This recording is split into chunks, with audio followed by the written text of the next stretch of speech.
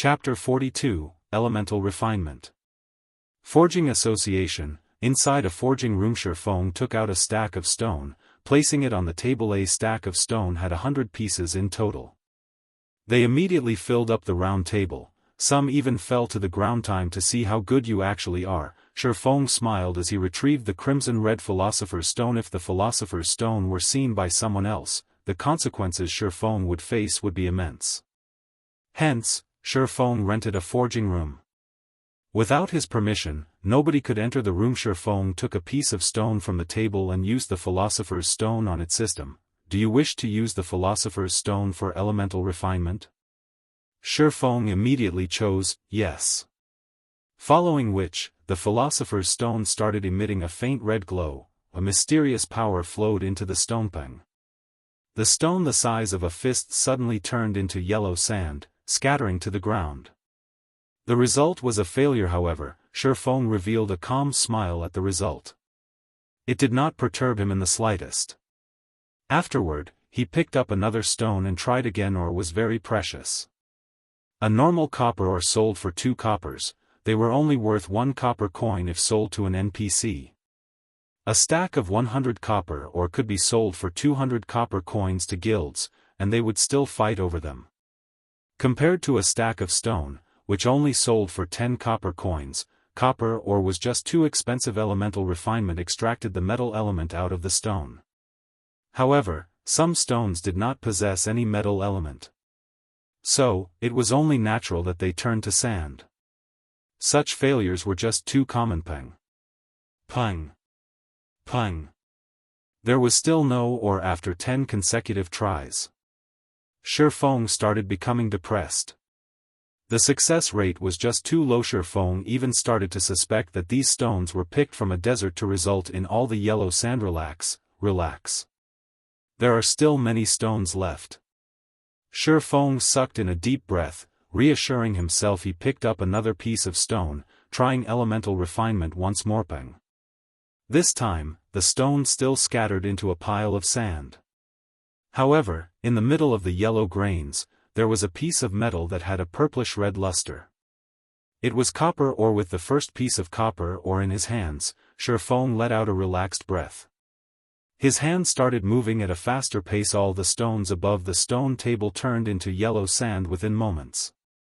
The stack of stones had yielded a total of 23 pieces of copper ore and 2 pieces of bronze ore. Compared to copper ore, the price of bronze ore was 3 times that of copper ore. They were worth 3 copper coins when sold to NPCs. Due to the rarity of bronze ore, players would buy them at 7 copper coins apiece. Seeing the ores on the table, Feng felt the Philosopher's Stone was truly a gold mine. Even if the Philosopher's Stone was currently damaged, it was still out of the ordinary. It was no wonder why many kingdoms were willing to muster up their armies and fight for the Philosopher's Stone. Having the Philosopher's Stone in hand was the equivalent of having a wealthy treasury.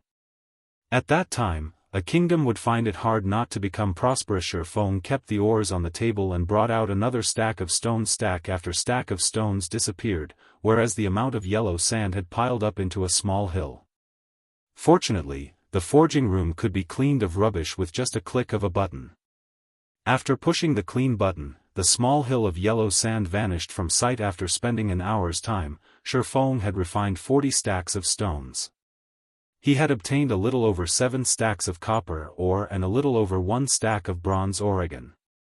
They would be worth over 20 silver coins if Feng sold them. Meanwhile, the cost of obtaining these ores were only 4 silver coins. The difference was 5 times the price. It was an absolute profit. Most importantly, ores dropped in very small numbers, so it was impossible to buy them in bulk. Feng received a system notification the moment he had left the forging room. System: the violent bear armor you placed at the auction house has been sold. After deducting the procedural fees, 31 silvers 53 coppers have been placed in your bag. System: the Dark Star boots you placed at the auction house has been sold.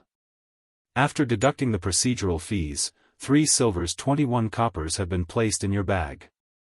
A series of notifications from the auction house had caused Feng's lips into a smile. As expected, the greater the competition, the higher the price would go. Feng was very satisfied with the amount the items sold for.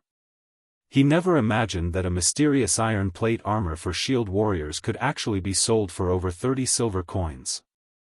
It seems there were a lot of wealthy people within the area of influence of White River City. After selling the equipment, Shifeng had suddenly become a wealthy tycoon. With over 50 silver coins in his pockets, even his confidence was different now. Currently, players would still be happy over having 20 to 30 copper coins on their person. Shifeng already possessed more than 50 silver coins.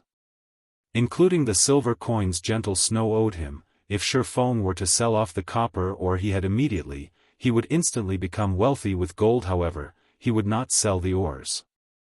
These ores were the foundation for Shifeng to earn big money, following which, Shifeng rented the forging room for another hour.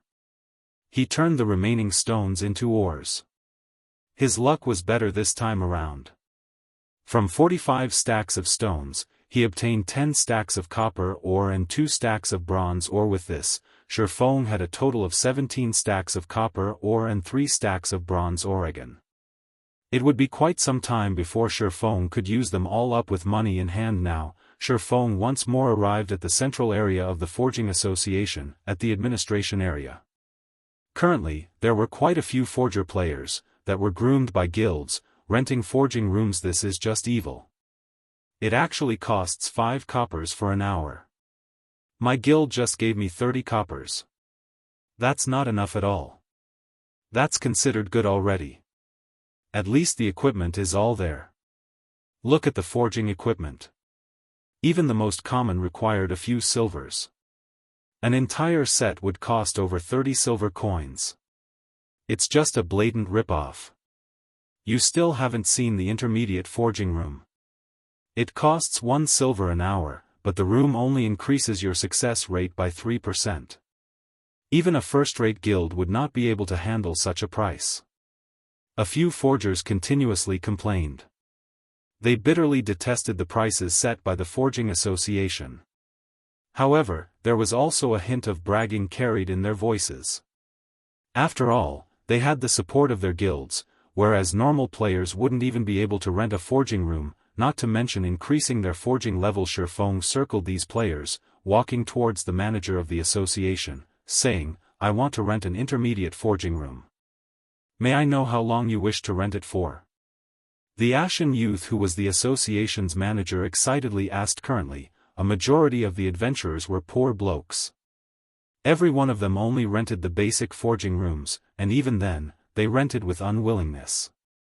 So, a great change occurred to the manager's servicing attitude when he was able to see a rich adventurer like Shifeng. Looking at the time, it was currently morning in the real world.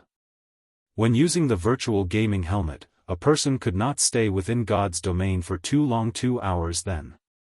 Shifeng said after some thought, "All right, here is your key. That will be a total of 2 silver coins." The manager handed the key over to Shifeng. Smiling, Shifeng took out 2 shiny silver coins, placing them on the table and turning around to leave. The players who had previously been discussing the deviousness of the Forging Association were all dumbstruck. They even thought they were hallucinating. However, they were indeed silver coins on the table, and not the scarlet-yellow copper coins. Crap, a tycoon. A male elementalist said in envy. "Brother Tycoon, little sister knows how to warm beds."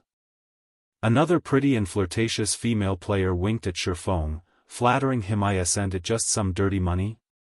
I will definitely become an intermediate forging apprentice." A step ahead of him, a male priest said in a sour tone, even though he knew it to be impossible.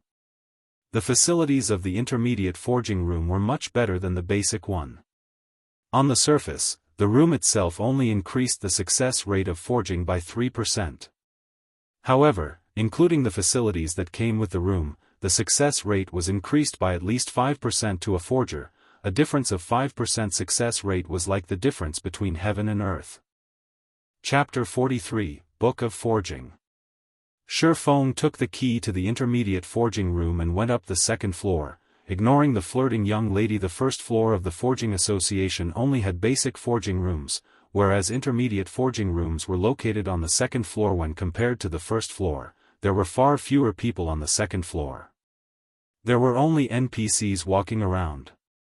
Players would not come to this place at all. Also, there were only 20 intermediate forging rooms, unlike the basic rooms, which numbered at 50. Shi Feng entered the intermediate forging room. The room was much larger and refined. The facilities available were also better than the basic room, especially the hammer and flame.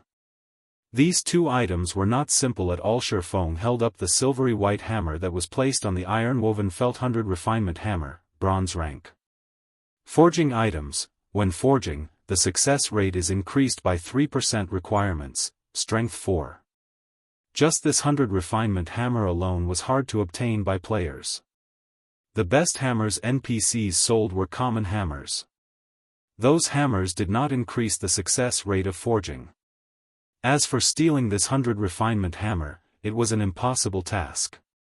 Items that belonged to the forging room could not be taken away by players. The flame here was extraordinary as well. Instead of the usual scarlet, yellow color, the flame here burned with a scarlet, green color. It was not a common flame, but a mysterious flame. Shi Feng took a look at its description: Scarlet Devil Flame, Tier 1 Mysterious Flame. Special item, possesses extremely high temperatures.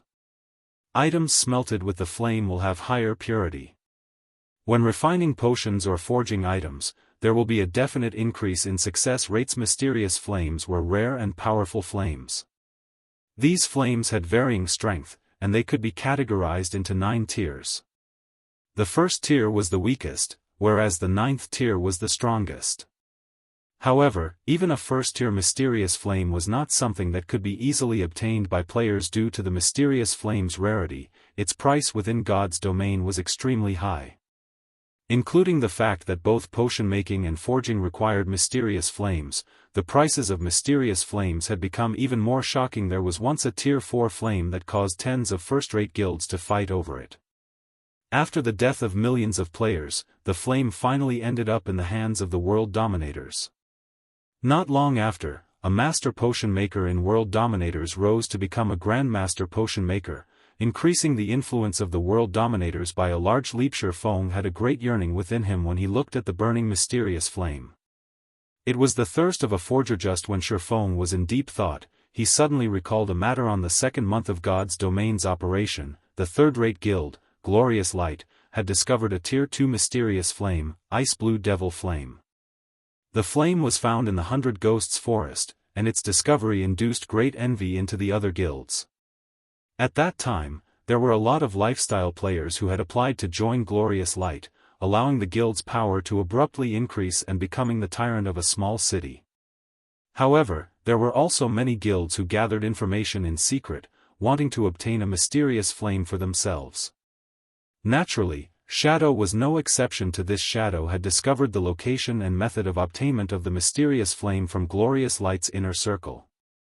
Unfortunately, such mysterious flames only appeared once, never appearing again after they were gone. This discovery caused many guilds to waste their efforts. As he was thinking about the Ice Blue Devil Flame, Shi Feng suddenly started having intentions towards this mysterious flame. If he could make it his own, it would definitely be of great help to him in the future when he started his own guild. Moreover, the flame would be of great help in pushing Shi Feng to become a true forger. However, Shi Feng still needed to hash out a proper plan to obtain the Ice Blue Devil Flame. He needed to prepare many things before he could obtain the flame, following which, Shi Feng took out the Garrison armor's forging design. Without wasting time, he immediately chose to learn it. System: you have learned how to forge the Garrison armor. Afterward, Shi Feng placed all the needed materials onto the stone table. Then, he took out the immensely precious book of forging and started to forge. Shi Feng was a basic forging apprentice. His success rate for forging a level 0 common equipment did not exceed 20%, and after a successful forging, there was a 40% chance for him to obtain 1 proficiency point. If Shi Feng were to forge the Garrison armor, a level 3 bronze equipment, his chance of success would not exceed 5%. Successfully forging a piece of bronze equipment would bring an additional bonus, which was a 100% chance to obtain 2 proficiency points. However, 1,000 proficiency points were needed to become an intermediate forging apprentice. Obtaining such a large amount of points required equally large funding to support it. There was no way for a lifestyle player to support such a large sum of money by themselves. The forgers in guilds all started out by forging common equipment.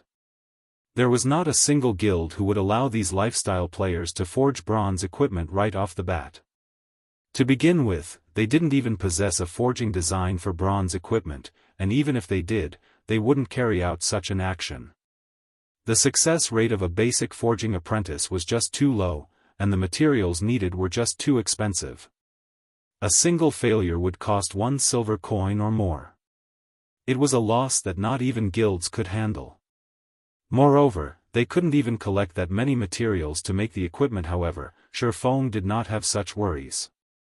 He had the Philosopher's Stone, so he did not lack in resources. Furthermore, the materials needed to make the Garrison armor were cheaply priced. It only required 5 bottles of magic essences, 5 pieces of bronze ore, and 20 pieces of copper oregon. The cost of making the Garrison armor was only 80 copper coins. When compared to the cost of making other bronze equipment, it was at least 20 coppers cheaper. The Garrison armor also had very good attributes, so it was extremely welcomed. Shifeng wouldn't have to be troubled over figuring out how to sell it. The most important thing was the Book of Forging. The Book of Forging could increase the success rate of forging common equipment by 70%, bronze equipment by 50%, mysterious iron equipment by 30%, secret silver equipment by 20%, fine gold equipment by 10%, dark gold equipment by 5%, and epic equipment by 1%. With such attributes, the Book of Forging could allow a player to become a master forger easily and unimpeded. Basic forging apprentices originally had a 20% success rate at forging common equipment. Including the 70% from the book, the success rate would become 90%. Further including the facilities of the intermediate forging room and removing the possibilities of mistakes, the success rate of making common equipment was 99% or higher. Unless the player was a pig too, failure was impossible. The Book of Forging's frightening abilities could clearly be seen from theses for the Garrison armor. Shifeng had a 5% success rate for making it. Including the 50% from the book, the 3% from the room's facilities, and also the effects of the mysterious flame, Shifeng now had a 60% success rate for making the Garrison armor. Not to mention bronze equipment, even if common equipment had a 60% success rate, it would still drive forger players mad. Such a high percentage for success was something unimaginable to forgers, following which, Shifeng started slowly making the Garrison armor according to the forging design's requirements. He first smelted the copper and bronze ore in the fire. After being in the fire for 5 minutes, the ores started to melt and form a lump.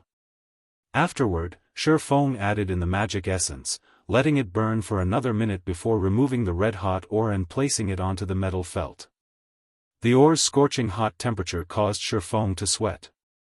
However, Shifeng did not dare be careless, as the following process was the most important part. After finishing the preparations, Shifeng held the 100 refinement hammer and readied it to hammer the fiery ore. Dang! Dang! Dang! Sparks flew in all directions. The hammering sounds echoed throughout the wide forging room. Shifeng struck every hit with careful precision. In his previous life, Shifeng did not learn forging. He only learned the gathering skill. However, he still knew quite a lot about forging. After all, he had conversed with a master forger quite often, so he was knowledgeable to the degree of not making certain low-level mistakes. After hammering the ore over 100 times, Shifeng felt that it was perfect. Shifeng wiped away the sweat on his forehead, carefully selecting the crimson ore's interface and clicking the complete button, following which, the red-hot ore started transforming. Within 5 seconds, it had transformed into a silvery gray-colored armor. On the surface, there seemed to be nothing wrong with it. However, equipment's successful forging did not just depend on its appearances, there was also its quality. Quality included the equipment's attributes and rank. Bronze equipment that was badly forged would have their ranks decreased to common, or their base attributes would not be up to standards. Hence, Shifeng selected the information of the armor, checking whether it was a success or a failure. Chapter 44, Change. Although Shifeng could handle failure, there was nobody who was willing to squander their money for no good reason. So, Shifeng was, more or less, slightly nervous after Shifeng selected the option to check the armor's information. 3 words appeared on the panel: identification in progress. The red loading bar slowly increased.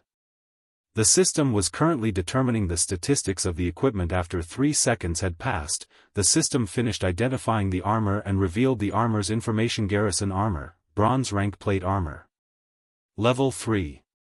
Equipment requirement: Strength 10. Defense plus 22.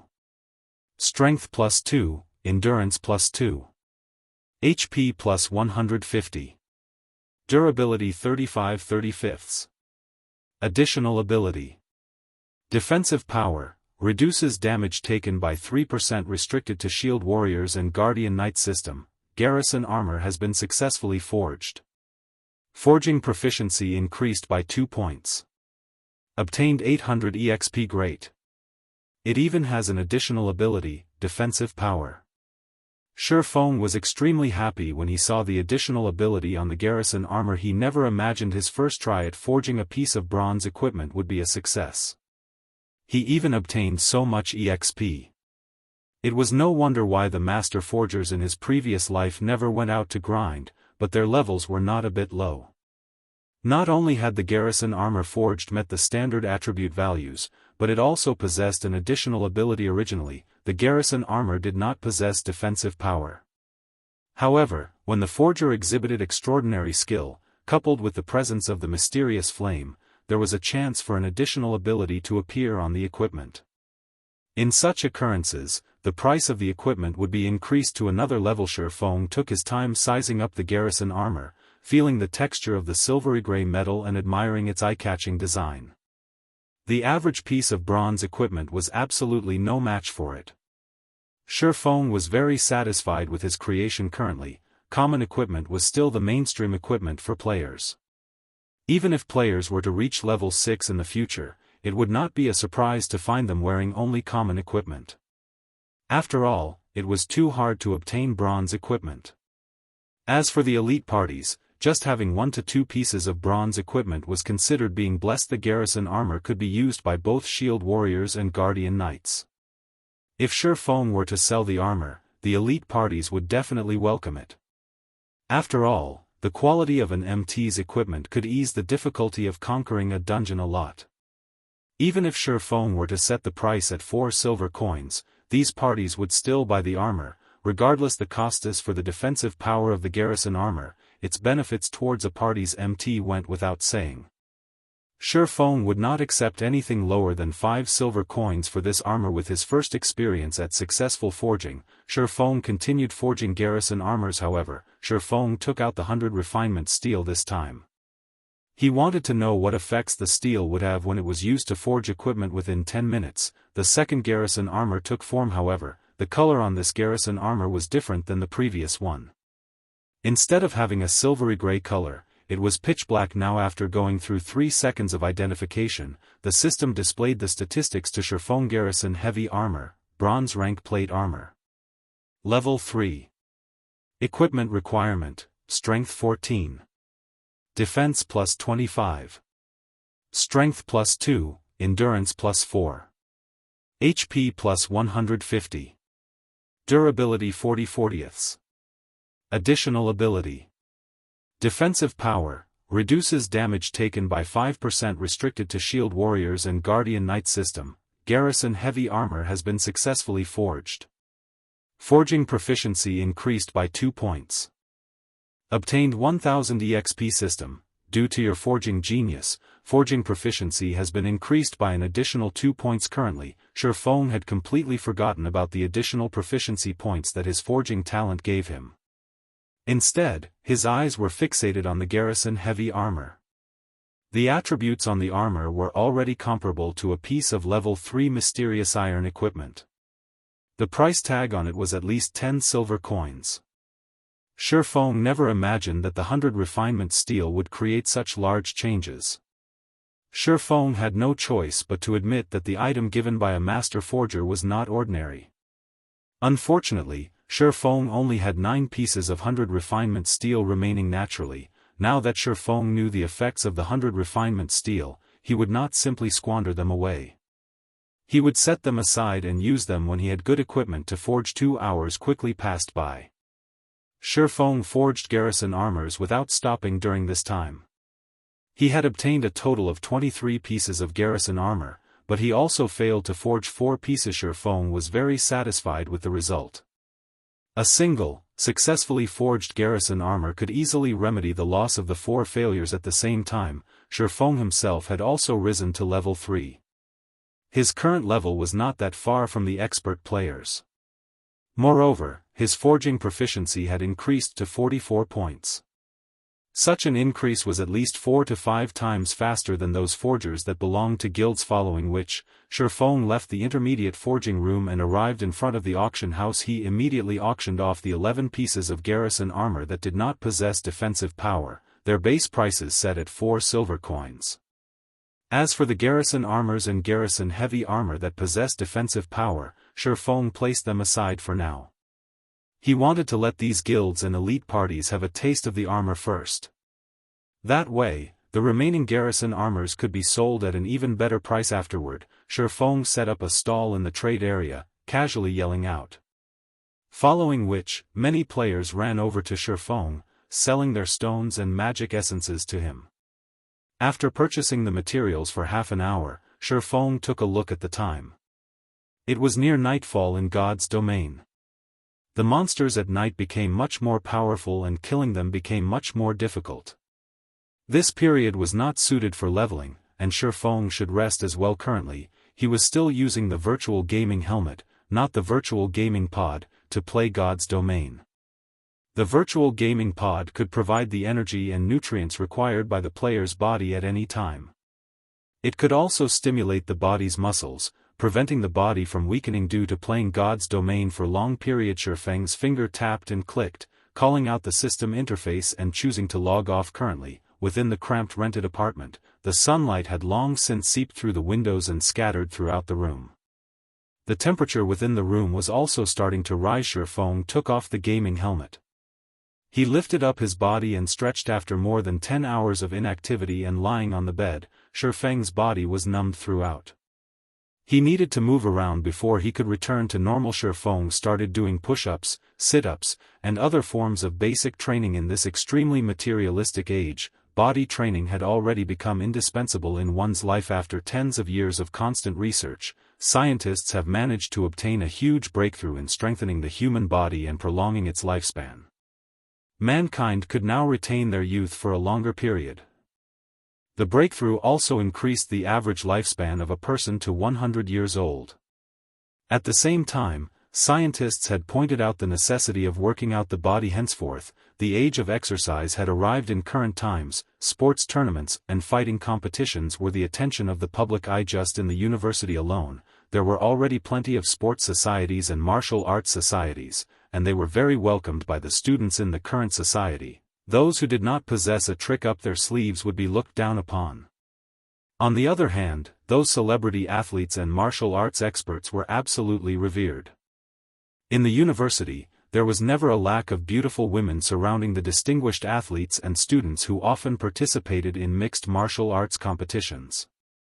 As for pretty boys, their time has long since faded from popularity. In his previous life, Shifeng did not pay much attention to his body. As a result, he nearly caused its destruction. By the time he wanted to train his body, he was no longer young. Even if he had trained with all his might, the effects would not be great in this life. Shifeng would not be the same as before. Naturally, he would not solely pay attention to God's domain, ignoring his body's training. After training for half an hour, Shifeng's entire body was covered with sweat. It looked as if he had just taken a shower. Just when he was about to dine on his cooked instant noodles, his phone started ringing. Shifeng looked at the contacting person. Unexpectedly, it was the usually silent female class monitor. "Zhao Ruoxi class monitor, what's up?" Shifeng asked after answering the call. According to Shifeng memories, aside from attending classes, Shifeng never had any contact with the female class monitor. Within the 4 years Shifeng had spent in the university, he had not spoken over 100 sentences with Zhao Ruoxi. "Shifeng, hurry over to school. I failed to notify you of this because you do not live in the male dormitories, but now I'm telling you.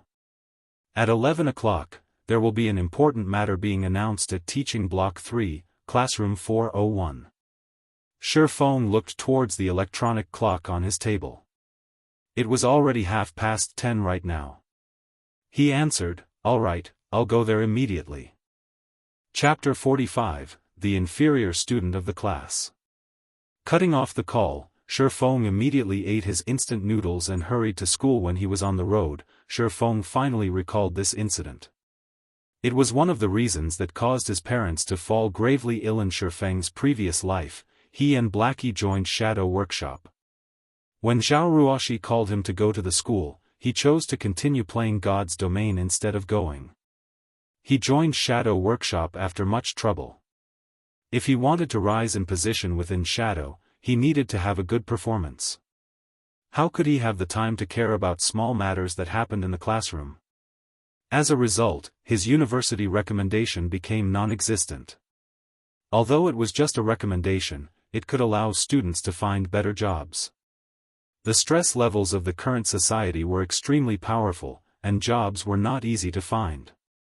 Such a recommendation would be a stepping stone towards the higher levels of a company. Shi Feng's parents were deeply worried after they found out about this incident. It was also because of such worries that caused the mental stress on his parents to increase substantially. Only, Shi Feng's parents never revealed it to him. Instead, they encouraged him. They didn't want him to worry about their household debts. As a result, they became both physically and mentally exhausted, falling gravely ill a year later in this life. Shi Feng did not wish to repeat such a disaster, even if the recommendation was absolutely useless to him.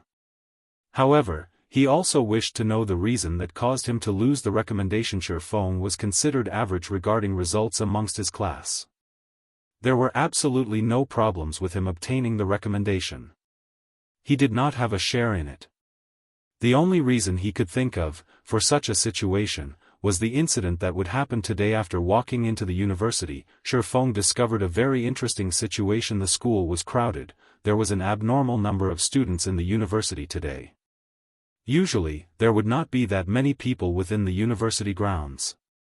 The students would usually study in the library or gather outside to have some fun.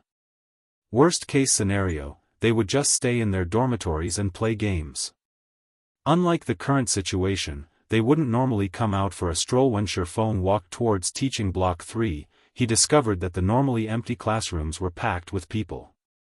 All of them were fully occupied. What is happening today? Shi Feng was puzzled. The moment Shi Feng entered Classroom 401, he could feel the air in the room was slightly odd. His classmates all shifted their gaze towards him, their expressions filled with astonishment. Shi Feng was like something that should not be there, yet had actually appeared. The male students only glanced at Shi Feng. They did not pay him any attention as they continued with their conversations. Meanwhile, some of the gorgeously dressed females in the class sent Shi Feng expressions of disgust. However, Shi Feng had long since gotten used to such reactions. When he was about to turn around and look at them, the females immediately turned their heads away. Fellow student Shi Feng, you're here. Find a place to sit. When fellow student Ling Feilong arrives, everyone in the class will be present. The female monitor, Zhao Ruoxi, had a calm expression on her face when she spoke to Shi Feng, as if it was all just for formalities' sake. However, Shi Feng could faintly feel a hint of expectation in Zhao Ruoxi's eyes when she turned around to look at him. However, that expectation was not targeted towards him, but most probably towards the Ling Feilong she spoke of. All right. Shi Feng nodded his head, simply choosing a corner to sit down in. As for sitting and starting a conversation with the other male classmates, Shi Feng could tell it would be impossible just by looking at their expressions in regards to such a situation. Shi Feng could only let loose a bitter smile. In his previous life, he truly has failed at being a functioning human being. However, there was nothing he could do. To save money, he never participated in any of the student gatherings or class events. He had long since become an invisible existence within the class. In the eyes of his classmates, Shi Feng might be a very reclusive person. Why is this person here? The class monitor should be the one who notified him. I never thought he would actually show up. He's just an inferior student in the class. Just looking at him makes me mad. Look at how cunning his eyes are. Don't tell me he took a fancy to this young lady? Disgusting. The students in the class started a quiet discussion about Shifeng. They were very shocked at Shifeng's arrival. Usually, Shifeng would never participate in any events, but now, this person, himself, actually showed up. Their disgust towards Shifeng was clear in their speech. Their tones when speaking also showed how much they looked down on him. The reason for such treatment was because Shifeng was weak. He was also often bullied by students from other classes. Moreover, he was the inferior student who was always too poor to join the class outings. It was just an embarrassment to be in the same class as him. Although their voices were soft, Shifeng could still hear them clearly. It was better to say they let Shifeng hear their conversation. Learning was only secondary in everyone's eyes. The truly important thing to have was a strong body. After all, the current age was one where body training was strongly emphasized upon. However, Shifeng's weak body clearly did not fit the current age. So, naturally, he had become an outcast within the class. However, Shifeng simply laughed away at his situation. He was no longer a child, so why would he be angry over the actions of these children? Currently, his heart was only concerned about the matters regarding the recommendation. Not long after, a robust youth entered the classroom. The youth's height was an entire 1.9 meters. This person was Ling Feilong. According to Shifeng's memories, Ling Feilong was a person with many tricks up his sleeve. After he graduated from university, he managed to woo the princess of a large corporation. 3 years later, he became the corporation's CEO. However, due to the virtual world's influence towards the real world growing ever larger, Ling Feilong invested in God's domain as well.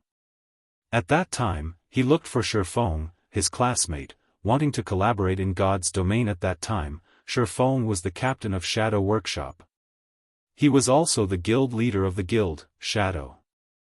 Shadow was barely considered a second-rate guild during those times. However, it still had control over a large city with a population of 500,000 people. Considering they were once classmates, Shifeng agreed to Ling Feilong's proposal. Afterward, although Shadow earned quite a lot of money from the collaboration, Ling Feilong earned even more. At the same time, Ling Feilong groomed several powerful subordinates. Then, he somehow managed to gain the favor of a first-rate guild, abandoning Shadow. Everyone watched as Ling Feilong entered the classroom. The male students all stood up, displaying their respect towards him. On the other hand, the gorgeous female students from before sent meaningful gazes towards Ling Feilong. Even Zhao Ruoshi had some changes to her calm expression. Shifeng had plenty of experience with women in his previous life, so he could tell Zhao Ruoshi was somewhat interested in Ling Feilong. What kind of situation was this? Shifeng could not make heads of the current situation. It would be fine if it were just the other students, but Zhao Ruoshi was the class flower. She had a calm personality, an oval face, a graceful body, and even her family background were good. Normally, male students from other classes could be seen chasing after her. However, none of them ever entered her eyes. So, why did she take a fancy upon Ling Feilong? Was Ling Feilong fated to become a protagonist in life, a person who was loved and welcomed by all? Everyone, sit down. Like a leader, Ling Feilong naturally walked up to the lectern. He gratefully said, "Thank you for coming to congratulate me. I would not be here today were it not for all of your support. Brother Feilong, you are too humble. More than 5,000 people entered the school's fighting competition, yet you've managed to enter the top 10. You are the pride of our class.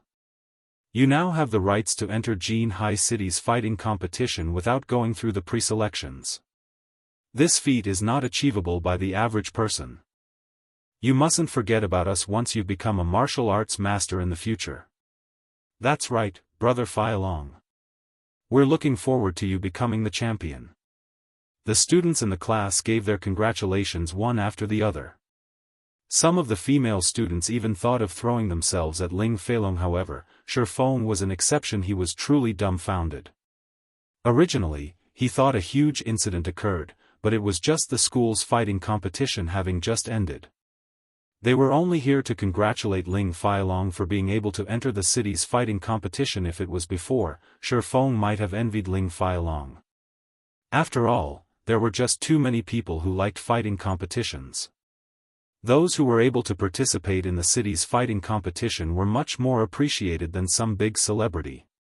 This was due to the difficulty of entering the fighting competition. There was a strict selection system, and it was considered good to have 3 to 4 people selected out of 10,000. If these selected participants performed well, they might even get a contract to become the spokesperson for a large enterprise. With all the celebrity advertisements that would be offered, it wouldn't be difficult to amass wealth.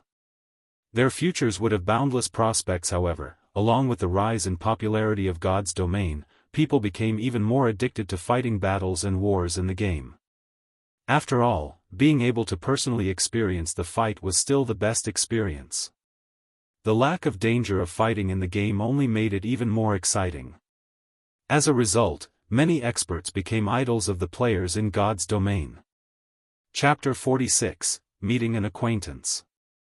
As everyone was giving their congratulations to Ling Feilong, the person, himself, had his eyes swept over to a corner of the room, the corner where Shifeng sat. His eyes held a hint of dissatisfaction when he looked at Shifeng. He was the pride of the class and, even more so, a future celebrity. Yet, an inferior student like Shifeng actually did not intend to flatter him. After a round of flattery, Ling Feilong allowed the students to return to their seats. I thank everyone for your support. Please quiet down for a moment. I am here today because I have a matter that I wish to discuss, Ling Feilong said. Hearing Ling Feilong's announcement, everyone listened attentively. Only Shifeng remained uninterested towards Ling Feilong's matter. However, Shifeng could not help but pay attention after hearing Ling Feilong speak at something related to the school's recommendation. Ling Feilong calmly said, "Everyone knows how I am obsessed with fighting. However, my grades at school aren't that good, so it has caused some problems with my recommendation. So, I wish for someone here to give up a spot. The school has already agreed to this, so I am here to discuss this matter with everyone else. Brother Long, this is only a trivial matter. It is only a recommendation. As the pride of the class, as long as Brother Long requests it, there will definitely be someone in the class willing to give up their spot," a bootlicking male student said. Although everyone in the class agreed to this person's words, there was nobody who willingly stood up to give away their recommendation. In the end, finding a job was just too hard. The recommendation was much more valued than a person's educational background when working inside a big company. If they were to give up their recommendation, what would they do in the future?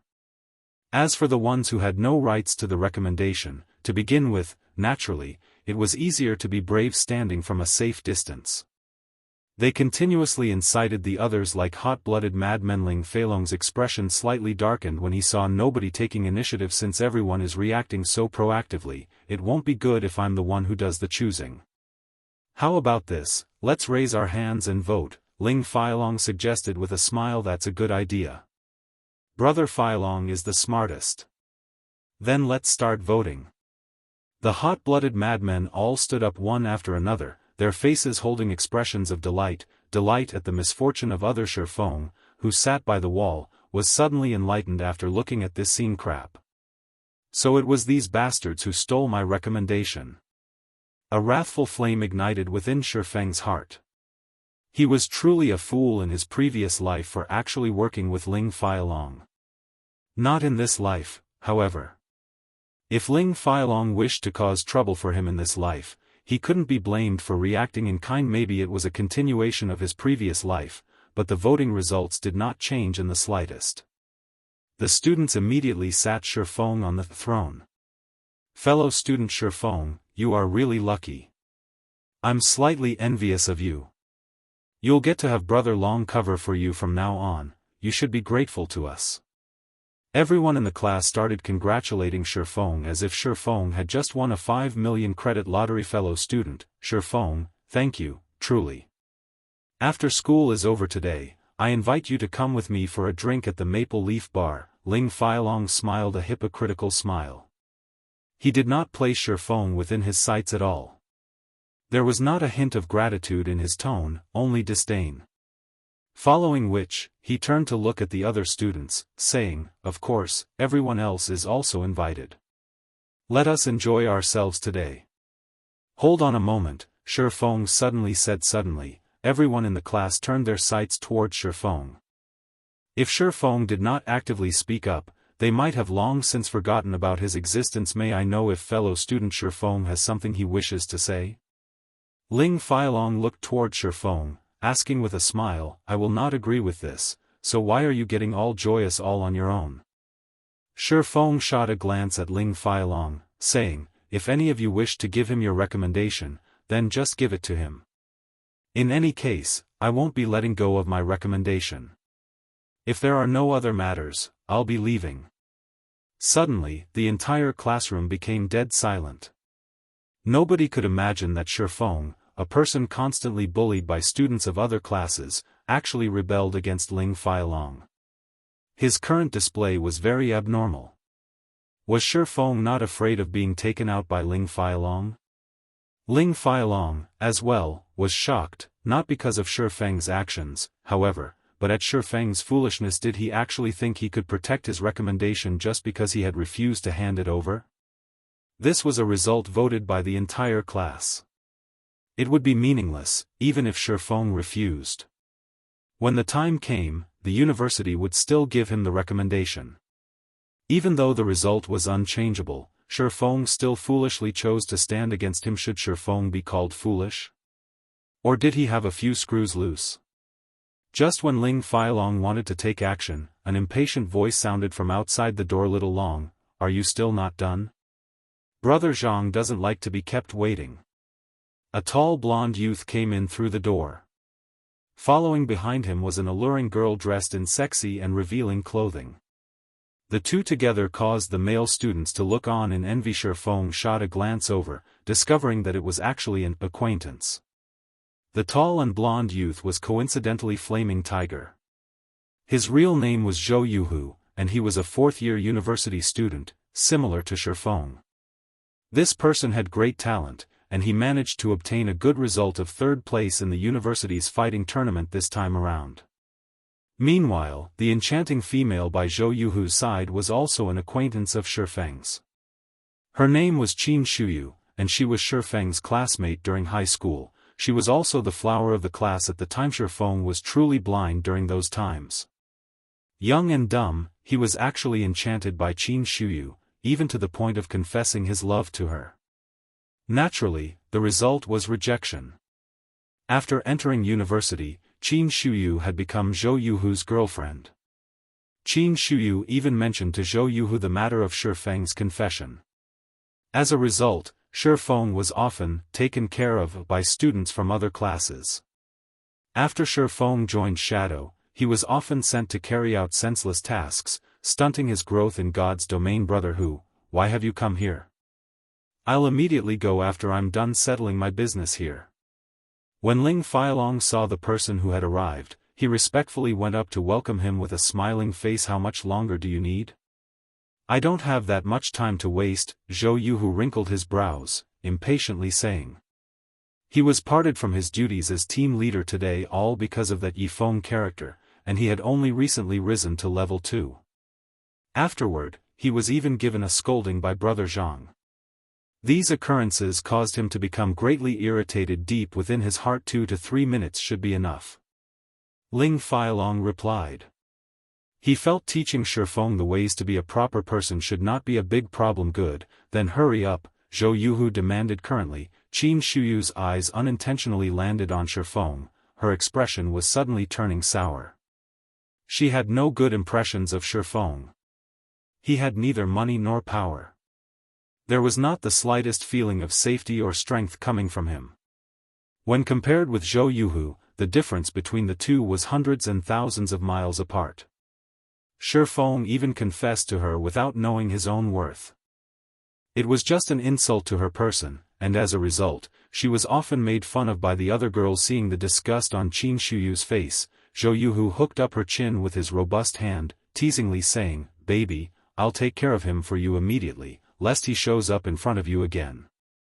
Qin Shuyu faintly smiled as she nodded, not having any intention of stopping Zhou Yuhu. "Hey brat, come over here." Zhou Yuhu pointed his finger at Shifeng, loudly roaring. Everyone was shocked at seeing Zhou Yuhu's imposing manner.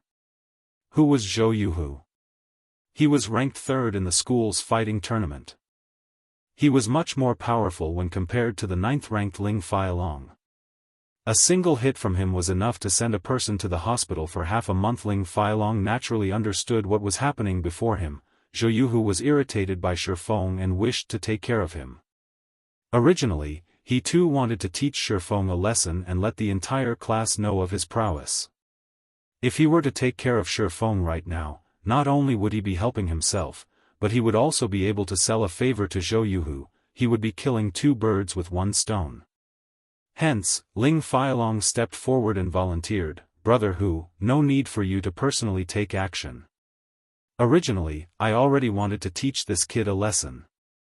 Give me 30 seconds. Little long, so the matter you had to deal with before was this."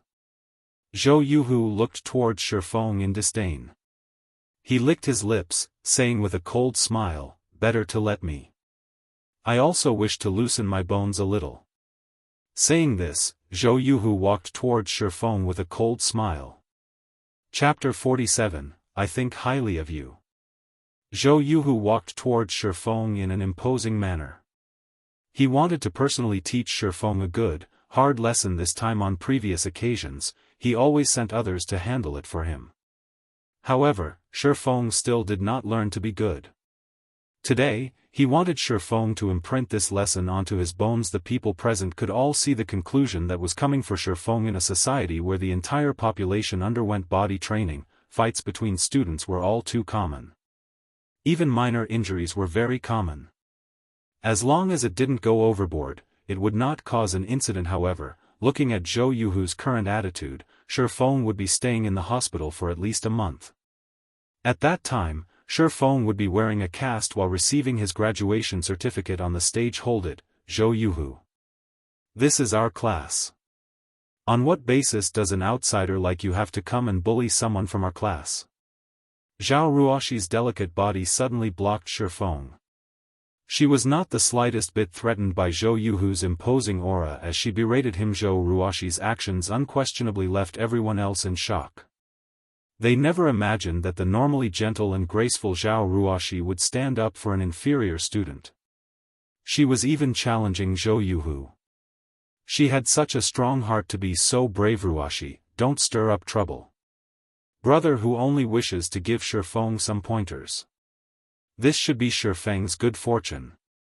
Shifeng is always being bullied by others, but with brother who's pointers, he might have some growth and learn to be a proper person," Ling Failong explained with a smile. Due to Zhao Ruoshi's above-average appearance and attractive curves, he long since treated her as his personal property.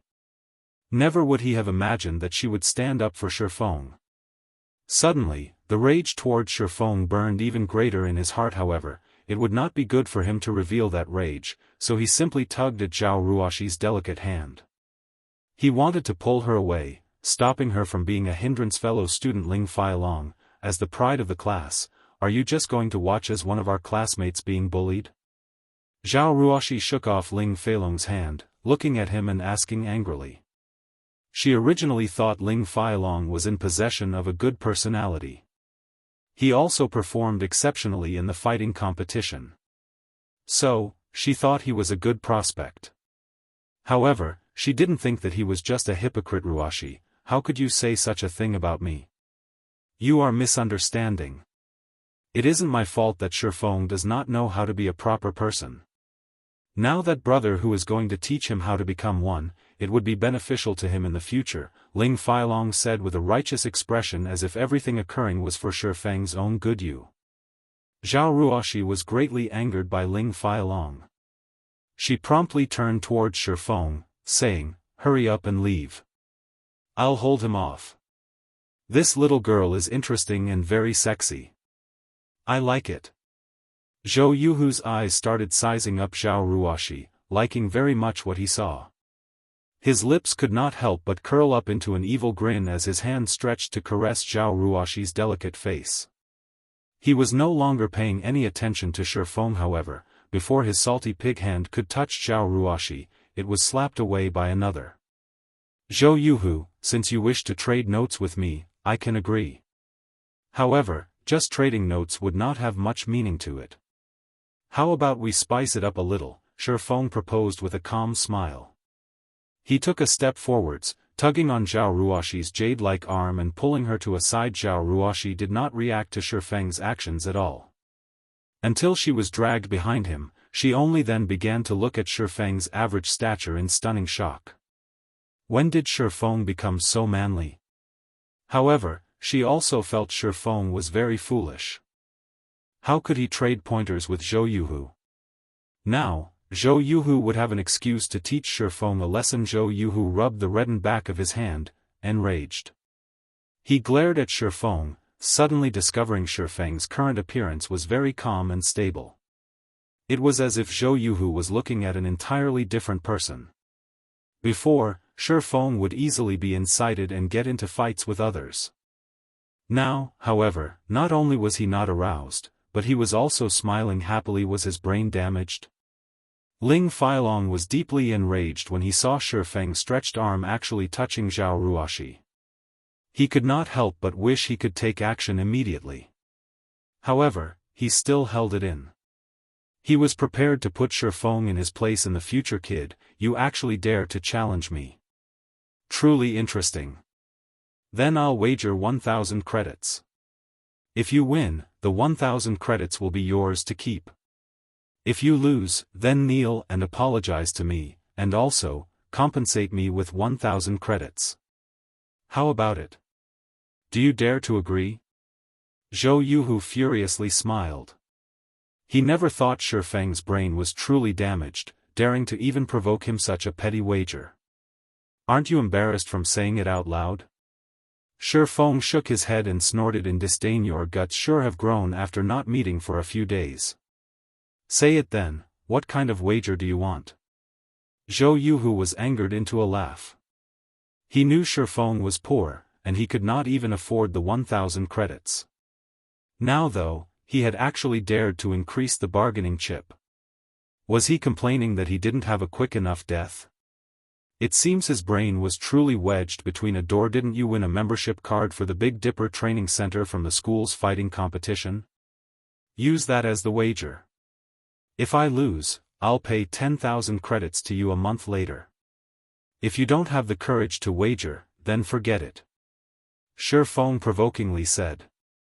In Shifeng's previous life, Zhou Yuhu showed off this membership card in front of others. Now, Shifeng could coincidentally use it to train his body. The Big Dipper Training Center was well known in Jianghu City. It had a great environment, and its training facilities were very thorough.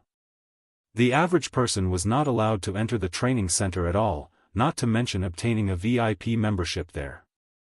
A normal membership was worth around 8,000 to 9,000 credits. Even if I wager this card, where would a poor wretch like you find that much money? I won't believe in empty words. Zhou Yuhu laughed coldly. Indeed, it was as Zhou Yuhu had said. Shifeng had not a penny on him at the moment, not to mention 10,000 credits. Hence, why he had said he would pay a month later. However, Zhou Yuhu would clearly not believe him. Instead, Zhou Yuhu turned around to mock him. It would seem Shifeng's plan was going to be dashed this time. Shifeng, did you think I don't know about your living conditions? You are so poor you can't even afford to have a good meal, yet you're still pretending to be wealthy. Qin Shuyu shot Shifeng a glance, commenting in disdain. I'll pay the 10,000 credits, Zhao Ruoxi abruptly said. Ling Feilong's eyes turned crimson when he saw Zhao Ruoxi standing up once again. He couldn't help but wish he could get rid of Shifeng right this instant. Shifeng was also shocked. He looked towards Zhao Ruoxi, astonished. He did not understand how Zhao Ruoxi had that much money. He wasn't very clear of Zhao Ruoxi's family background, either. Shifeng only knew that her family was relatively well off. However, Zhao Ruoxi was actually so believing of him, even to the degree of betting her money on him. Shi Feng could not understand why she had done so.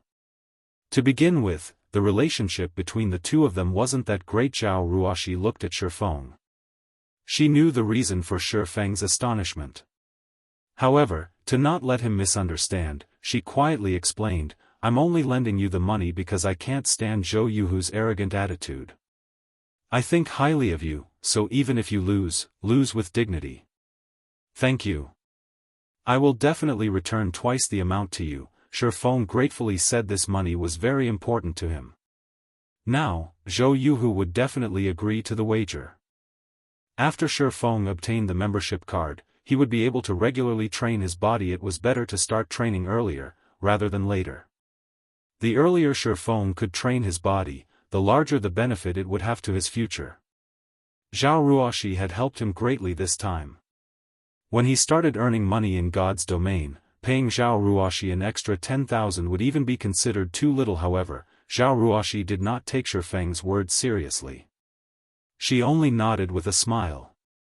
She did not think that Shi Feng could return her money, not to mention double the amount. Ha ha ha. Interesting. Then let's draw out the contract at the fighting arena. Zhou Yuhu licked his lips.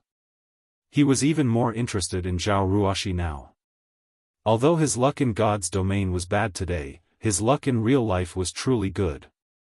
Not only had he found a good-looking girl, but he could also receive 10,000 credits for teaching Shi Feng a lesson. It truly was a blessing in disguise. Following which, everyone arrived at the fighting arena built by the school. Shi Feng and Zhou Yuhu signed a contract under the supervision of the central brain. Contracts acknowledged by the central brain were also recognized by the law. There was also a judge at the fighting arena. The judge was normally a teacher in the university who taught students how to fight. The judge also had good skills that would be used to promptly stop the fights to avoid any heavy injuries from occurring. The other students from the class stood below the fighting ring. They laughed at Shi Feng's stupidity. Instead of being an invisible existence like usual, he actually went insane now. Not only did he oppose Ling Failong, but he also angered Zhou Yuhu, who was even more terrifying. After today, Shi Feng might never live a peaceful life ever again. Qin Shuyu looked above the ring, at the calm and steady Shi Feng. The feeling he gave people was completely different from before. He currently radiated an indescribable sense of security. She even felt Shi Feng's scrawny body had grown larger. Qin Shuyu quickly shook her head, mockingly saying, "How strong could a weakling, who doesn't even know a single fighting technique, be? He even dares challenge brother Hu now. He truly is reckless." Chapter 48, An Unequaled Fight. None of the students below the ring had refuted Qin Shuyu's words. Instead, they felt her words made sense no matter what was said. Zhou Yuhu was ranked third in the university's fighting tournament. He was also highly praised by several teachers who taught fighting. They predicted Zhou Yuhu would be able to create a reputation for himself in the upcoming city's fighting tournament, not to mention teaching the weak and scrawny Shi Feng a lesson. It was like using a butcher's knife to kill a chicken. Even though he remains unyielding right now, I guess Shi Feng will kneel and beg for mercy in a moment. Does that even need to be mentioned? Why don't you look at who Zhou Yuhu is? My guess is Shi Feng will be lying on the floor within 10 seconds. The male students in the class started to laugh as they discussed Shi Feng's end. What is wrong with you people? Is this how you treat a classmate of yours? Zhao Ruoxi asked, looking at her classmates with a furious expression. The students all turned silent. However, their eyes revealed a hint of disdain when they looked at Zhao Ruoxi. One of the gorgeously dressed girls in the class curled her lips in disdain, softly saying, "You just have somewhat good looks. If it wasn't for Brother Long, who do you think would listen to your words?" The other girls promptly nodded their heads. They were not taking their class monitor seriously at all. Although the female student spoke in soft tones, everyone present could hear them clearly. To the side, Ling Failong felt invigorated as he enjoyed listening to their words. Zhao Ruoxi turned her head away in a rage, no longer paying attention to these people. Ling Failong walked over to her and gently said, "Ruoxi, I know that you have no choice in this matter as the class monitor. However, Shifeng is the one finding trouble here, so you can't just blame everyone. Moreover, nobody believes Shifeng can win with that small body of his. You are literally throwing your money into the ocean. In a moment, I'll talk it over with Brother Hu to not take your money and let Shifeng pay for everything. Indeed, I am helping Shifeng because I am the class monitor. However, regarding the matter with the money, I have never thought of asking for it back from him. Zhao Ruoxi glanced at Ling Failong, coldly saying, on the other hand, you're the one who has taken the recommendation that is rightfully Shifeng's. Instead of helping Shifeng now, you're here making cynical remarks. Aren't you afraid of people criticizing you behind your back? Also, how can this be considered trading pointers?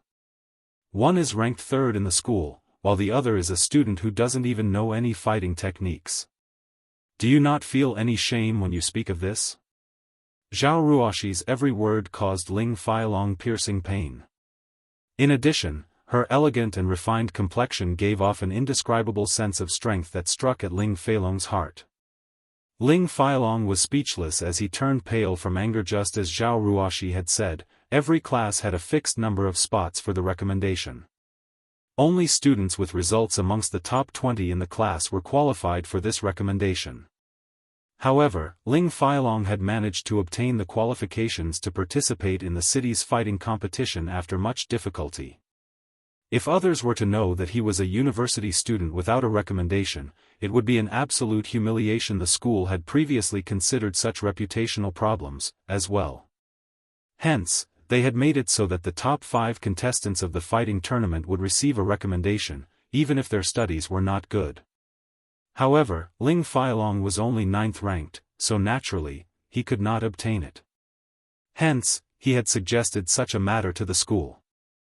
Seeing that Ling Failong's results were in the top 30 of the class, not that far from the 20th place, the school had decided to agree to his request.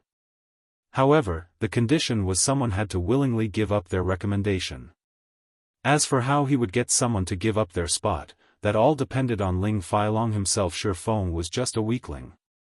Originally, Ling Failong had intended to utilize the collective intentions of the class, in addition to his own strength, to easily oppress Shifeng. Then, after giving Shifeng some benefits, this matter would be considered over. However, Shifeng's actions were completely different from what Ling Failong had imagined they would be. Shifeng had not taken him seriously in the slightest and had threatened him without hesitation. Now, he was even ridiculed by Zhao Ruoxi. Ling Failong's heart was currently filled with an inextinguishable wrath. Correct, this isn't an equal fight. However, can Shifeng blame others for being weak himself? Who was the one who agreed to this competition? Surely you can't blame me for this.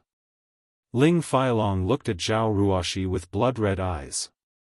If Zhao Ruoxi did not have a beautiful appearance and attractive body, he would have long since sent a slap flying over. However, he endured it. Using force was definitely not a smart move. Moreover, Zhao Ruoxi's family background was not simple at all.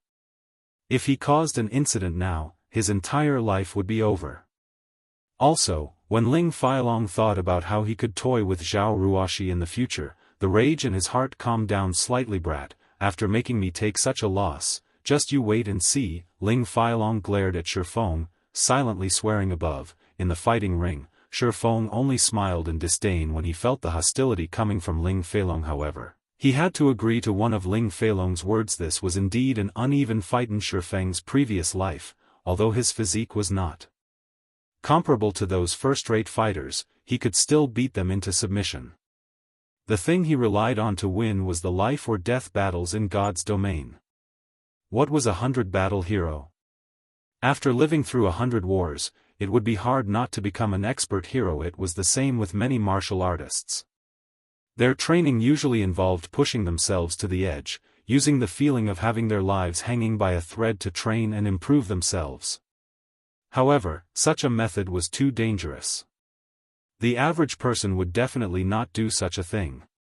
It was extremely easy to go overboard and lose their lives. After Shifeng went through extremely realistic life-or-death battles, the increase to his battle experience and techniques rapidly grew. His skills in battle even exceeded the national fighting competition standards by several levels. In 10 years' time, any reputable melee player in God's domain could easily defeat the current fighting champion of Jianghu City, not to mention Shifeng, who was once the captain of Shadow. In Shifeng's eyes, the university's fighting tournament was just like children playing house. Moreover, regarding physique, his current body exceeded his body 10 years later. Fighting would not be a problem. Even if he had to face up to 5 or 6 Ling Feilong Esprat, you sure are carefree to be looking around. Watch how I'll fix you up, Zhou Yuhu said, rushing at Shifeng. He immediately sent a slap towards Shifeng's face, intending to humiliate him first. Naturally, Shifeng could easily see through such an action. However, Shifeng stood unmoving even though he was facing off against someone much stronger than he was. Shifeng sent out a casual punch towards Zhou Yuhu's face, completely ignoring Zhou Yuhu's slap. Zhou Yuhu never imagined that Shifeng's fist would have such precision, aiming directly at his face. Instinctively, Zhou Yuhu had used his hands to block off this fist. Shifeng's lips curled upwards when he saw Zhou Yuhu's actions. With lightning speed, Shifeng's hand chopped towards Zhou Yuhu's neck. Zhou Yuhu failed to react in time as he received a chop to his neck. With the precision of a surgery blade, Shifeng's hand hacked at a major artery in Zhou Yuhu's neck. Suddenly, Zhou Yuhu felt his vision blurring. There was a sense of suffocating as Zhou Yuhu felt all his strength leaving his body. Shifeng did not give Zhou Yuhu time to catch his breath. Immediately, he sent another punch flying towards the side of Zhou Yuhu's abdomen. Zhou Yuhu wanted to block the attack, but his body refused to listen to his thoughts. He could only feel a stabbing pain in his intestines as a stream of yellowish liquid shot out from his mouth. Zhou Yuhu's vision became a blur. He could not cry out, even if he wanted to. Zhou Yuhu's body instinctively wished to fall, but Shifeng did not give him such a chance. Fist after fist landed on Zhou Yuhu's abdomen, followed by a few more landing on his ribs. After receiving a series of consecutive punches, the acidic juices in Zhou Yuhu's stomach had been completely drained out of his mouth. Then, his body fell to the ground like a dead dog. The entire arena suddenly became silent. Everything had happened all too quickly. It was so quick that not one person had even reacted. Only after Zhou Yuhu was laying on the ground, did the judge of the match finally react. Immediately, he declared the end of the fight and Shifeng, the winner of it. At the same time, he hurriedly ran over to Zhou Yuhu's side to check on him. The judge truly could not imagine it. Zhou Yuhu, the third-ranking student in the university's fighting competition, was not even a match for such a weak-looking youth. By no means was Zhou Yuhu too weak. Instead, the weak-looking youth was just too strong. After watching several of Zhou Yuhu's matches, the judge knew that he was very strong. At the very least, it would not be easy for the judge to deal with him. After looking at Zhou Yuhu's injuries, the judge was dumbfounded. Shifeng's techniques were just too horrifying. Every one of his moves was perfectly measured, breaking only 2 to 3 of Zhou Yuhu's ribs but not heavily injuring him. Zhou Yuhu only needed more than a month's time for his chest to heal up. Chapter 49, A New Light. Seeing Zhou Yuhu unmoving on the ground, it was clear he had lost consciousness. The teacher then reported that Zhou Yuhu had no major injuries, and he would wake up in a moment. However, his injury still needed to be tended to. Also, he had to rest for more than a month. As for the city's fighting competition that would be held in 3 weeks, Zhou Yuhu could forget about joining. Everyone's sights shifted toward Shifeng. They looked at his thin and weak body, sucking in a cold breath when they recalled the explosive and terrifying strength it was capable of displaying. When they thought about the words they said to Shifeng before, cold sweat started pouring out from their backs without stop. Currently, the expression in the male students' eyes as they looked at Shifeng had completely changed. There was no longer any ridicule or contempt contained within them. Instead, there was a deep fear. The third-ranking student in the school was actually defeated in a single exchange. Who else could become Shifeng's opponent? If Shifeng wished to take care of them, the consequences they would face would be unimaginable. On the other hand, they had actually dared to gift Shifeng's recommendation to Ling Feilong. Thinking up to this point, the hearts of the hot-blooded warriors from before started to beat madly under the Central Brain's witness. Shifeng received the membership card for the Big Dipper Training Center and 10,000 credits. Following which, he circled a glance at the people below the ring. When a few of the less courageous male students were met with Shifeng's deep and profound eyes, their legs suddenly turned weak as they lost consciousness, foam appearing at their mouths. Teacher, not good. Little Lu has fainted. Before this sentence could finish being said, another male student lay flat on the ground. Meanwhile, the male students that remained standing started becoming scared in their hearts. Shifeng was just too terrifying. He actually shocked two male students into unconsciousness just by looking them in the eye. However, they were also envious of the two that lost consciousness. If they had fainted over, they wouldn't have to bear such a pressure right now. Currently, the air surrounding them was still, as if frozen. Breathing was starting to become a difficulty for them, and even their limbs felt heavy as if they were filled with leaders. For the female students in the class, they were all dumbfounded. Their heads quickly lowered when they saw Shifeng looking over. They felt uncomfortable throughout their bodies as if they were frightened rabbits that were being stared at by a big grey wolf. Qin Shuyu's delicate mouth widened. She rubbed her eyes, verifying what she saw over and over. Only then did she understand that Zhou Yuhu was struck unconscious by Shifeng. Shifeng was just too powerful. Why had she never discovered so before? If she could be with a man such as this, her sense of security would be off the charts. Just thinking about it had made her happy. As for money, that would not be a problem. Just based on his strength alone, Shifeng could definitely get into the city's fighting tournament. Entering into the top 10 would also not be a problem.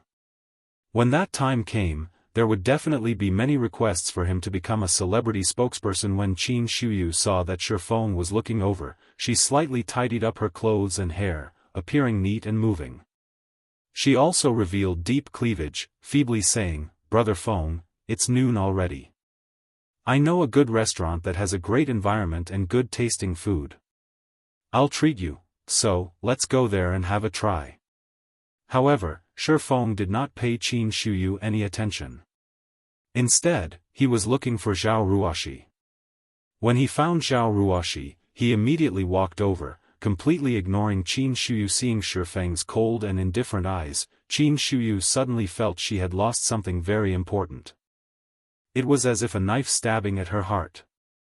She regretted being blind and foolish when she was in high school. Class monitor, here's your 10,000 credits. I'll repay the remaining 10,000 credits as fast as I can. Shifeng handed the money over, speaking with a calm smile. However, Zhao Ruoshi would not receive it. She blinked her attractive eyes as she looked at Shifeng as if she was looking at an exotic animal. There was both shock and joy contained within them. "Are you really Shifeng?"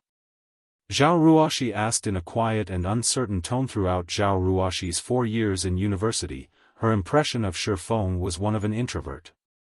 He was often bullied by others. He also appeared very prideful, never receiving help from others. He was like an injured little wolf, licking his own wounds. Alone she had never imagined Shifeng's actions today would have such a great difference from before. She now viewed Shifeng in a completely new light. Shifeng had turned from being a little wolf into a slumbering dragon. He was unassuming when slumbering, but amazing when he took action. Even Zhao Yuhu, the third-ranking student in the entire university, was no match for him. If he had entered the school's fighting tournament, he might have already become the champion by now. Of course I am Shifeng. Class monitor, why would you ask such a question? Could it be that I am just too handsome and different from my previous appearance? Shifeng joked. He naturally understood Zhao Ruoshi's thoughts. He had attracted too much attention today. However, even Shifeng himself did not wish for such a situation to occur. The developments up to this point were all unintentional. TCH, don't get cocky. You are just barely able to enter my eyes. Zhao Ruoshi immediately snatched the money from Shifeng, her fair and delicate face revealing a calm smile. As if she had thought of something, she quietly said, the fellowship party hosted by the university is in 10 days. There will also be the upper echelons of well-known corporations in Jianghu City attending the party. Aren't you trying to find a profitable career? This is a good chance, so you should consider attending. The moment Zhao Ruoxi finished speaking, she thought of Shi Feng's financial situation. He definitely did not have the money to attend the party. Hence, she quietly said, as for the fee required to participate in the fellowship party, I can pay it for you. Shi Feng gave Zhao Ruoxi's words some thought. The fellowship party hosted by Jianghu University annually was a big event, and that person might even participate in this party. Hence, Shi Feng nodded his head in agreement, saying, thank you, class monitor. I'll go. As for the participation fee, I'll pay that myself. Zhao Ruoxi was slightly glad when she heard Shi Feng agreeing to go. However, there was an indescribable sense of disappointment when she heard Shi Feng saying that he would pay the participation fee on his own. The conversation between the two was also heard by everyone else.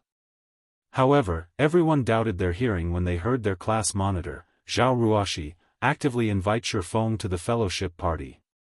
She was even willing to pay for his participation fee. Zhao Ruoxi was a truly beautiful woman, only, she normally made no efforts to enhance her looks with makeup. Her clothing was also very common. However, it was still unable to mask her elegant and refined face and exquisite body. As long as she dressed herself up somewhat, even the school's top beauty might not be her match. Hence, there were quite a few rich and influential men who tried pursuing Zhao Ruoxi. However, every one of them was rejected. Ling Feilong was the only one who had managed to shorten the distance between them after much difficulty. However, it was only to the degree of getting Zhao Ruoxi to treat him somewhat better. Zhao Ruoxi's pridefulness was clear to behold. Now, however, Zhao Ruoxi had actively invited Shi Feng. It was an absolutely jaw-dropping scene with such a beauty inviting them, who could refuse? However, Shi Feng had tactfully rejected Zhao Ruoxi's kind intentions by the side. The wrathful flame in Ling Feilong's heart burned madly as he listened in on the two's conversation. Shi Feng, one must properly know one's own worth. There will be many great figures of Jianghu City attending the fellowship party. Just based on the clothes you are wearing, the security might even chase you away. At that time, you'll embarrass everyone in our class, Ling Feilong mockingly said. You don't have to worry about this point, fellow student Ling Feilong. Shi Feng turned to look at Ling Feilong. He pointed towards the ring, a cold glint flashing past his eyes as he coldly said, on the contrary, didn't you say you wanted to teach me how to become a proper person before? This place is the fighting arena, so why don't we exchange some pointers? Teach me how to become a proper person. Shi Feng. You. Don't get ahead of yourself. I am only following the suggestion of the entire class, Ling Feilong stuttered as he looked at Shi Feng with hesitant eyes. He suddenly felt chills throughout his body, inadvertently retreating a step back. Having him exchange pointers with Shi Feng was just digging his own grave. For those who have never participated in a fighting competition, they would not be able to know the true meaning and horror of the exchange between Shi Feng and Zhou Yuhu.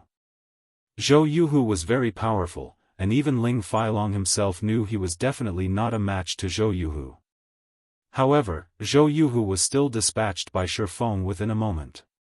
This fight could not even be considered a proper fight. It was just a one-sided play. The suggestion of the entire class? Shi Feng swept a glance towards his classmates standing to the side, coldly saying, what were your suggestions? Naturally, everyone would not stand on Ling Feilong's side.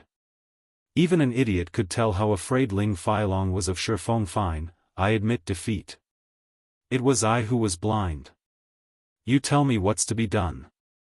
Ling Feilong looked above the ring at the unconscious Zhou Yuhu, gritting his teeth while saying, if he were to come into conflict with Shi Feng right now, he would not have any chance of resisting.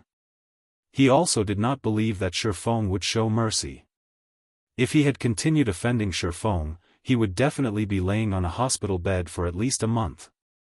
When that time came, he would not be able to even participate in the city's fighting tournament, and such a loss was not something he was willing to bear. The 5,000 credits voucher for the Big Dipper Training Center awarded by the school, Shifeng demanded. The Big Dipper had the best nutritionist in Jianghu City. With this voucher, Shifeng could replenish the nutrients required by his body and quickly improve his physique. Ling Feilong was extremely unwilling to give away the Big Dipper voucher. This was an item that could not be bought outside, even with 10,000 credits. After receiving the voucher, Shifeng left the fighting arena. Shifeng started training his body immediately after returning to his rented apartment. After tiring himself out, he looked for information related to God's domain and Jianghu City on the internet. He was making ample preparations for his future development plan. It was especially true for the fellowship party this time around. He had to prepare sufficient information before the fellowship started. Otherwise, it would be too hard to carry out his plan. When noon came, Shifeng ate his lunch and lay on the bed. He wore his virtual gaming helmet, starting his second day in God's domain. Chapter 50, The Popular Garrison Armor. Dark clouds hovered over the skies of Red Leaf Town, surrounding the full moon that hung in midair. On the streets, magic lamps brightly lit up the town. Shifeng had just logged in. It was still nighttime in God's domain. A majority of the players were currently in the trade area, making the place very crowded. There were only a scant few experts who would hunt for monsters to level up at this time of day. During the daytime, the street of the trade area was desolate. However, that street had currently turned into a bazaar, bustling with noise and excitement. Players could be seen setting up stalls throughout the wide cobblestone street, and above their white sheets of cloth were some items required by auxiliary jobs and also a few pieces of common equipment. Buyers and sellers were bargaining with each other, and some faces turned crimson over 1 or 2 coppers. System, the garrison armor you have placed on auction has been sold. After deducting the processing fees, a total of 5 silvers 31 coppers has been added to your inventory. System, the garrison armor you have placed on auction has been sold. After deducting the processing fees, a total of 5 silvers 67 coppers has been added to your inventory. System, the garrison armor you have placed on auction has been sold.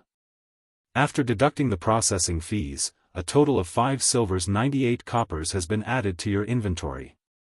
Before Shifeng had taken a step forward, a series of auction house notifications from the system entered his ears. Shifeng casually selected the system notifications to appear, immediately becoming shocked. The garrison armor's value had totally exceeded Shifeng's estimates. Originally, Shifeng intended to have it sold for, more or less, 5 silvers. In reality, however, due to the competition in price growing fiercer, the garrison armor reached a maximum price of 6 silvers 42 coppers. The 11 garrison armors sold for a total of over 67 silver coins. The amount immediately turned Shifeng into the owner of a gold coin. He had become a goldenaire at the current phase of the game. The purchasing power of a single silver coin was astonishing. For a second-rate guild, their circulating funds would only amount to 60 or 70 silver coins. To properly develop their normal members during the initial periods of the game, the guilds were unable to stock up on too many copper coins. Such an action would only hamper the guild's future development. As for first-rate guilds, their circulating funds might only be around 1 gold coin. However, these funds would seem insignificant when it was used on tens or hundreds of people. Now, Shifeng was a true tycoon. After a day of battle, a majority of the players were currently returning to town with their spoils of war. These players carried a lot of materials on their persons, and naturally, Shifeng would not let this chance get away. Shifeng casually chose a location with few people, setting his white cloth on the ground and starting up his stall to purchase materials. The highest leveled player right now should be at level 4, whereas the average player was still at level 2 and expert players at level 3. Hence, the materials they sold varied greatly. There were high-ranking goods, and there were also common goods. The current prices for high-ranking materials were very expensive, so Shifeng would naturally not buy them. Shifeng relied solely on himself to make the garrison armor, so the money he could earn was limited. However, Shifeng was just selling these pieces of equipment to accumulate some funds. Only when he had the funds could he earn more money. Buying magic essence, 6 coppers a stack, stones, 10 coppers a stack. Also buying hard stones, 23 coppers a stack, Shi Feng shouted after hearing Shi Feng's words. The players on the street crowded around him, one after another. Boss, I have 10 stacks of stones. How many stacks do you want? I have 6 stacks of magic essence, do you want all of them? I have a stack of hard stones. After grinding in the wild for an entire day, magic essences and stones had become materials that polluted the street. Normally, players would sell these materials to NPCs or save them up for practicing their own auxiliary jobs. However, materials such as hard stones were very rare. They were usually found in level 3 areas, only being dropped by kobolds or little rock monsters. There were 20 pieces of hard stones in a stack, and they were worth 20 coppers when sold to NPCs. Hard stones were used in forging, however, it was quite luxurious to use them at this stage of the game. Guilds very rarely purchased hard stones, so their prices were not very high. However, they would have a great purpose once players reached level 7. There were many special monsters in the level 7 monster areas, and it was extremely taxing on the durability of a weapon to fight against these monsters. A weapon would break when its durability reached 0. Once a weapon was broken, the chance of successfully repairing it was only around 20%.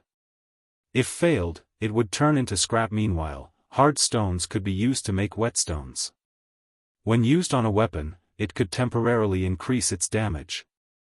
More importantly, it could recover a weapon's durability by 5 to 10 points. With the whetstone, players did not have to return to town just to repair their weapons, saving them a lot of time and also increasing their monster grinding efficiency. In Shi Feng's previous life, hard stones were sold with extreme popularity. The price of whetstones increased with even greater speed, allowing many forgers to make a hefty profit. To quickly increase their levels and gain an advantage, Shadow Guild had also been butchered by those sharks. They could only grit their teeth as they bought the whetstones. In this life, it was Shi Feng's turn to make a huge profit. He was going to stock up these hard stones in advance. After purchasing materials for over an hour, Shi Feng had a total of 80 stacks of magic essence and 120 stacks of stones. As for hard stones, Shi Feng had only collected 12 stacks of them, a very small amount. Shi Feng's bag was quickly filled. He had no choice but to make a trip to the bank's warehouse to store all these items. The bank's warehouse had a fixed space of 500 slots. Expanding the warehouse's space for the first time would give an additional 500 slots at the cost of 20 coppers. The second time was 1,000 slots for 50 coppers. Afterward, every 1,000 slots would cost 1 silver coin, and every additional 1,000 slots would result in a management fee of 10 copper coins per week. Currently, such an amount of money was nothing to Shi Feng.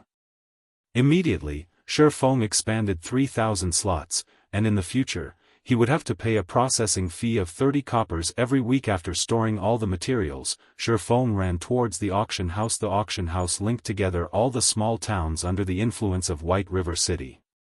Although there were few people who sold common materials here, there would surely still be some people who sold hard stones. Only, the prices they set were slightly higher. However, players would have no choice but to buy whetstones for their weapons when they reached level 7. So, Shi Feng wasn't concerned about the loss of money. After arriving at the auction house, Shi Feng discovered a very peculiar situation. There were quite a lot of logistics members of guilds present at the auction house. Each and every one of them were standing guard at the auction house, and it was a wonder what they were actually waiting for. Shi Feng randomly chose a place to sit down, calling out the operating panel of the auction house. Just when Shi Feng was searching for hard stones, he heard a few logistics members of guilds complaining to each other. How long more do we have to wait? Why is that Garrison armor still not showing up? Let me buy it so I can report back. You've only waited for 3 hours. I've already been waiting here for more than 10 hours. You haven't seen the intensity of the competition for the Garrison armor. I've heard, because of this Garrison armor, there were quite a few guilds who were able to kill many wild special elites, reaping astonishing gains. There was even a guild that managed to obtain quite a few pieces of equipment and skill books, thanks to the Garrison armor. So, everyone is here to fight over it. Unfortunately, the remaining few pieces of Garrison armor have all been bought. Exactly. Our guild is currently regretting it dearly. If we had known how greatly we would fall behind to those guilds, we would have bought the Garrison armor, even if we had to pay 7 silver coins for one. Now, the higher-ups have already given the order. As long as the Garrison armor appears, we definitely must buy it. During the discussion held by the logistic members, Sherfong was also surprised by the speed of the Garrison armor achieving his desired effect. Hence, Sherfong took out the remaining 7 Garrison armor that possessed defensive power. He stealthily placed them on auction, setting the base price for each piece at 8 silver coins, 2 silver coins higher than his original estimation. However, these guilds should be able to accept such a price. As for the best Garrison heavy armor, Sherfong would only sell it after a period of time has passed. He would first let these guilds slowly digest the current Garrison armor. After placing the equipment on auction, Sherfong started searching for hard stones. Sherfong wondered if there were many players who had auctioned them off. Chapter 51, Competition at the Auction House. Sherfong called out the search panel, immediately entering the words, hard stone. Suddenly, rows of information appeared on the semi-transparent screen. In a single glance, Sherfong could see over 100 stacks of hard stones being sold. There were many players selling them. When Sherfong saw a stack of hard stones selling for 1 gold coin, he felt such a player must have been driven insane by poverty. Immediately, Sherfong filtered the display to show prices from lowest to highest. After adjusting the display, the cheapest stack of hard stones still cost 26 coppers. After deducting the processing fees of the auction house, players could still receive 25 coppers. As expected, the prices were a lot higher than normal. However, Sherfong still had to buy them. He could afford them as long as the price was below 30 coppers. Suddenly, the number of hard stones available on the auction house had been reduced by a large half. The remaining ones were all selling for 30 coppers and above, and there was no spendthrift who would buy them. After looking at hard stones, Sherfong casually took at the miscellaneous section. Sherfang's eyes abruptly shone. There were actually card sets. Moreover, there was a large number of them. There was some chance for monsters to drop these card sets, however, the drop rate for it was extremely low. There was not even a 10,000 to 1 chance for one to drop. Monsters below level 10 were able to drop 12 card sets, and they were divided into 2 ranks, Bronze rank and Mysterious Iron rank. Warriors had Steel, Crusaders, and Insanity weapon specialists had Chaos, Vengeance, and Hurricane healers had Divine, Nature, and Noble mages had Element, Fool, and Demon. These 12 card sets each represented the 12 different jobs. Every set had 9 cards in them, and each card had a number behind them. As long as a player could gather a complete set, they could exchange it for a piece of set equipment for the respective job. Back in those days, a majority of the players did not know what these card sets were for. Moreover, there was no introduction for these card sets. Players, at that time, simply kept these card sets in their bags or sold them at the auction house. Only when the normal mode of the 50-man level 10 dungeon near the city was cleared, did these players discover there was actually an NPC that would trade for these card sets. Depending on the rank of the card sets, they could be traded for either Bronze or Mysterious Iron set equipment. These set equipment were absolutely marvelous. A Bronze set of equipment could rival an entire regular set of Mysterious Iron equipment, whereas a Mysterious Iron set of equipment could rival an entire regular set of Secret Silver equipment. So, these card sets that nobody cared about before suddenly turned ragingly popular overnight. Every card was sold at an astronomical price. Even so, many guilds were still frantic over them, constantly purchasing them. Meanwhile, there were hundreds of card sets currently displayed in front of Sherfong, yet there was actually nobody who wanted them. Each card was being sold at no more than 5 coppers, and even the maximum was 7 coppers. Sherfong bought them clean without hesitation. Sherfong did not think much of the cost. What's more, they would not increase in value even if he had left them in his bag.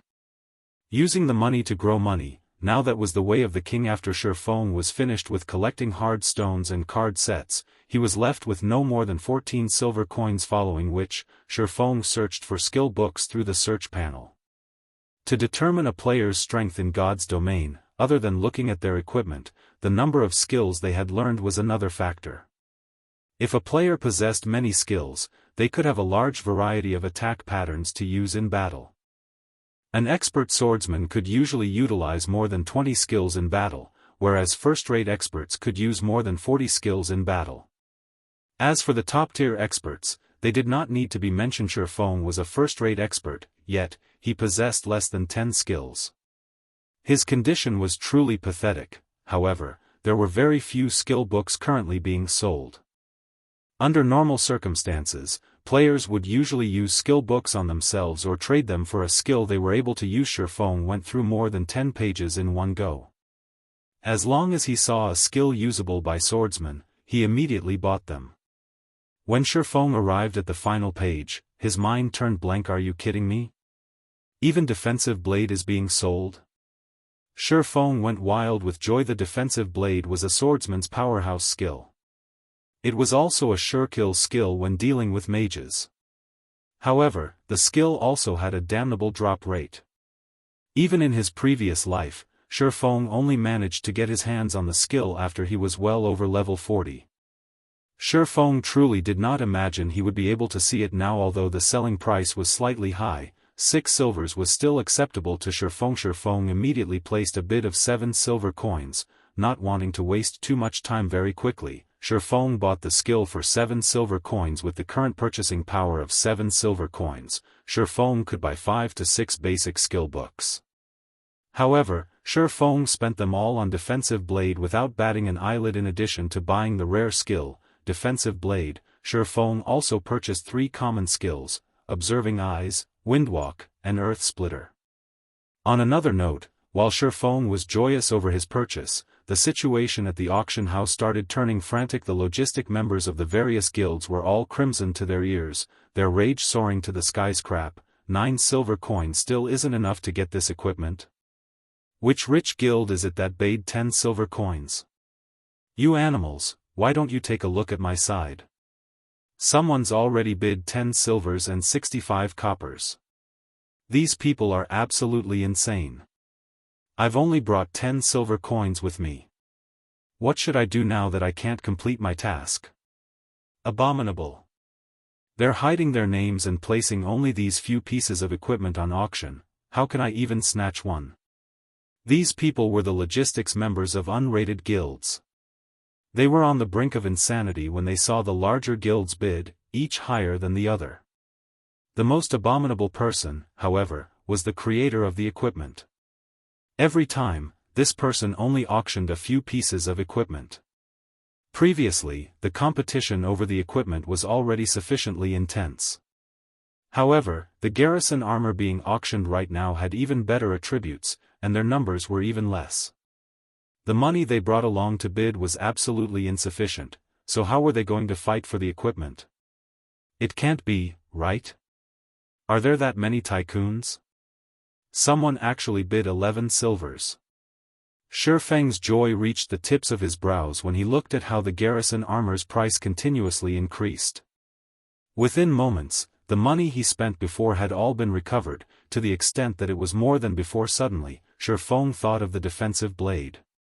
The average player definitely had no chance of obtaining such a rare skill for swordsmen, whereas guilds would not sell it, even if they obtained it. The skill must have been sold by a certain guild to collect funds to buy the Garrison armor. It's just that their actions once again benefited Shifeng. Within moments, all 7 Garrison armors had their prices increased past 11 silvers. Such a price shocked even Shifeng himself. Where did so many powerful guilds suddenly come from? With the financial resources of such guilds, they ought to not spend that much money on a piece of bronze equipment. However, what Shifeng did not know was, after he had placed the Garrison armors on auction, the logistics members of various large guilds reported the situation back to their guild leaders. Previously, these guild leaders saw the MT of other guilds tanking special elites with the Garrison armor. These MTs were able to allow the other players to attack the special elites with ease, obtaining various skill books and bronze equipment, mysterious iron equipment even. At such a sight, the eyes of these guild leaders had long since turned red with envy. Unfortunately, they had no solutions to this matter. They wished to let the lifestyle players of their own respective guilds forge this equipment, yet they did not have the forging design for it. They also wished to contact the player who had forged these Garrison armors, yet this player had hidden his name, preventing any means of contact. Their only choice was to watch on, helplessly. Now, however, the Garrison armor, this time, even possessed defensive power. They definitely must buy it. Hence, these guilds started gathering funds immediately. Do you hear me? You definitely must get it. Immediately bid 13 silver coins. I want to see who else dares to bid. What? Is it already at 13 silvers? Bid 13 silvers 50 coppers. I don't believe there is a guild that is wealthier than us. There were over 100 towns under the influence of White River City, and there were hundreds of guilds continuously bidding for the Garrison armor. After half an hour, all 7 Garrison armors were auctioned off, with the lowest being sold at 14 silvers 60 coppers. Shifeng earned more than 1 gold coin in an instant. Seeing how fervent these people were, Shifeng took the chance to place the Garrison heavy armor on auction, setting its starting price at 16 silver coins. Following which, Shifeng left the auction house. It was still night, and there was about half an hour before sunrise. It was very unwise to go out and level right now, so Shifeng went to the library in Red Leaf Town first. He wanted to have a better understanding of the diary, which contained elvish words he obtained from the hell mode of the Deathly Forest. He might even obtain a new find. Chapter 52, Holy Sister. The journey to Red Leaf Town's library was very dangerous. If a normal player went there, there was a 30% chance for that person to die once. As for the remaining 70%, he would die many times. Hence, before heading to the library, Shifeng stored all the hard stones and the Philosopher's Stone into the bank. The Philosopher's Stone would drop after death. If Shifeng had unexpectedly died on the way to the library, then it would be a major loss. Following which, Shifeng took out the 4 skill books he bought previously and chose to learn them. Observing eyes. Able to see clearly unknown and concealed targets. There is a fixed chance to detect targets. Weak point cooldown, 40 seconds. Windwalk. The user is wrapped in wind, movement speed increased by 30%. There is a 50% chance to avoid damage from ranged attacks. Duration of 10 seconds. Cooldown, 2 minutes. Earth Splitter. Requires sword. Causes 30 base damage to target after use, and based on the period of charging power between 0.2 seconds to 3 seconds, a maximum of 300% weapon damage can be increased. Attack range of 8 yards. Cooldown, 1 minute. Defensive Blade. Requires sword. Normal attacks range increased by 10 yards after use. Able to block up to a maximum of 6 ranged attacks or 3 melee attacks. Duration of 25 seconds. Cooldown, 3 minutes. With these new skills, Shifeng's survivability and attack potential greatly increased, thus, the danger of him going to the library was no longer great. Red Leaf Town's library was distanced far from the trade area. It was located in Red Leaf Town's slums. The slums were the second most popular location after the trade area. There were all sorts of people there, and it was a place where crooks mixed with the honest folk. It was also the favorite visiting location of some players, and this was due to the slum's alternative name. Paradise of the Fallen. The moment Shifeng entered the domain of this paradise, from the corners of the street, he discovered eyes filled with greed directed at him. These were the rats hidden in the darkness, the ones unaccepted by the light, and the wanderers of hell's boundaries. There was bound to be a portion of players in God's domain that was different from ordinary person. They were neither interested in conquering dungeons, nor were they interested in the excitement that came from adventuring and risking one's self. The only thing these players were interested in was banditry. They would kill other players and plunder their equipment, then, they would sell it to others for a high price, making a bountiful amount of money. During daytime, these players would hunt for and plunder the players with good equipment.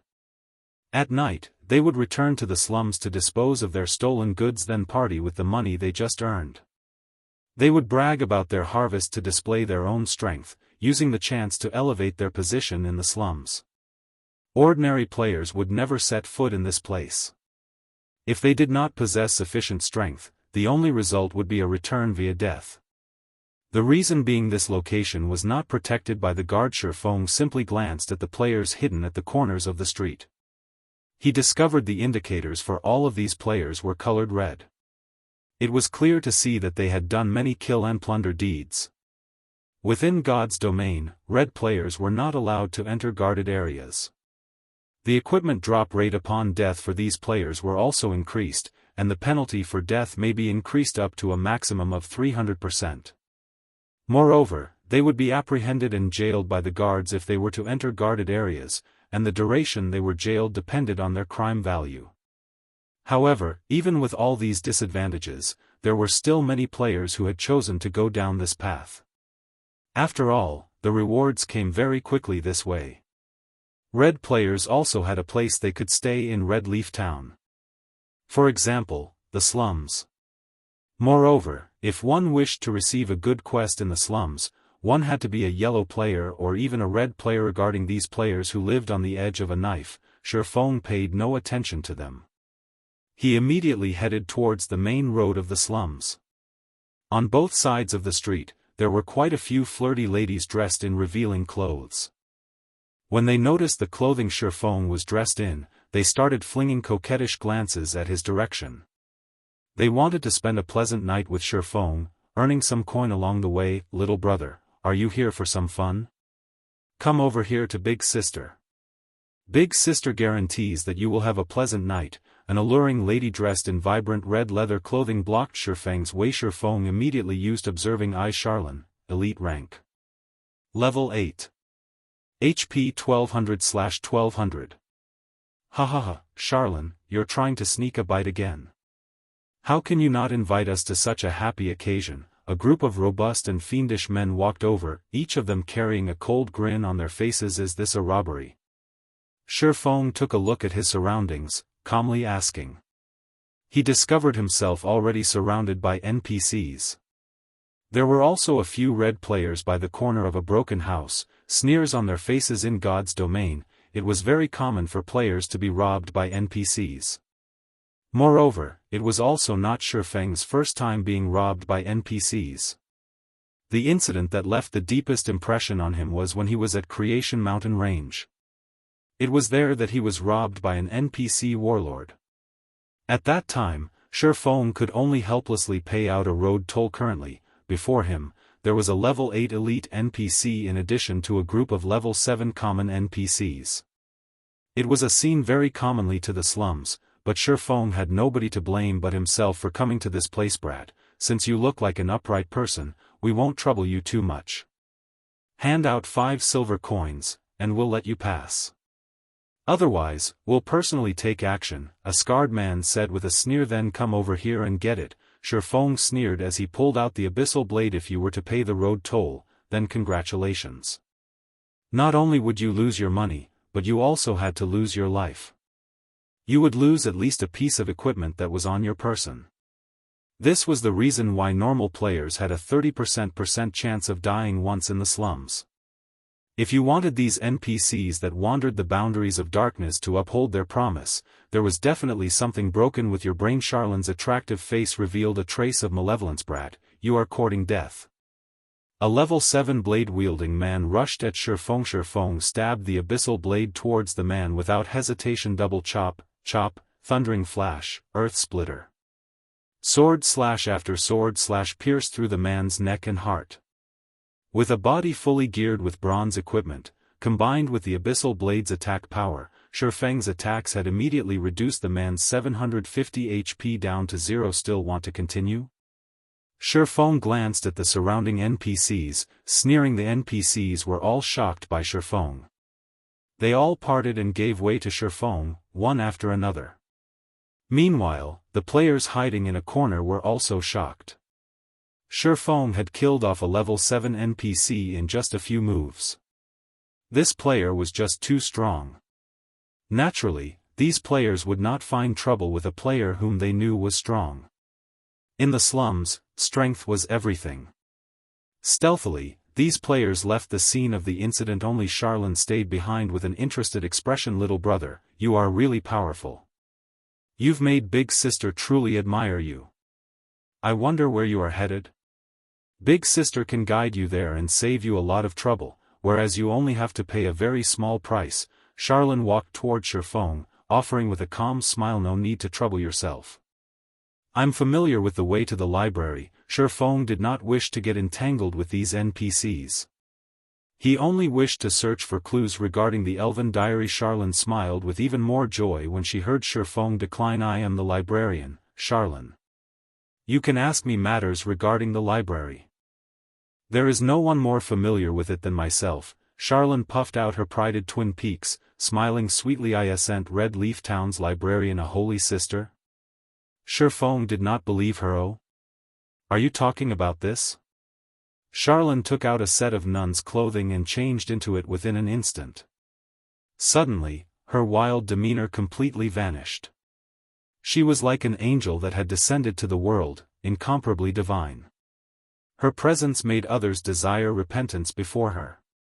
At the same time, the information that Charlene displayed had changed. Holy Sister Charlene, Divine Official. Level 20. HP 10,000/10,000. Sherfong was also shocked. What kind of situation was this? Even NPCs had a side job? Chapter 53, Darkness Descends. Sherfong was still slightly unable to accept Charlene's makeover. However, Sherfong could be considered lucky for being able to meet the rumored librarian. According to the information he knew, the librarian of Red Leaf Town was full of mystery, her whereabouts unknown. Sherfong never imagined the librarian to be the female NPC who participated in a robbery against him. If Sherfong had truly started a fight with Charlene just now, the consequences would be unimaginable. What did playing the pig to eat the tiger mean? Charlene was definitely a veteran in this field. Divine Official was the Tier 3 job advancement for an oracle. In the case of Swordsman, it was called Sword King, whereas between these two was the Sword Master. Even if a Divine Official was only level 20, she could still easily dispatch a level 50 lord. Perhaps, Charlene was the most powerful NPC in all of Red Leaf Town. Hehe, do you believe me now? Charlene giggled at Sherfong. Her entire body radiated a golden glow as if she were the reincarnation of Mother Mary. Since you have some business with me, let's talk about it at the library. System, player has activated the epic quest, Darkness Descends. Contents unknown. Sherfong stumbled suddenly when he heard the system notification, nearly falling. What was the reason for him to actually trigger this epic quest? Darkness Descends was the famous epic quest of God's domain. From the information he collected from the internet and Shadow, the difficulty for completing this epic quest was truly unimaginable. Of course, the rewards were also unimaginably bountiful. In Sherfeng's previous life, the person who completed this epic quest was the Spirit Emperor, Fantasy Extinguisher. He was a legendary character amongst summoners. He was globally ranked within the top 20 summoners and top 500 in the entire game during the peak of God's domain. Although he was only ranked within the top 500 within God's domain, it should not be looked down upon. The entire world had a total population of 100 billion. Although there were only 100 million players in God's domain currently, this number would increase past 10 billion in a year. In 3 years, the number of players playing God's domain would go past 30 billion. Being able to rank within the top 500, Fantasy Extinguisher was definitely an amazing expert. However, the thing that made Sherfong feel odd was why this epic quest was found here. Fantasy Extinguisher's starting location was not in Starmoon Kingdom. Instead, it was in Black Dragon Empire, which was far from Starmoon Kingdom. Black Dragon Empire was far more powerful than Starmoon Kingdom. Its landmass was 3 times that of Starmoon Kingdom's. The competition between players and guilds there was much fiercer. Could it be a reward for getting the first clear on the hell mode of a dungeon? Sherfong silently guessed as he followed Charlene. He felt it was a great possibility. Otherwise, why would an epic quest that should be found in Black Dragon Empire be found here in Starmoon Kingdom? At this moment, Shifeng's system communication rang. Shifeng took a look at the caller, learning it was Gentle Snow contacting him. Miss Snow, do you have business with me? Seeing that you're logged on, I have something to tell you, Gentle Snow spoke in a very indifferent tone. She was like mysterious ice, unchanging even after 10,000 years and had no interest towards anything at all. I'm in need of money to purchase something, so I might need more time to return the 15 silvers that I owe you. At the latest, I will return it to you by the end of today. All right. If you are really in a bind, tomorrow is fine as well, Shifeng calmly replied. He no longer paid any heed to the 15 silver coins Gentle Snow owed him. Currently, he had more than 1 gold coin on his person, and he was troubled over how to spend it. Gentle Snow was slightly surprised by Shifeng's indifference even toward that much money. However, since Shifeng had already said so, naturally, she would not be courteous to him. She softly thanked him, saying, "Thank you. However, aren't you afraid I won't return it, causing you to lose everything? You are the snow goddess. Why would you even try to cheat an average player of such a small amount of money?" Shifeng said with a grin. Average? You dare call yourself average? Even I am shocked by the map and strategy you provided. We only spent an hour to clear the normal mode of the Deathly Forest, then went on to clear hard mode as well. Unfortunately, hell mode is just too hard. We could not clear it, no matter what. Gentle Snow faintly smiled, saying, I am very curious as to how you all managed to clear hell mode. If you said it was due to your party members' help, would not believe you. To conquer the hell mode of the Deathly Forest, she especially rushed over elite members of Ouroboros from other towns. However, they couldn't get past the first chieftain rank boss, Willy, no matter what they did. Willy's damage was especially terrifying. Even a shield warrior fully equipped with bronze equipment could not tank it. Gentle Snow truly could not understand how Shifeng's party had cleared hell mode. Just lucky, Shifeng honestly said. Since you don't want to say it, I still have to fight over a piece of equipment, so, I won't speak with you any longer. Don't forget our dungeon appointment. Gentle Snow did not continue pursuing Shifeng about how he was able to clear hell mode. Just hard mode alone gave them a great harvest fight over equipment. Is it the Garrison heavy armor? Shifeng casually asked. And how did you know? Are you also fighting for this equipment? Gentle Snow nodded her head while saying. The attributes for this Garrison heavy armor was too great.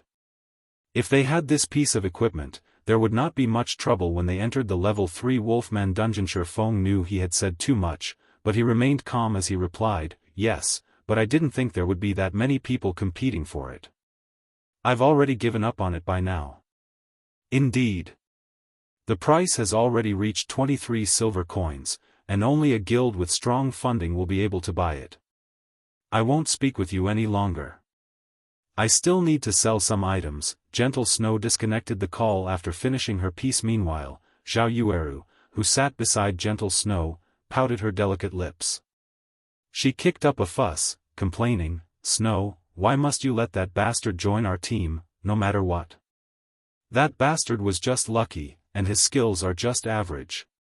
He coincidentally encountered a small dungeon like the Deathly Forest that did not change much since the game's official release, and he very luckily cleared the hell mode of the dungeon. It would be pointless bringing him into the 20-man team dungeon. Also, the skill levels of his party members are just too miserable to even look at. They would definitely become a burden to our progress. The elite members of Ouroboros standing behind Gentle Snow also agreed with Zhao Yueru's words. They were the elites of Ouroboros. How could a group of average players compare to them?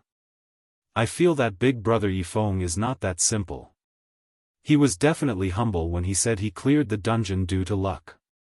His skills are amazing, so it wouldn't be disadvantageous inviting him to join us. Zhao Yuer softly offered her personal opinion. Little girl, what do you know about liars? You just don't know how bad that bastard is. Also, he spent that much time just reaching level 1. His skills are only a so-so. This lady can insta-kill him with a single flame explosion. Zhao Yueru gave Xiao Yuer a stare, speaking confidently. All right, stop arguing. I, too, feel Yi Feng is not that simple. Otherwise, how could he clear the hell mode of the Deathly Forest with a group of novices? When we enter the team dungeon, we will see where his standards lay. If he is not bad, I might consider recruiting him into the God-slaying army. Now, however, let's first bid on this Garrison heavy armor. Gentle Snow let out a soft cough. Everyone abruptly became silent, astonished. They never imagined that Gentle Snow would have such considerations. She was actually planning to let Yi Feng join the God-slaying army. The members of the God-slaying army were the elites amongst the elites of Ouroboros. Each member had great skill, and they were experts who were selected out of tens of thousands of players. All of the guild's resources were prioritized on the God-slaying army. Aside from the guild leader and sub-leader, members of the God-slaying army had the most authority within the guild. Many experts in the virtual world struggled tirelessly to join the God-slaying army. However, a large majority of these people were all rejected. On the other hand, Yi Feng, who suddenly appeared before them, actually possessed a very great chance of entering the God-slaying army, and such a sight had caused great envy within them. Chapter 54, Bible of Darkness. When Gentle Snow disconnected the call, Shi Feng let out a breath of relief. Fortunately, he was not discovered. If Gentle Snow found out that Shi Feng was the creator of the Garrison armor, terrifying consequences might have occurred. Also, Shi Feng did not doubt the possibility of Gentle Snow utilizing a forceful approach. The Snow Goddess was not an empty title. Her Iron Fist methods have tongue-tied countless experts. Otherwise, she would not have been able to take care of so many experts. However, Shi Feng discovered an interesting matter from Gentle Snow's words. The many guilds in White River City have already started attaching great importance towards the Garrison armor. This meant the reputation of the Garrison armor had already spread. Currently, the Garrison armor's popularity might have reached its peak. It was a great chance for Shi Feng to sell the Garrison armor in large quantities, earning a ton of money. After another period had passed, the Garrison armor's worth would not be as great as it was now. Let's first take a look at the epic quest, then I'll return to making the Garrison armors. Shi Feng impatiently wanted to return to making Garrison armors now that a chance for him to make a lot of money had arrived. However, the epic quest currently before him was much more important. If he gave it up part way, he would definitely regret it for the rest of his life. This epic quest played a big role in allowing Fantasy Extinguisher a legendary achievement. Naturally, Shi Feng would not let go of this chance meeting. After spending 20 minutes maneuvering along the narrow pathways of the slum area, Shi Feng finally arrived at the library. On his way here, Shi Feng discovered the wonder of having a divine official walking by his side in the slums. The NPCs who intended to rob him all backed away accordingly after seeing Charlin's attire. Otherwise, Shi Feng would have needed to spend over an hour for this trip, continuously battling against these sewer rats. Moreover, these NPCs were literally dirt poor. Shi Feng would not obtain any rewards for killing these NPCs, not even EXP. The library of Red Leaf Town had a withered appearance. The building only had 2 floors to it, and there was nobody present to manage it as dead leaves could be seen climbing the walls. Entering the library, dust and dirt covered the entire building. The books laying on the wooden table had long since been parceled up by a layer of dust. The library looked more like a haunted house than a place in which people once lived. Apologies. It has been a long time since anybody has visited, so I haven't been tidying up the place. Just sit wherever you want. Charlin faintly smiled as she pointed towards a dust-covered chair, not understanding that her action was very inappropriate. Revered divine official, I have come here because I wish to have this diary translated, Shi Feng said, getting straight towards the point. His eyebrows slightly wrinkled when he looked towards the finger-thick layer of dust covering the chair. He truly did not wish to dirty his clothes. However, Charlin remained minding her own business as she searched for something on the bookshelf. It was like she did not hear Shi Feng speak at all. Shi Feng was long used to such behaviors, so he chose to remain silent. There were all sorts of NPCs in God's domain. It was especially true for important NPCs. Unique and bizarre behaviors were considered small matters. There were well-known NPCs that were much more damnable. These NPCs caused many first-rate guilds to curse their mothers. After waiting for 10 whole minutes, Charlene finally came out from the pile of bookshelves. In her hands, she held a thick and tattered old book. I know why you are here. The moment you've set foot in the slums, I could sense the evil energy coming from your body, Charlene said gravely. She placed the tattered book on the table, causing all the dust in the building to abruptly soar. Let me have a look at the item. Shifeng naturally knew the diary triggered such a scenario. He took out the tattered diary from his bag, carefully passing it to Charlene. Charlene was not in a hurry to receive the diary. Instead, she chanted out a phrase of divine words. Suddenly, streaks of golden divine words wrapped around the diary. Just when Shifeng was wondering about Charlene's actions, a change suddenly came over the diary. Black smoke suddenly appeared on its pitch-black cover, and a sinister-looking face came into view. It looked as if it was in extreme pain. Evil be gone. Divine Spear. Charlene shouted, her jade-like hand drawing out divine words in midair. At the same time, she started singing out a Tier 3 divine curse, her voice echoing throughout the entire library. A golden-colored hexagram appeared above the library, covering the entire building, and from the magic formation, 3 golden spears of judgment came flying out. The spears pierced the diary, tearing apart the sinister face. Ha ha ha, I won't give up. We will meet again.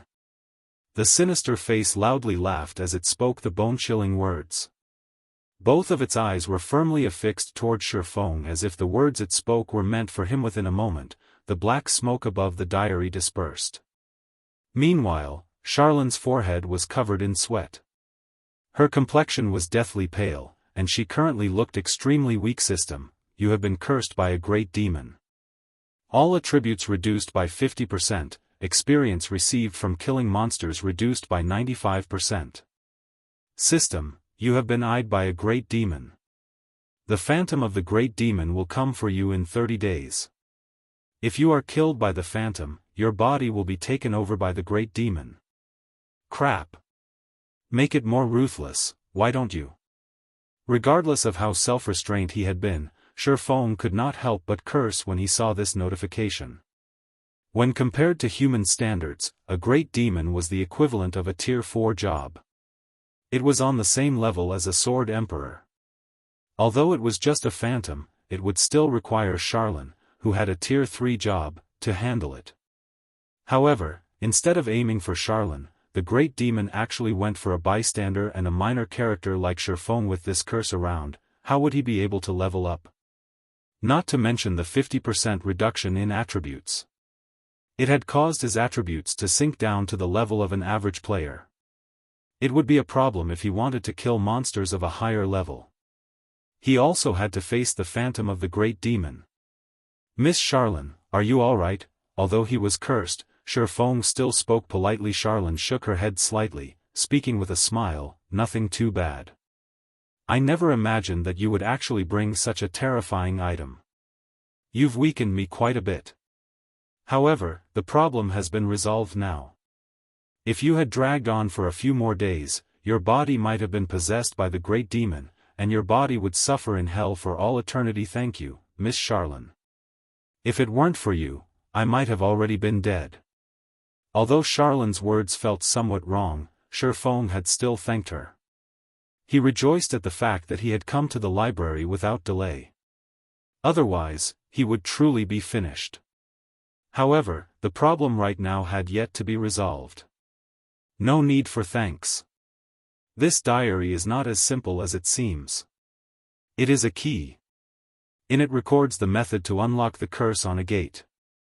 Your job now is to find this gate, enter through it with this diary, and find the Bible of Darkness that is kept within. I can destroy the Bible of Darkness as long as you retrieve it for me. Once it is destroyed, the great demon would not be able to descend, Charlene explained. System, Epic Quest, Darkness Descends, accepted. Find and destroy the Bible of Darkness and prevent the great demon from descending. Rewards unknown. Although Shifeng had known about the extreme difficulty of completing an epic quest, there was still no need for it to be so damnable. At the very least, the quest should tell him where to find the Bible of Darkness. In Shifeng's previous life, Fantasy Extinguisher had completed this quest in Black Dragon Empire. However, Shifeng couldn't just go to Black Dragon Empire. Even if he went there, the teleportation gates had not been activated at this stage of the game, so he would have to run there. However, even if he ran till his legs broke, he would still need to waste several months before he could reach the borders of Black Dragon Empire. Chapter 55, Moon Drip. Shifeng entered deep thought. He did not understand how Fantasy Extinguisher completed this epic quest in his previous life. Who the heck would know where the Bible of Darkness was stored? Moreover, in his previous life, the information Shifeng collected regarding this quest was very incomplete, so the parts he could use as reference were extremely limited. Currently, the evil curse Shifeng was shouldering even made leveling a problem. No matter what, he had to think of a solution to this problem. Otherwise, the problems he would face in the future would be even greater. Esteemed Miss Charlene, I am now cursed by the demon. Do you have any methods to resolve it? Shifeng calmed his heart. He turned to look at Charlene, who was currently in a delicate state, asking, also, where can I find the Bible of Darkness? Even just a clue is helpful. Hearing Shifeng's series of questions, a bright smile appeared on Charlene's pure countenance. You sure have a lot of questions, huh, you little bastard? It's not like I don't have a method to resolve your curse. However, you should know, to get something, you have to give something in return. There is only one way to dispel the curse, and that is to carry out a moon drip. The moon drip is a ceremony that can dispel all magic and curses in the world. However, many materials are required to carry out this ceremony. I will provide the materials required, but in return, you have to pay 3 gold coins as remuneration for my services. If you wish to obtain a clue to the Bible of Darkness, you have to pay an additional 10 gold coins as an information fee. Shifeng felt a chill going down his spine as he looked at Charlene's expression, which became more excited the more she explained. It was especially true for Charlene's eyes. Even if she looked incomparably pure right now, her appearance was still not enough to hide the burning desire within her eyes. In the end, one word still dictated everything: money. System, do you wish to accept the quest to dispel the curse? Esteemed Miss Charlene, I am willing to pay the remunerations. What else could he have said? However, Charlene's asking price of 3 gold coins was just too high. There was not a single player in White River City who could afford such an amount right now. Since you are willing, then pay a deposit of 1 gold coin. Charlene stretched out her delicate hand without restraint. Seeing Charlene's actions, Shifeng suspected that she had some sort of X-ray technique. However, he had to pay the money sooner or later, so Shifeng reluctantly handed over 1 gold coin to Charlene. The moment Shifeng had handed over the money, he went from being a wealthy tycoon to being a poor peasant. Here, this is for you. You need to fill the energy within this thing first. It will lead you to the Moonlight Forest to collect 30 pieces of moonstone. It's fine if you just bring them back to me. Charlene took the shining gold coin with lightning speed, then took out a fist-sized crystal orb and passed it to Shifeng. System, quest, moon drip, accepted. You must collect 30 pieces of moonstone and 2 gold coins for Charlene. Upon completion, Charlene will dispel the evil curse of the great demon on you. Shifeng received the crystal orb and took a look at it. Teleportation magic orb. Able to teleport the user to and from the Moonlight Forest immediately after activation. Activation condition: 200,000 EXP needed to be stored. 200,000 experience points were enough to let the average player rise from level 0 to level 7 within an instant. To Shifeng right now, such an amount was asking for his life. Currently, the experience he obtained from killing monsters would be reduced by 95%. He would obtain absolutely no experience from killing monsters of the same level. As for elites, he would just be able to obtain around 10 EXP for killing one that was a level higher. That meant he would have to kill 20,000 elites that were 1 level higher than him to collect 200,000 EXP. How long would it take for him to kill that many? Moreover, There weren't even that many elite monsters in Red Leaf Town. It really is worthy of being called an epic quest. The difficulty is truly insane. Shifeng bitterly laughed. In Shifeng's previous life, Fantasy Extinguisher had the support of the first-rate guild, Fantasy Shrine. So, he was able to complete the quest after much difficulty. However, Shifeng did not have the support of a first-rate guild. It would be extremely difficult if he wanted to complete the quest. However, as long as Shifeng completed it, the rewards would easily outshine the troubles. The rewards for this epic quest resulted in Fantasy Extinguisher's fame. Although Shifeng did not have a first-rate guild supporting him, he was a reincarnated person. He still had quite an advantage over the other players. At the very least, he would not lose out to the first-rate guilds regarding earning money. It looks like I can only return and forge Garrison armors for now. Shifeng kept the crystal orb and left the library. He planned to first earn enough gold coins before thinking of a way to store up 200,000 EXP. The sky outside was already bright by the time Shifeng returned to the trade area. Many players already left to kill monsters and level up, emptying the streets by quite a bit.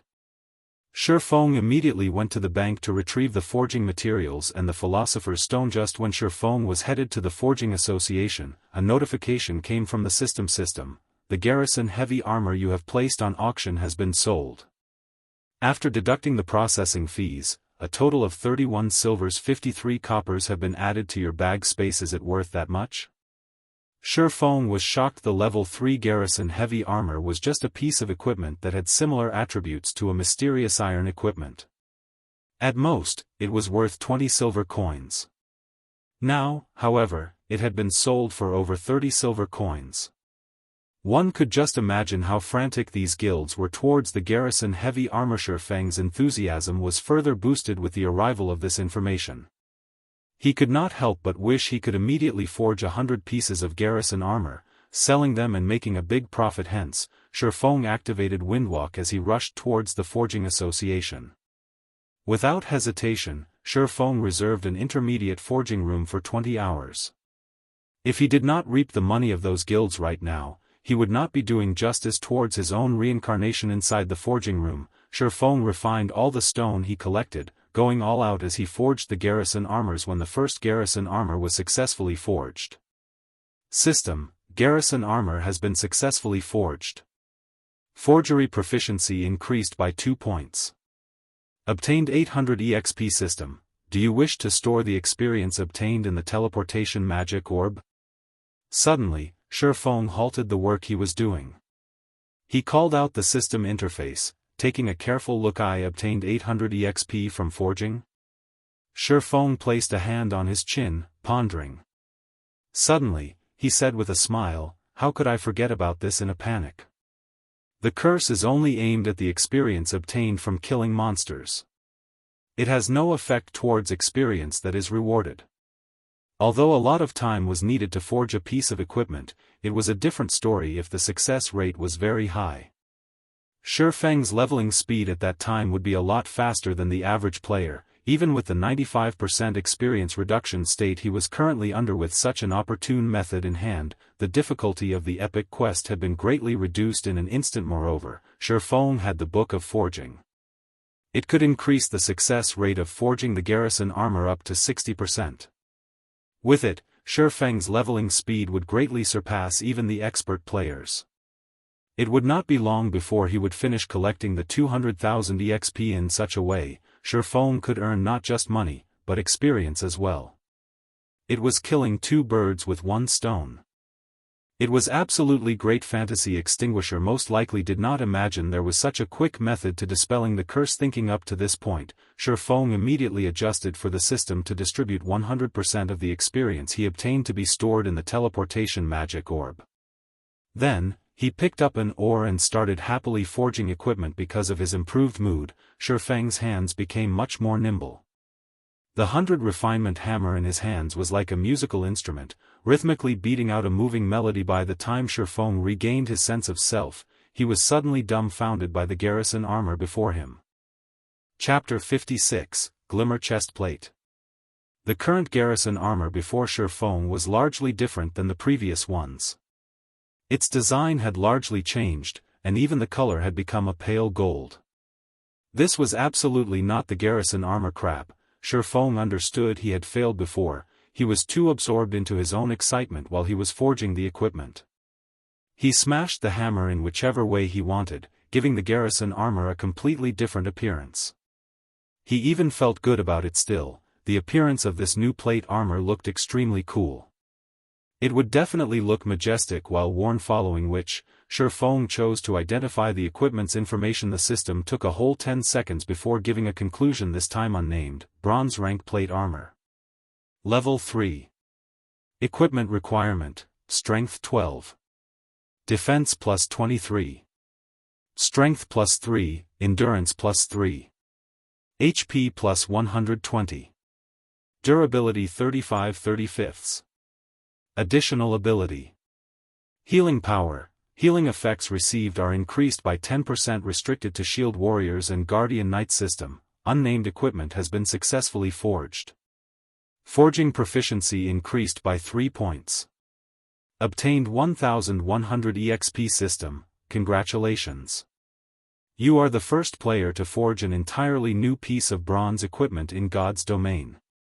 Obtained 3000 EXP, rewarding 1 runic hammer, mysterious iron rank, that increases forging success rate by 5% system. Please give a name to the equipment you have created. You are also able to leave a personal mark on this piece of equipment. Shifeng was slightly shocked when he saw these notifications. He had unintentionally remodeled the Garrison armor, and successfully at that. He even created an entirely new piece of bronze equipment. His luck was truly good. The attributes of this equipment had already reached the level of an average mysterious iron equipment. If only the materials used were not so poor, it would definitely have become a mysterious iron equipment in God's domain. Players were able to create equipment. However, this was an extremely difficult task to accomplish. Not only did the player have to be extremely familiar with forging, but they also had to have a thorough understanding of the various materials available. After undergoing hundreds of trials, only then could completely new, and good quality, equipment be created. Usually, players who wanted to create new equipment would only start to do so after they had risen to become an advanced forger. After all, to become a master forger, not only did a player require sufficient proficiency, they also needed to create 3 entirely new pieces of mysterious iron equipment, and also 1 entirely new piece of secret silver equipment.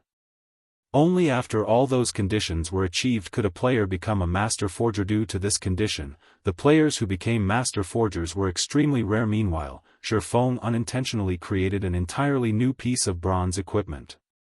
Of course, the Book of Forging's effect played a large part in contributing to this success, since the color has become a pale gold, and it's giving off a dull glow. Let's call it the Glimmer chest piece. Shifeng immediately confirmed the equipment's new name. After which, he left an imprint of a black flame at a corner of the equipment. This imprint was the equivalent of a forger's name. In the future, when others see this symbol, they would know that this equipment was created by Master so-and-so. At the same time, the symbol also served to prevent others from falsifying the equipment's original creator. In the blink of an eye, the equipment's information also had a change to it. Glimmer chest piece, bronze rank plate armor. Level 3. Equipment requirement: Strength 12.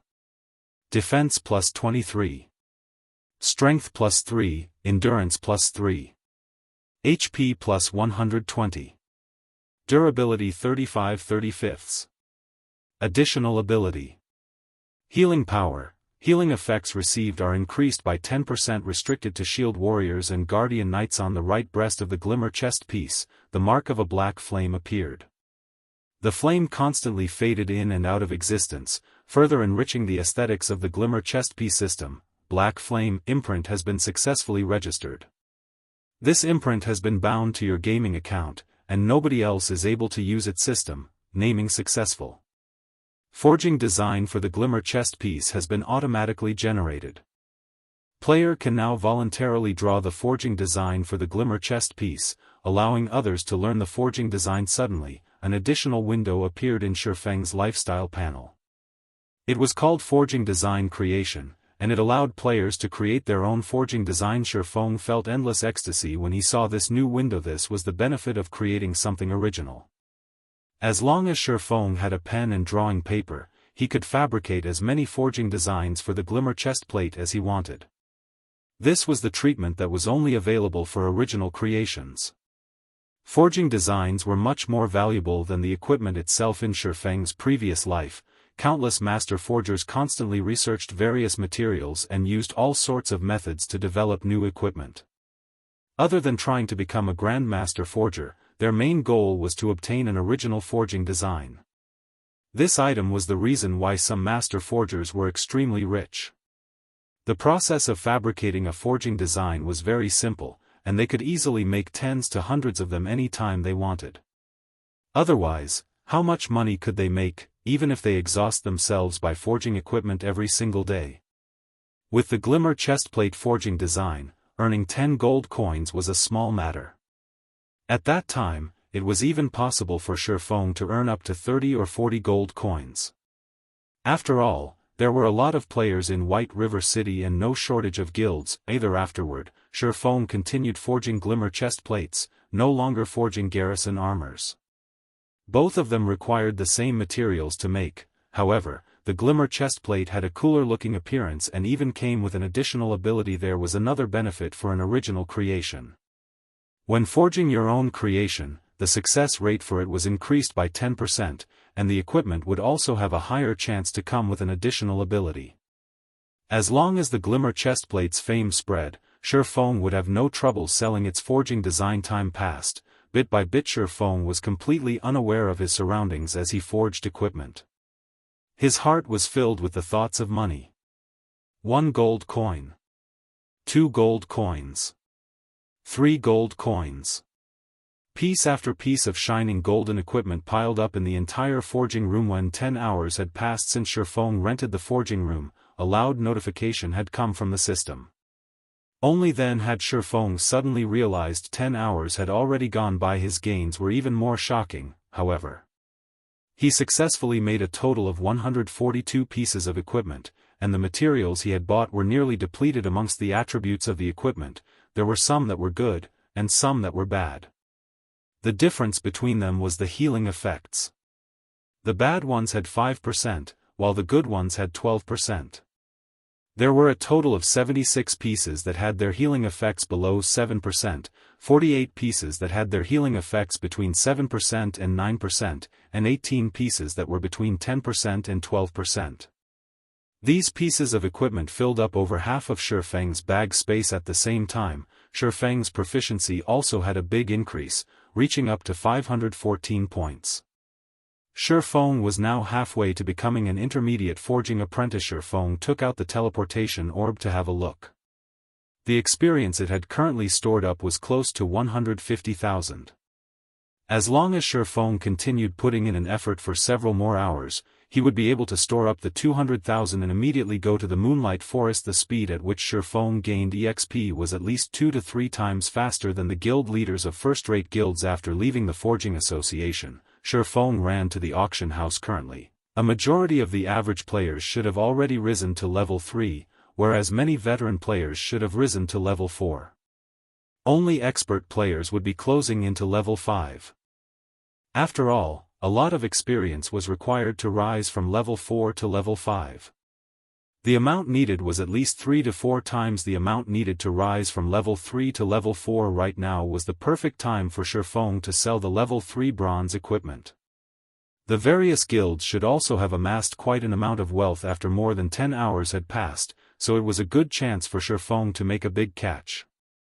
If another period of time were to pass, the prices of equipment would most likely be greatly reduced. After arriving at the auction house, Feng noticed that the number of logistic players present significantly had reduced. It seemed as if they were no longer as enthusiastic towards the Garrison armor as before. Fellow brother, why are there suddenly so few people at the auction house? Feng walked up behind a logistic player, asking. The tall and bespectacled logistic player was slightly surprised, explaining, "Have you been killing monsters outside town all this time? You don't even know about such a huge matter?" Yeah, I've just returned after making some money from killing monsters and selling materials. Wasn't that Garrison armor super popular? I, too, wanted to buy a piece. Shifeng nodded. No wonder you don't know about it. 3 hours ago, a player called Hammer Trading had sold a lot of level 3 bronze plate armor equipment. Although the attributes on it were slightly weaker than the Garrison armor, its price was extremely low, costing only 4 silver coins. Moreover, that player even announced that there would be discounts if you contacted him and ordered in bulk. Naturally, the various guilds all contacted him and ordered. That equipment is now extremely popular, so who would remain here and pay attention to the Garrison armor? Chapter 57, Hammer Trading. Hammer Trading? Shifeng wanted to confirm once more. Correct.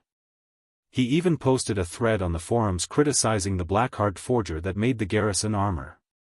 Currently, the thread has already received more than 7 million clicks. With it, that guy has quickly become a famous person in White River City. I heard many large guilds have already sent out an olive branch to him, trying to recruit him with a high price. The logistics player had a face filled with envy while he spoke. He couldn't help but wish he could turn into Hammer Trading. That way, he would be able to live a life filled with beauties and riches. Shifeng only smiled at the player as he turned to walk towards an empty seat. He sat down and called out the game's official forum. He wanted to have a good look at this Hammer Trading who nearly robbed him of his business in Shifeng's previous life. Hammer Trading did not reveal himself as quickly as this. Before Shadow scouted him, he had been playing God's Domain with tens of fellow schoolmates. With the support of these schoolmates, in addition to some chance meetings that had allowed him to become an intermediate forging apprentice, he managed to become acquainted with the upper echelons of Shadow. At that time, there were very few intermediate forging apprentices.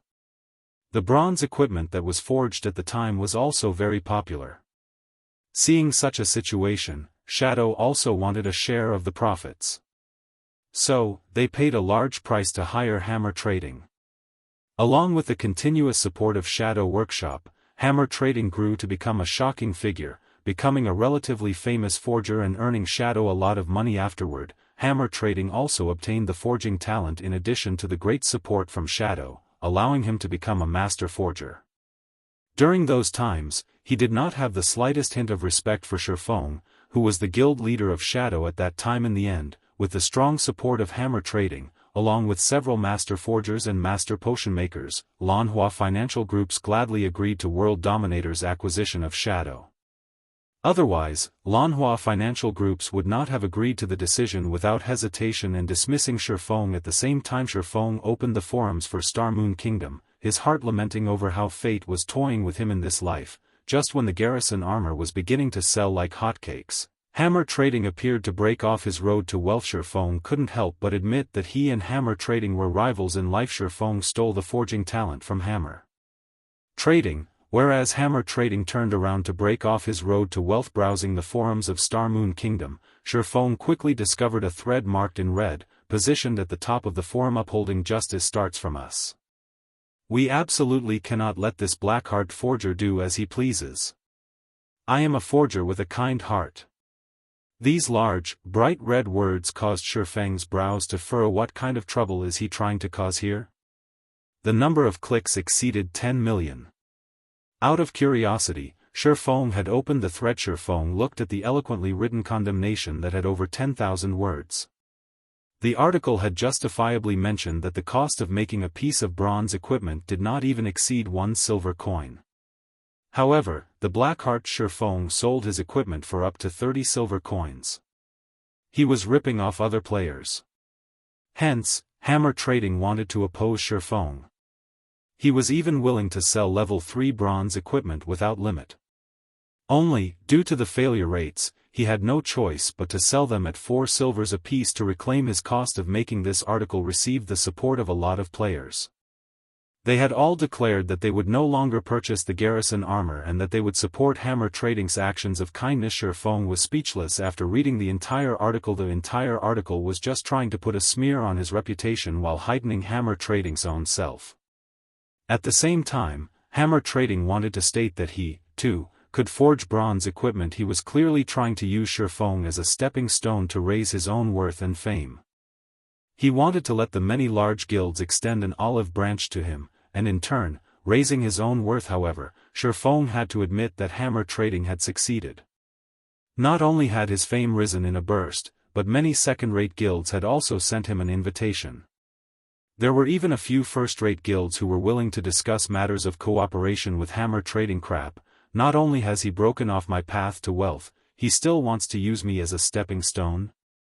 Shifeng could no longer hold back his 2 lifetimes worth of rage. He wanted to properly teach hammer trading a lesson. Did he think he was awesome for selling level 3 bronze equipment without limit?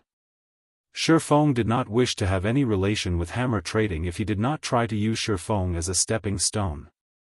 However, now that he had provoked Shifeng, he must be ready to pay the appropriate price. Shifeng felt it was just hilarious when he looked at the statements and numbers provided by hammer trading. Basic forging apprentices only had a 5% success rate when forging a piece of level 3 bronze equipment. However, looking at the numbers provided by hammer trading, it could be seen that he did not possess just a forging design for a piece of bronze equipment. He must have also obtained an item that increased the success rate for forging. In addition to using the intermediate forging room, his success rate should be around 20%. That was why he dared to spout nonsense and brought out several pieces of equipment for auction to prove his words. However, according to Shifeng's estimates, to raise his reputation, hammer trading was taking a loss of 1 silver coin for every piece of bronze equipment he sold. Although Shifeng did not know how much funding hammer trading had, he was still 10 years too early from competing with Shifeng selling at 4 silver coins, is it? Shifeng would sell his equipment at 4 silver coins as well. He had the Philosopher's Stone and the Book of Forging, so his initial cost was just slightly more than 10 coppers.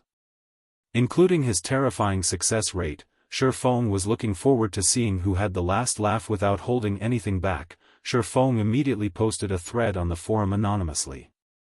The article was titled, "Shockingly High-Quality Plate Armor on Auction House."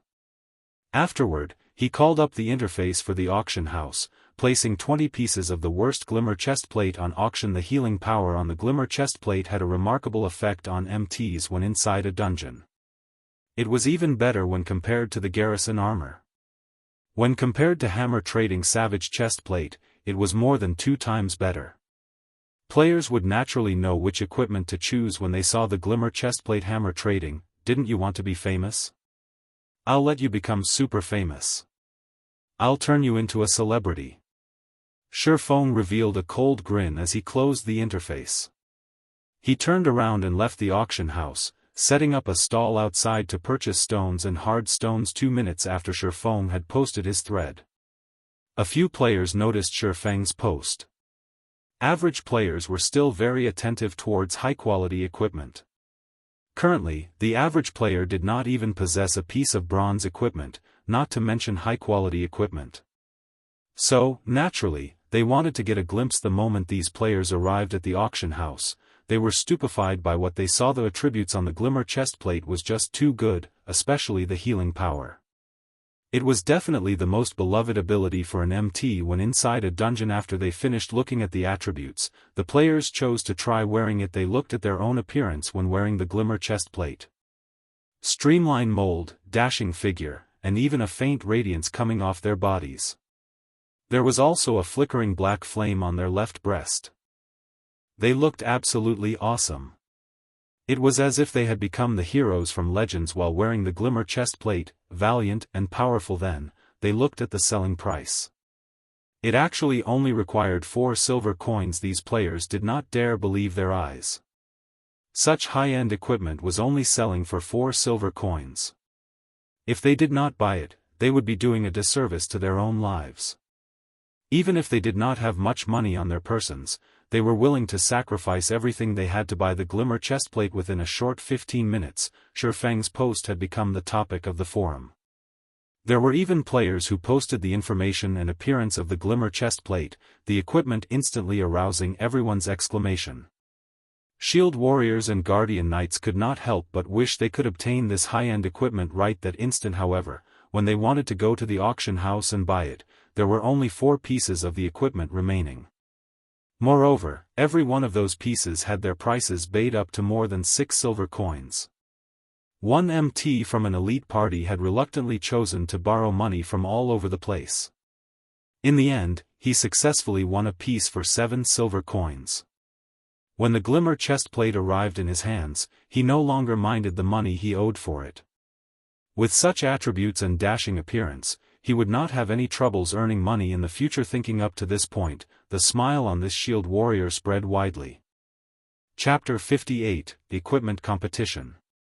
Just a short 20 minutes after Shifeng placed the Glimmer chestplates on auction, all 20 pieces of them had been sold off.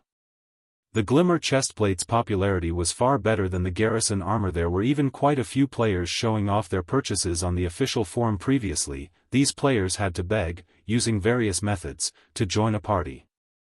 Now, however, with their majestic-looking equipment, a simple shout would garner them tens of invites from elite parties for their own choosing. Following the Glimmer chestplate's rise in popularity, the players that failed to buy one were all beating their own chest in anguish. They hated themselves for not borrowing money to buy the piece of equipment since, right now, it was no longer being sold. Meanwhile, the Forging Association in Golden Sand Town was packed with people. The spacious hall was entirely occupied by players. The players present were the spokespeople for various guilds. They were here for only one purpose, and that was to invite hammer trading to their guild. Amongst the guilds present, there were quite a few that were very famous. There was no lack of spokespeople for third-rate guilds. If it were during ordinary times, these spokespeople would act proud and arrogant. They would use a condescending attitude when dealing with lifestyle players. Even so, these lifestyle players would still treat them with great respect.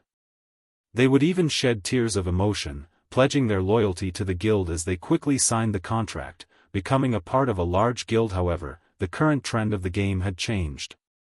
The higher-ups of the guild strongly emphasized that they, the spokespeople, must definitely invite hammer trading. Otherwise, they could start packing up their bags. Hence why these guild spokespeople were like obedient grandchildren, standing and waiting in the hall for hammer trading summons inside an intermediate forging room on the 2nd floor. Brother Hammer, you're so awesome. I admire you so much. Before, those third-rate guilds would not recruit you no matter what. Now, they're just like grandchildren waiting upon you. They would not leave even if you chased them away. A sexy female cleric in her mid-20s hugged around hammer trading's robust arm, giggling and speaking with admiration. Her bulging chest was rubbing against his arm. Hammer trading had a very brutish appearance. He had a thick beard and beady eyes, and his skin color was similar to yellowish wax. Judging from his appearance, he looked to be over 30 years of age. Nobody was able to tell, however, that hammer trading was just a university student in reality. His age was just slightly over 20. This is just a small matter. However, I truly have to thank the fool who opened the road for me and has even hidden his name. He made all the large guilds know of my importance. Hammer trading heartily laughed. He silently praised his own intelligence and wisdom for being able to think up of a plan to utilize that anonymous forger's fame. It allowed him his current good fortune, becoming every player's idol. Wait till I've entered a first-rate guild and rise into their upper echelons. It will be truly awesome. Right now, I'm just showing a small part of my prowess. Let those third-rate guilds continue waiting outside. I can use them to raise my own value and fame. Boss, what are we going to do about all the orders we've received? An assassin asked. Hammer trading rolled his eyes at the assassin, saying in disdain, who cares about them? I'm taking a loss of 2 silver coins per piece of equipment. Do they think I'm running a charity? My goal has already been met. I'm only waiting for the first-rate guilds to come. Don't bother with the other players, just tell them that we're too busy and don't have time. To use Shifeng as a stepping stone, hammer trading used up all the silver coins belonging to his classmates. He also spent a lot of credits to purchase a lot of materials and silver coins. Yet, he only forged over 10 savage chest plates from all those materials. So, Selling each piece at a maximum of 4 silver coins caused a major loss for him. However, all his sacrifices were worth it. As long as he was recruited by a first-rate guild, he could get as many materials as he wanted, a huge salary, and even a line of female players desiring his attention. Hammer Trading felt invigorated just from thinking of all these benefits. Suddenly, a berserker entered the forging room with a panicked expression. What happened, Hadron? Seeing as you're in such a hurry, has the upper echelon of a first-rate guild arrived? Hammer Trading teasingly asked. Big trouble. A lot of top-tier equipment has suddenly appeared at the auction house. All the players on the game's official forum are discussing it now, and the number of clicks on the post is madly increasing. The post has over 5 million clicks right now, and many guilds have started to notice it. Moreover, the equipment is being sold by the same anonymous forger. The equipment's price is set at a minimum of 4 silver coins. Everyone is starting to wonder about the identity of the forger responsible, and they are no longer paying any attention to you, boss. Moreover, there are already a few first-rate guilds who made a declaration on the forum. They are willing to hire that forger with a high salary and make him the chief forger of their guild. A few representatives of large guilds downstairs have also started leaving for the auction house. Hammer Trading's expression froze when hearing Hadron's words. He only managed to attract the attention of first-rate guilds after much difficulty. However, now, that anonymous forger stole his wind. If he did not steal it back, those first-rate guilds would most likely forget about him. He has such nerve to steal my wind and position. Don't blame me for not being polite. Making that kind of top-tier equipment has a high cost and low success rate. If you sell it at 4 silver coins, then I'll sell at 3 silver coins. I wonder just how much you can afford to lose. Hammer Trading abruptly stood up. He wanted to let Shifeng know he would definitely not let the position of chief forger, and his future happiness, go. He was already taking a loss of 2 silver coins for making the savage chestplate that had inferior attributes. Then, Shifeng would at least lose 4 to 5 silver coins for selling each piece of top-tier equipment at 4 silver coins. Maybe even more. Hammer Trading believed he could outlast Shifeng, but, boss, we don't have many silver coins remaining. At most, we can afford to forge 10 more savage chestplates, Hadron worryingly said. What is there to be afraid of? I still have some funds. Worst comes to worst, I'll spend some more credits to buy materials and silver coins. I believe I can get rid of that little bastard. For every piece of equipment that little bastard sells, he's taking a loss of at least double or triple of ours. Why should we be afraid? Hammer Trading confidently asked.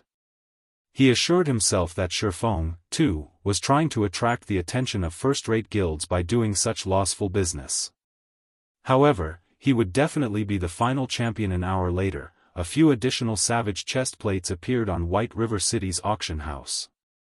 Their minimum selling price was 3 silver coins each. At the same time, a new post appeared on the game's official forum. For the benefit of the masses, I, Hammer Trading, have decided to sell the savage chestplate at 3 silver coins each.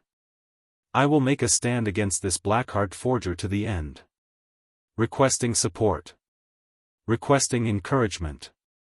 Suddenly, a wave of players followed the post, sending it to the top of the forum. Every one of them supported Hammer Trading's kind actions. As a result of this incident, all of White River City became lively. Everyone understood this was a competition between 2 forgers that were capable of forging bronze equipment.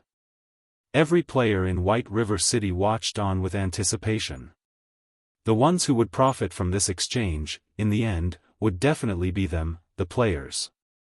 It would not be long before they would be able to purchase bronze equipment at a low price. The various guilds also started watching by the sidelines, no longer expressing any of their intentions. They were all waiting for the final victor, while at the same time buying all of the equipment and developing their guild strength. However, Shifeng himself did not know of this matter. He just finished purchasing stones and hard stones. Just after entering the auction house, he discovered that the number of players there had once more increased. Only then did he find out about this incident. You wish for a fight? Shifeng faintly smiled, then, come. He called out the auction house's control interface, placing all of his Glimmer chestplates on auction.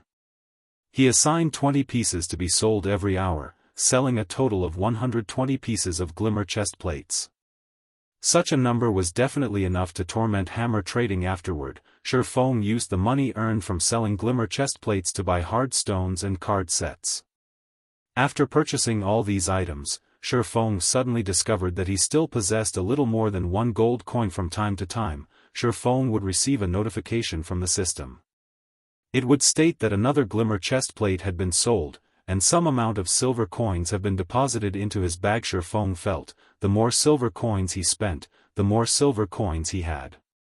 The amount he did not seem to be decreasing in the slightest. Shifeng considered selling some of his silver coins at the trade center, exchanging it for some spending money in real life. It was much better than just holding on to these silver coins. Chapter 59, Violet Cloud. Although Shifeng was having a relaxing time selling equipment, Hammer Trading was not to compete with Shifeng. Hammer Trading was constantly forging new savage chest plates. The silver coins in his hands were no different than copper as they disappeared in a flash. Hammer Trading also had to spend credits to purchase more silver coins, giving him an immense heartache. However, when he thought of Shifeng spending much more than him, his heart soothed by a lot. He wanted Shifeng to go bankrupt. Meanwhile, Shifeng left the lively auction house. He arrived at the bank, storing all the card sets and hard stones he had collected into his warehouse. Shifeng was extremely excited as he looked at over 1,000 slots of his warehouse filled. This was the benefit of being reincarnated. In his previous life, he in a miserable state thanks to these items. Now, however, they became one of his biggest sources of income in the eyes of others. These items were still worthless. However, they would be priceless in the future. Their values could increase by over 10 folds, even tens of folds. It was especially true for card sets. A complete set would be worth tens of times more than a single piece. Even so, the large guilds would still have a hard time obtaining them. After he was finished storing the items, Shifeng made a trip to the grocery store. He bought 5 stacks of white paper and 1 stack of pen and ink. These 2 items could be bought at extremely low prices at the grocery store. A stack of 200 white papers only sold for 10 copper coins, whereas as a stack of 20 bottles of black ink sold for 15 copper coins. The best feathered pen also only sold for 20 copper. Even so, Shifeng's casual purchase far exceeded the daily income of an average player. An average player would definitely be unable to spend in such a way. However, to Shifeng, these copper coins could no longer be considered money. Moreover, these items were all necessary for making forging designs. Shifeng would still buy them, even if they cost 10 silver coins. After buying the items, Shifeng headed for the Forging Association. Sir, do you need any cooling beverages? I have here the best fruit juice in Red Leaf Town. It tastes extremely good, and it is only 1 copper coin per cup. A fragile-looking young lady nervously asked a male guardian knight. The girl was holding onto a small basket, her doll-like eyes carrying with them earnest expectations as she looked at the man. Scram. Don't annoy me. It's just a virtual item, moreover a beverage, yet you are actually charging 1 copper coin for it? I wouldn't want it even if you were giving it for free. The guardian knight cursed in rage, pushing the 16 or 17 years old girl away. He then added, my luck is just bad. Just you wait and see, I'll take care of you if I don't get to buy a Glimmer chestplate because you delayed me. The girl that was pushed down but did not cry. Instead, she stood up without wavering. She clapped the dust off her clothes, proceeding to another player with a smile on her face. Shifeng was faintly shocked. He never imagined the girl to be so tough. The average female player usually would not carry out such laborious tasks, not to mention receiving the insults from other players. When Shifeng looked at this girl, he was reminded of his own past self. Shifeng used observing eyes on the girl Violet Cloud, level 1 cleric. Shifeng's heart slightly tightened when he saw this name. This girl was actually Violet Cloud, one of the top 10 clerics in God's domain. If he could recruit her to his side, his team would have a considerable future. Ha ha ha. This is a virtual game, yet you're actually trying to earn money by selling cold beverages? Do you think you're milk tea, sister? Only idiots would buy them. Seeing that you're good-looking, why don't you come over to my place tonight? I can even give you 1 silver coin. A lecherous man in his 30s walked up to Violet Cloud, drooling as he harassed her. Sir, I am only selling cold beverages. Please have some self-respect. Violet Cloud retreated a step, resolutely saying, I've given you praise, yet you're still headstrong. You're but a lowly lifestyle player. If you don't agree with me today, then you can forget about doing business here in the future. The lecherous man threatened in rage. He blocked Violet Cloud's path, staring at her snow-white neck and licking his lips. How could you act in such a way? You are simply shameless. Violet Cloud's eyes were filled with anger. However, she could not win against him in a fight. If she were to continue wasting time here, even her final hope would be gone. I am shameless. What are you going to do about it? Bite me? The man felt even better when he looked at Violet Cloud's panicked expression. Watching Violet Cloud trying to hold back from crying and the tears that were rolling about in her eyes, she became even more lovable. Uncle, please give way. I want 1,000 cups of fruit juice. Shifeng used observing eyes on the lecherous man.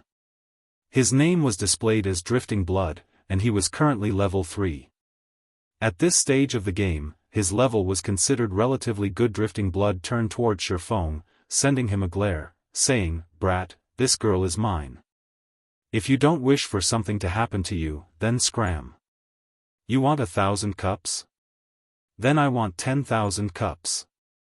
Do you think you're a tycoon capable of simply taking out 10 silver coins? If you continue competing with me like a fool, I'll send you back to level 0.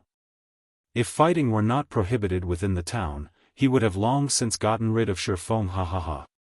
An amusing show this early in the day. Go for it. Don't hold back. Don't argue if you can fight. What a tycoon, spending 10 silver coins just like that. Unfortunately for him, he's angered Fatty Bear of Martial Union. There's going to be an amusing show to watch. Dog's fart tycoon, I bet he's just boasting to impress the girl. If he can really bring out 10 silver coins, I'll live stream myself eating shit. Quite a few busybodies stopped to watch the occurring scene. They all started a discussion about Shifeng's action. Shifeng did not pay any attention to Drifting Blood at all. He grabbed Drifting Blood's shoulder, applying a slight force. Before Drifting Blood could react, he was already kneeling on the ground. No matter how much strength he used, even to the point where his face had turned beet red, he still could not stand back up. The surrounding onlookers were immediately dumbfounded. Shifeng was just too courageous, directly taking action within the premises of Red Leaf Town. Was he not afraid of being caught and jailed by the guards? Also, how did Shifeng possess such immense strength? He had actually suppressed a level 3 Guardian Knight with a single hand. Brat, you're dead for sure. Just you wait till the guards arrive. Drifting Blood looked toward Shifeng, smiling in disdain. However, after waiting for some time, the guards had still not shown up. Shifeng paid no attention to Drifting Blood as he firmly pressed him onto the ground, preventing him from even moving. Shifeng looked towards Violet Cloud, his other hand holding out 10 silver coins, saying, 1,000 fruit juices, thank you. The players on the street, who were previously discussing amongst themselves, suddenly turned silent, their eyes nearly popping out of their sockets. This was 10 silver coins, not 10 copper coins. Currently, they had felt extremely wealthy to even have a single silver coin on their person. On the other hand, Shifeng had just simply taken out 10 silver coins. How rich was Shifeng? Was he really a brother tycoon? Violet Cloud rubbed her eyes. She looked at the 10 coins in Shifeng's hand that gave off a silvery glow, her expression filled with incomparable shock. Originally, she thought Shifeng was just trying to help her by saying so. Never would she have imagined that he would truly take out 10 silver coins to buy 1,000 cups of cold beverages that nobody wanted. Drifting Blood was similarly shocked. However, that shock quickly turned into greed. He thought about snatching the 10 silver coins and using them to buy a Glimmer chestplate. There would even be leftovers remaining. Brat, I'm a member of Martial Union. If you don't want to be killed back to level 0, then immediately give me 20 silvers. If you do so, I can consider letting you off this time. Otherwise, you'll have to take responsibility for the consequences. Drifting Blood's gaze was affixed to the 10 silver coins as he threatened in a chilling tone, paying no attention to Drifting Blood. Shifeng looked at Violet Cloud. Seeing that the girl did not react, he asked, "Do you not have that much fruit juice?" I only have 156 cups of fruit juice with me. How about you give me a silver coin, and I'll sell all of the fruit juice to you. Is that alright? Violet Cloud worried that she would anger Shifeng. What would she do if he suddenly decided not to buy? At the same time, she also wanted to thank Shifeng for helping her, so she reduced her selling price. Alright. I wonder how long it would take for you to make 900 cups of fruit juice. I want all of them. Shifeng nodded after some thought, asking the surrounding players were all dumbfounded. What was he planning to do? Did this brat know the value of 10 silver coins? Did this brat truly fancy this young lady? I'm very slow at compounding fruit juice. If Sir is willing, I can be done in 30 hours. Violet Cloud became extremely glad at Shifeng's words. However, when she thought of her extremely slow speed, she worried that Shifeng would no longer wish to buy them. So, she stretched out 5 fingers, hurriedly saying, "How about this? I'll just charge you 5 silver coins for 900 cups." Chapter 60, NPC. Looking at Violet Cloud's panicked expression, Shifeng could not help but break into a laugh. No need. I can still afford to pay such an amount of money. If you really sold them to me for 5 silvers only, then you wouldn't be able to earn much. Shifeng waved his hand. Shifeng was not in a hurry to turn Violet Cloud into one of his subordinates. However, he was absolutely not going to let her go. If Shifeng acted too impatiently, he might cause her to grow suspicious of him. So, it was better to deepen their relationship first. Nobody could have imagined that Violet Cloud, one of the top 10 clerics in God's domain, would have such an appearance. A cleric god. That was a genuine tier 6 job. After 10 years passed, there were only a few who reached that standard. Even Fantasy Extinguisher was just a spirit saint, at the pinnacle of tier 5. 10 years later, however, as a future cleric god, Violet Cloud was actually a lifestyle player during the initial periods of the game. It was such a waste of talent. Normally in God's domain, only players without any skills would earn money through methods other than killing monsters. However, the popular auxiliary jobs usually had very high requirements, such as a lot of funds, coupled with extremely low success rates. It was extremely hard for a player to survive in such a way without the support of a guild. Meanwhile, auxiliary jobs such as chef was much easier. The cost to support it was also extremely low, and players alone could be supported by it by themselves. If their talents were high, and they were capable of creating delicious cuisines, they could still earn quite a lot of money in God's domain. However, delicious cuisines usually required advanced cooking recipes and materials. These items were hard to obtain, so trying to earn a lot of money would not be easy. It was truly hard to imagine that a future cleric god would be such a clumsy young lady. He recalled that Violet Cloud was one of the members of Ouroboros during her first 3 years in God's domain. When the snow goddess left Ouroboros, Violet Cloud similarly left the guild. From then on, she was just a solo player. When she had become a tier 4 great cleric, countless first-rate guilds tried recruiting her with shockingly high prices. Ouroboros also tried countless times to invite her back. Unfortunately, Violet Cloud did not pay attention to any of them. Her actions greatly angered those first-rate guilds. Since they could not obtain her, they would destroy her.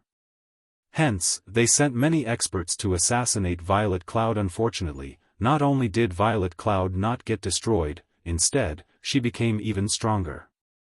She massacred the players sent by these guilds, giving them a crushing defeat. Not long after, she advanced her job to tier 5, becoming a brilliant cleric saint. This caused those first-rate guilds to become even more helpless in the end. Violet Cloud became a Tier 6 cleric god. At that time, she searched for all those first-rate guilds to have her revenge. These guilds could only pay the price of blood to quell this matter. From then on, Violet Cloud became one of the top 10 cleric gods in the entire world. This incident caused the upper echelons of Ouroboros to greatly regret not asking her to stay all those years ago. As a result of this incident, everyone made fun of the inability of the upper echelons of Ouroboros. Instead of utilizing those with potential, they were only using those bootlickers whom they were fond of. In the end, they had missed the chance to become a super guild. However, Sherfone could not find a guild insignia on Violet Cloud's person right now. In addition to Violet Cloud's current appearance, Sherfone could guess Violet Cloud must have been discovered by the Snow Goddess later on, which in turn resulted in Violet Cloud feeling indebted to the Snow Goddess. Hence, Violet Cloud left Ouroboros when the Snow Goddess stopped playing God's Domain. Meanwhile, Violet Cloud currently had yet to meet the Snow Goddess. It was the perfect chance for Sherfone to recruit her. Even if Violet Cloud was unskilled now, she had the potential to become a cleric god. As long as she was properly nurtured, she would definitely be able to become a cleric god in the future. Violet Cloud was no idiot. When she heard Sherfone saying so, she stared at Sherfone in a panic, both her hands covering her poorly developed chest as she retreated a step. Sir, aside from selling fruit juice, I won't be selling anything else. If you are regretting it now, you can take back your money. Violet Cloud handed over the silver coins she had just received. However, her eyes still carried with them a hint of unwillingness. As she did at her time of despair, a person suddenly emerged, saying that he wanted to purchase 1,000 cups of fruit juice. Moreover, he was even willing to wait for 30 hours without reducing her pay. She would not believe Sherfone had no ulterior motives. Even if she were beaten to death. Forget Violet Cloud, even the surrounding players would not believe it. If Sherfone did not have any ulterior motives, why would he save her? He even spent 10 silver coins to buy those unwanted beverages. Sherfone looked at Violet Cloud's vigilant expression and actions. He then looked towards her smooth flat chest, suddenly laughing, "You're overthinking things. I really have no interest towards your flatlands. I'm only buying this many because I just happen to have a use for fruit juice. If you don't wish to sell them to me, then so be it. I'll just find someone else to buy them from." Saying so, Sherfone released Drifting Blood as he turned away and left. However, Drifting Blood was not willing to let Sherfone go. Sherfone publicly humiliated him by forcing him to kneel with just a single hand. Moreover, when has Martial Union been afraid of anyone? Since the guards didn't seem to be paying attention, it would be extremely easy to get rid of Sherfone. Thinking so, Drifting Blood pulled out a weapon and used charge at Sherfone. With his sensitive 5 senses, Sherfone naturally knew of Drifting Blood's actions. Sherfone spun around to face him, pulling out the abyssal blade and using Parry Dang. Drifting Blood's greatsword hacked at Sherfeng's sword. Instead of hurting Sherfone, however, Drifting Blood was knocked back by 3 yards. The durability of the great sword in his hands instantly reduced by 2 points, and he looked at Sherfone in shock. He did not understand how a person like Sherfone would have such great strength. Sherfone was like a beast in human skin. The surrounding players were similarly shocked. Drifting Blood was a berserker, so he must have definitely added a lot of strength points.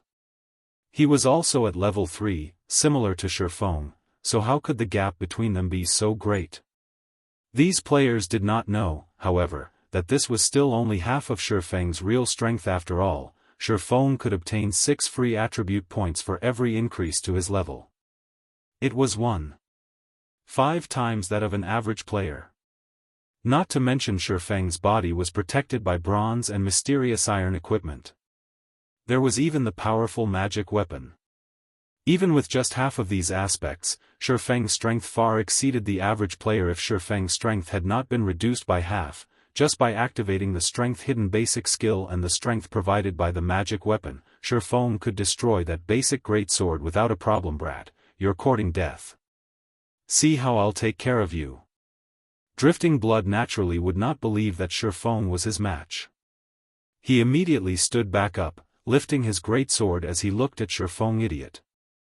Shifeng sheathed the abyssal blade, having completely lost interest in Drifting Blood. Watching Shifeng store his weapon, Drifting Blood thought Shifeng had become afraid and wanted to beg for mercy. However, he would not forgive Shifeng. Drifting Blood further increased the power in his hands. Just as Drifting Blood was about to slash at Shifeng, he was immediately sent into a fainted state. Before Drifting Blood could turn around and curse the bastard that attacked him, he suddenly discovered 6 silvery white armored guards standing before him. Without saying anything further, the guards placed Drifting Blood in shackles. "You've violated a town law, take a trip with us. Any resistance and you'll be killed without consideration." The 2 guards grabbed Drifting Blood from both sides, turning around and dragging him away. "Crap, you've got the wrong person. I'm just an ordinary citizen. It's that bastard who attacked me first. You guys should be arresting him." Drifting Blood continuously pointed at Shifeng, yelling injustice in rage. However, the guards paid no attention to his bellowing, taking him away immediately. Everyone was also in shock. Why did the guards only appear now? Moreover, they even apprehended the wrong person. What sort of situation was this, exactly? Could Shifeng actually be an NPC, a part of the nobility? Only nobles would have such authority to the side. Violet Cloud had a blank expression on her face, unable to make sense of the situation. Why didn't the guards arrest Shifeng? Instead, they arrested Drifting Blood. Was Shifeng really a noble NPC? Violet Cloud's eyes were filled with reluctance as she watched Shifeng leaving. She bit her rosy lips, her delicate hands tightly gripping the hem of her shirt. Of course, she was not reacting so because of how handsome Shifeng was, but instead, she was truly in need of money. Those 10 silver counts were too important to her. Chapter 61, Poaching. Just as everyone was guessing whether or not Shifeng was a noble NPC. As Drifting Blood was being dragged away, he glared at Shifeng with eyes of a poisonous snake, bellowing, "Brat, just you wait. I'll remember you now. Our martial union will not let you off. I'll still be a good guy when I come out 12 hours later. When that time comes, there would be no place in Red Leaf Town for you." Everyone felt chills down their backs as they heard Drifting Blood's malicious threat. Was he planning to fight to the death? However, no one dared to belittle Shifeng any longer. Just by judging from his single action just now, they knew Shifeng was not as simple as he looked. Martial Union was a relatively famous guild in Red Leaf Town. They were very well known in other Wuxia virtual reality games. They were not a guild managed by a workshop, but instead, they were a guild that was managed by casual gamers. Including investments from a few wealthy personages, Martial Union also started establishing a foothold in God's domain. Although they did not reach the standards of a third-rate guild, they were not a guild to be taken lightly. Currently, God's domain monopolized the entire virtual gaming industry. Under the support of the recently developed main God system, God's domain did not require humans for operation. The main God system assured fairness in the game, and it would also constantly evolve the game, continuously pumping out various quests, dungeons, hidden locations, and so on. God's domain was a living game, and it was something that no other virtual reality game could compare to. The maps in God's domain were also immensely vast, sufficient for the entire population of Earth. Moreover, a majority of the things available in real life could also be experienced within the game, in addition to things that could not be found in real life. God's domain was slowly trending towards becoming a second world, and other virtual reality games had no chance of competing with it. After Drifting Blood was dragged away by the guards, everyone's gaze turned toward Shifeng. They all held curiosity on their faces, and their eyes tried to see through Shifeng. They wanted to know whether or not Shifeng was an NPC. Unfortunately, no matter what kind of observation skills they used, the results told them that Shifeng was 100% a player and not an NPC. This only further increased everyone's confusion. Yet, nobody dared to go over and ask Shifeng, as Shifeng might not even answer them. If by chance they were to cause Shifeng displeasure, who knew, they might be the next Drifting Blood. Shifeng looked at the puzzled faces of the people around him. He merely revealed a faint smile at the sight as he turned to leave after living in God's domain for 10 years. He long since clearly understood the rules of God's domain. A player would be captured and jailed if he were to attack another player inside a safe zone. However, as long as an action did not cause any damage, even if it were an intense bodily contact, the guards would not pay heed to it. Pressing onto drifting blood and clapping his shoulders were both actions that did not cause damage. It was just that the strength behind it was different than what one would normally use for such actions. Naturally, the guards would not care about such actions. However, drifting blood used charge, a skill that would cause the target to enter into a fainted state in addition to damage. Moreover, there were also his aggressive actions. The guards naturally would not let him off freely. Meanwhile, female players only had to activate the anti-harassment system to prevent harassing players from doing anything to them. However, Violet Cloud just recently entered God's domain, so it was natural for her not to know about it. Regarding drifting blood's threat, Shifeng paid no heed to it. Martial Union was a guild that did not even reach the standard of third-rate.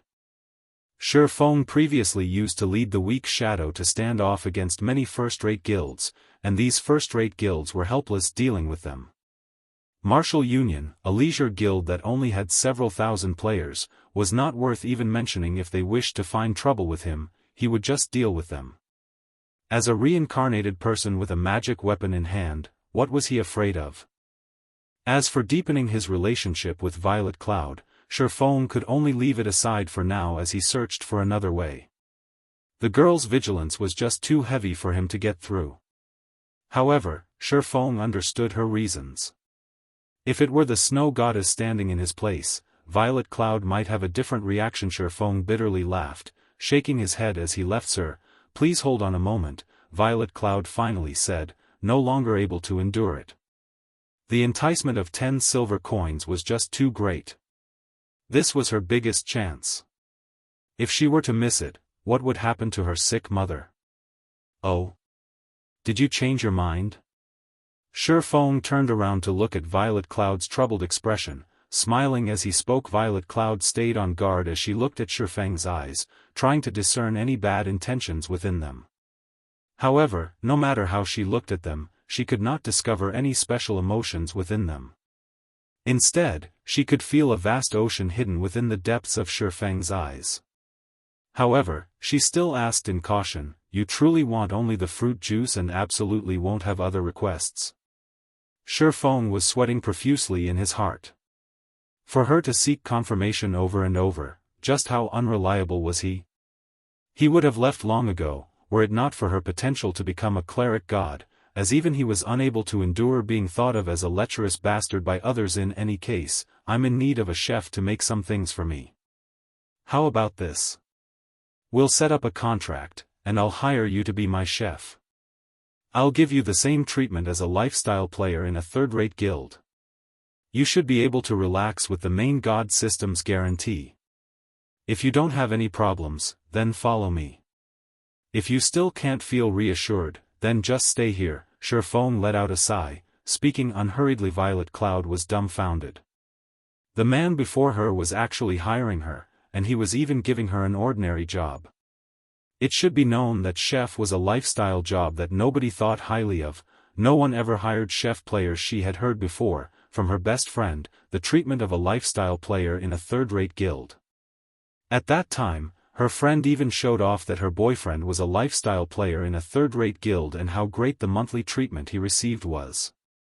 If he performed well, there would even be various kinds of benefits. The treatment was much better than many jobs that were available in real life, and this caused Violet Cloud to be extremely envious. "I'll follow you. However, I work very slowly. Is there really no problem?" Violet Cloud ground her teeth, deciding to agree with Shifeng. If she were to let go of this chance, what sort of future awaited her? Judging from his various performances, Shifeng did not seem like a bad person.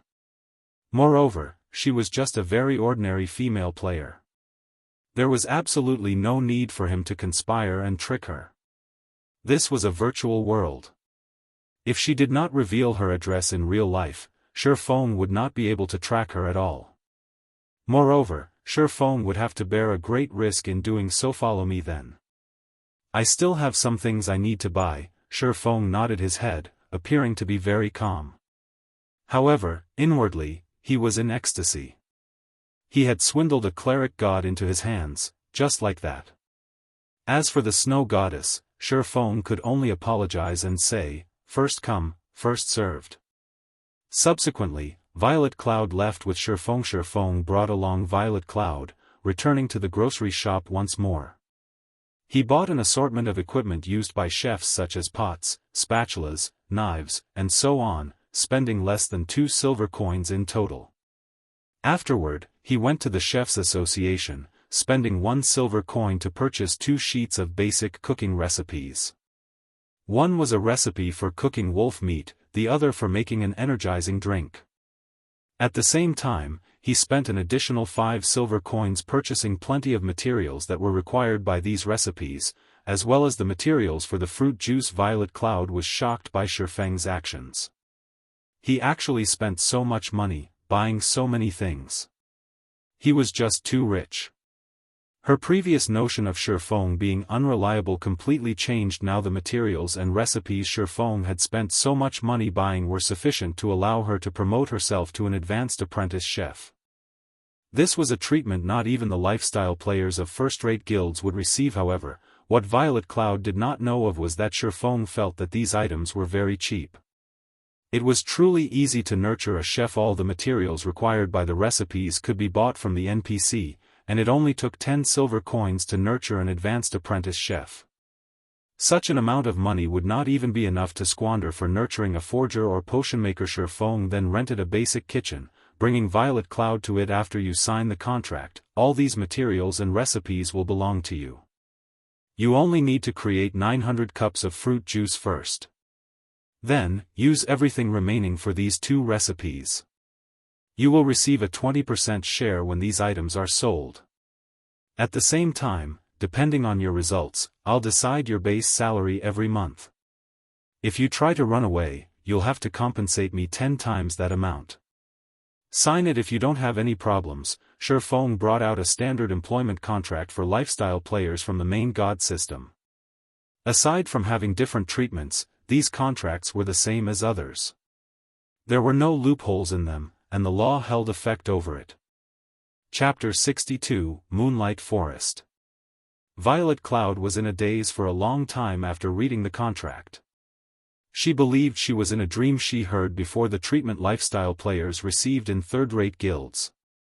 The treatment she would be receiving was definitely better than those lifestyle players. It was especially true for the base salary. Lifestyle players of third-rate guilds definitely did not receive such treatment. Why are you being so good to me?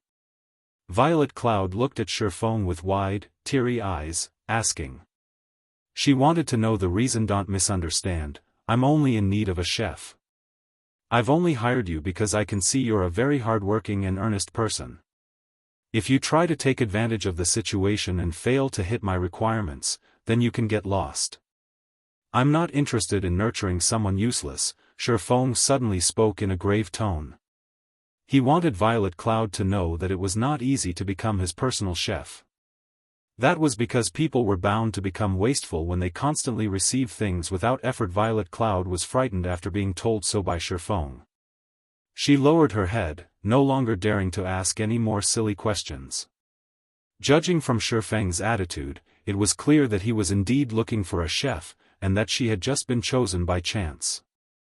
Hence, Violet Cloud lifted the pen and signed the contract. This was her final chance at escaping her desperate situation. She definitely must grab a hold of it. Boss, will I be making them here? Violet Cloud immediately entered her role, appearing very respectful. She took a look at her surroundings. The environment here was very good, and it was also very peaceful. However, the rental for the basic kitchen was by no means cheap. Yeah, you'll be manufacturing the items here from now on. I've already applied for the membership here so that you can come here anytime. There is enough money stored for you to use a long period. There won't be anyone here to disturb you. The facilities here are also thorough, so your success rate can be increased by quite a bit. If you don't have any problems, then you can start working now. In 30 hours, if I don't see the 900 cups of fruit juice, then you may leave. Shi Feng was very satisfied with Violet Cloud's attitude.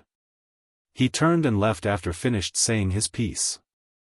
As for luring Violet Cloud onto the path of battles and leveling, more time would be needed to slowly lead her towards that path. Moreover, Shi Feng had a great purpose for fruit juice. It would not be a bad choice to allow Violet Cloud to make them for him. Violet Cloud's eyes followed Shi Feng's back as he left. Her heart was filled with gratitude towards Shi Feng. She made a firm resolution to work properly and to not disappoint her new boss. After leaving the Chefs Association, Shi Feng returned to the Forging Association. Currently, the number of forgers in the Forging Association was constantly increasing. These players formed small conversation groups, either discussing how to increase their success rates or discussing the struggle between hammer trading and the mysterious forger. The two had become the target of envy, as well as idols of worship for these players. Did you see the article posted by Hammer Trading just now? Of course I've seen it. I never imagined Hammer Trading would be so hot-tempered as to actually insistent on challenging the mysterious forger. He even declared that the first one to withdraw from this price war would be a son of a bitch. Ah, I truly envy them.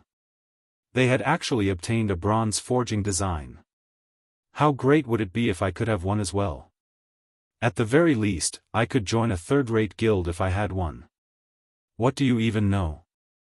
I've heard the forgers that are in guilds saying that the drop rate for bronze forging designs is frighteningly low. Moreover, its success rate is also shockingly low. Currently, selling them for 3 to 4 silver coins per piece is just a complete loss. The Glimmer chestplate with better attributes would create an even bigger loss. On the other hand, the various guilds are all in cheerful moods, even thanking Hammer Trading for his actions. Otherwise, how would they be able to buy bronze equipment at such low prices? Truthfully speaking, I dislike that Hammer Trading very much. Was it bad to let all forgers profit together?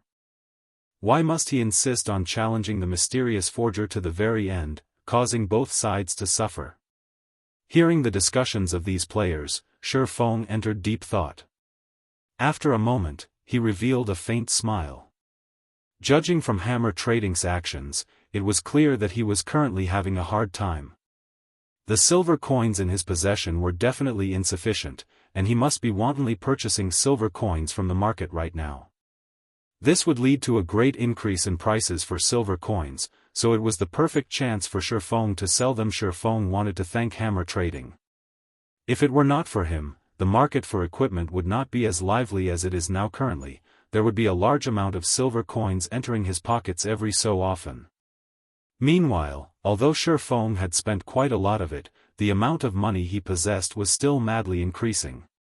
The money he possessed had already reached 3 gold coins at the reception desk. Shi Feng once more rented an intermediate forging room for 5 hours, starting a new round of forging and manufacturing. However, before he started forging, Shi Feng entered the virtual center. He wanted to check the prices for God's domain's game currency and sell some of the game currency he possessed. Just leaving it in his pockets was truly a waste.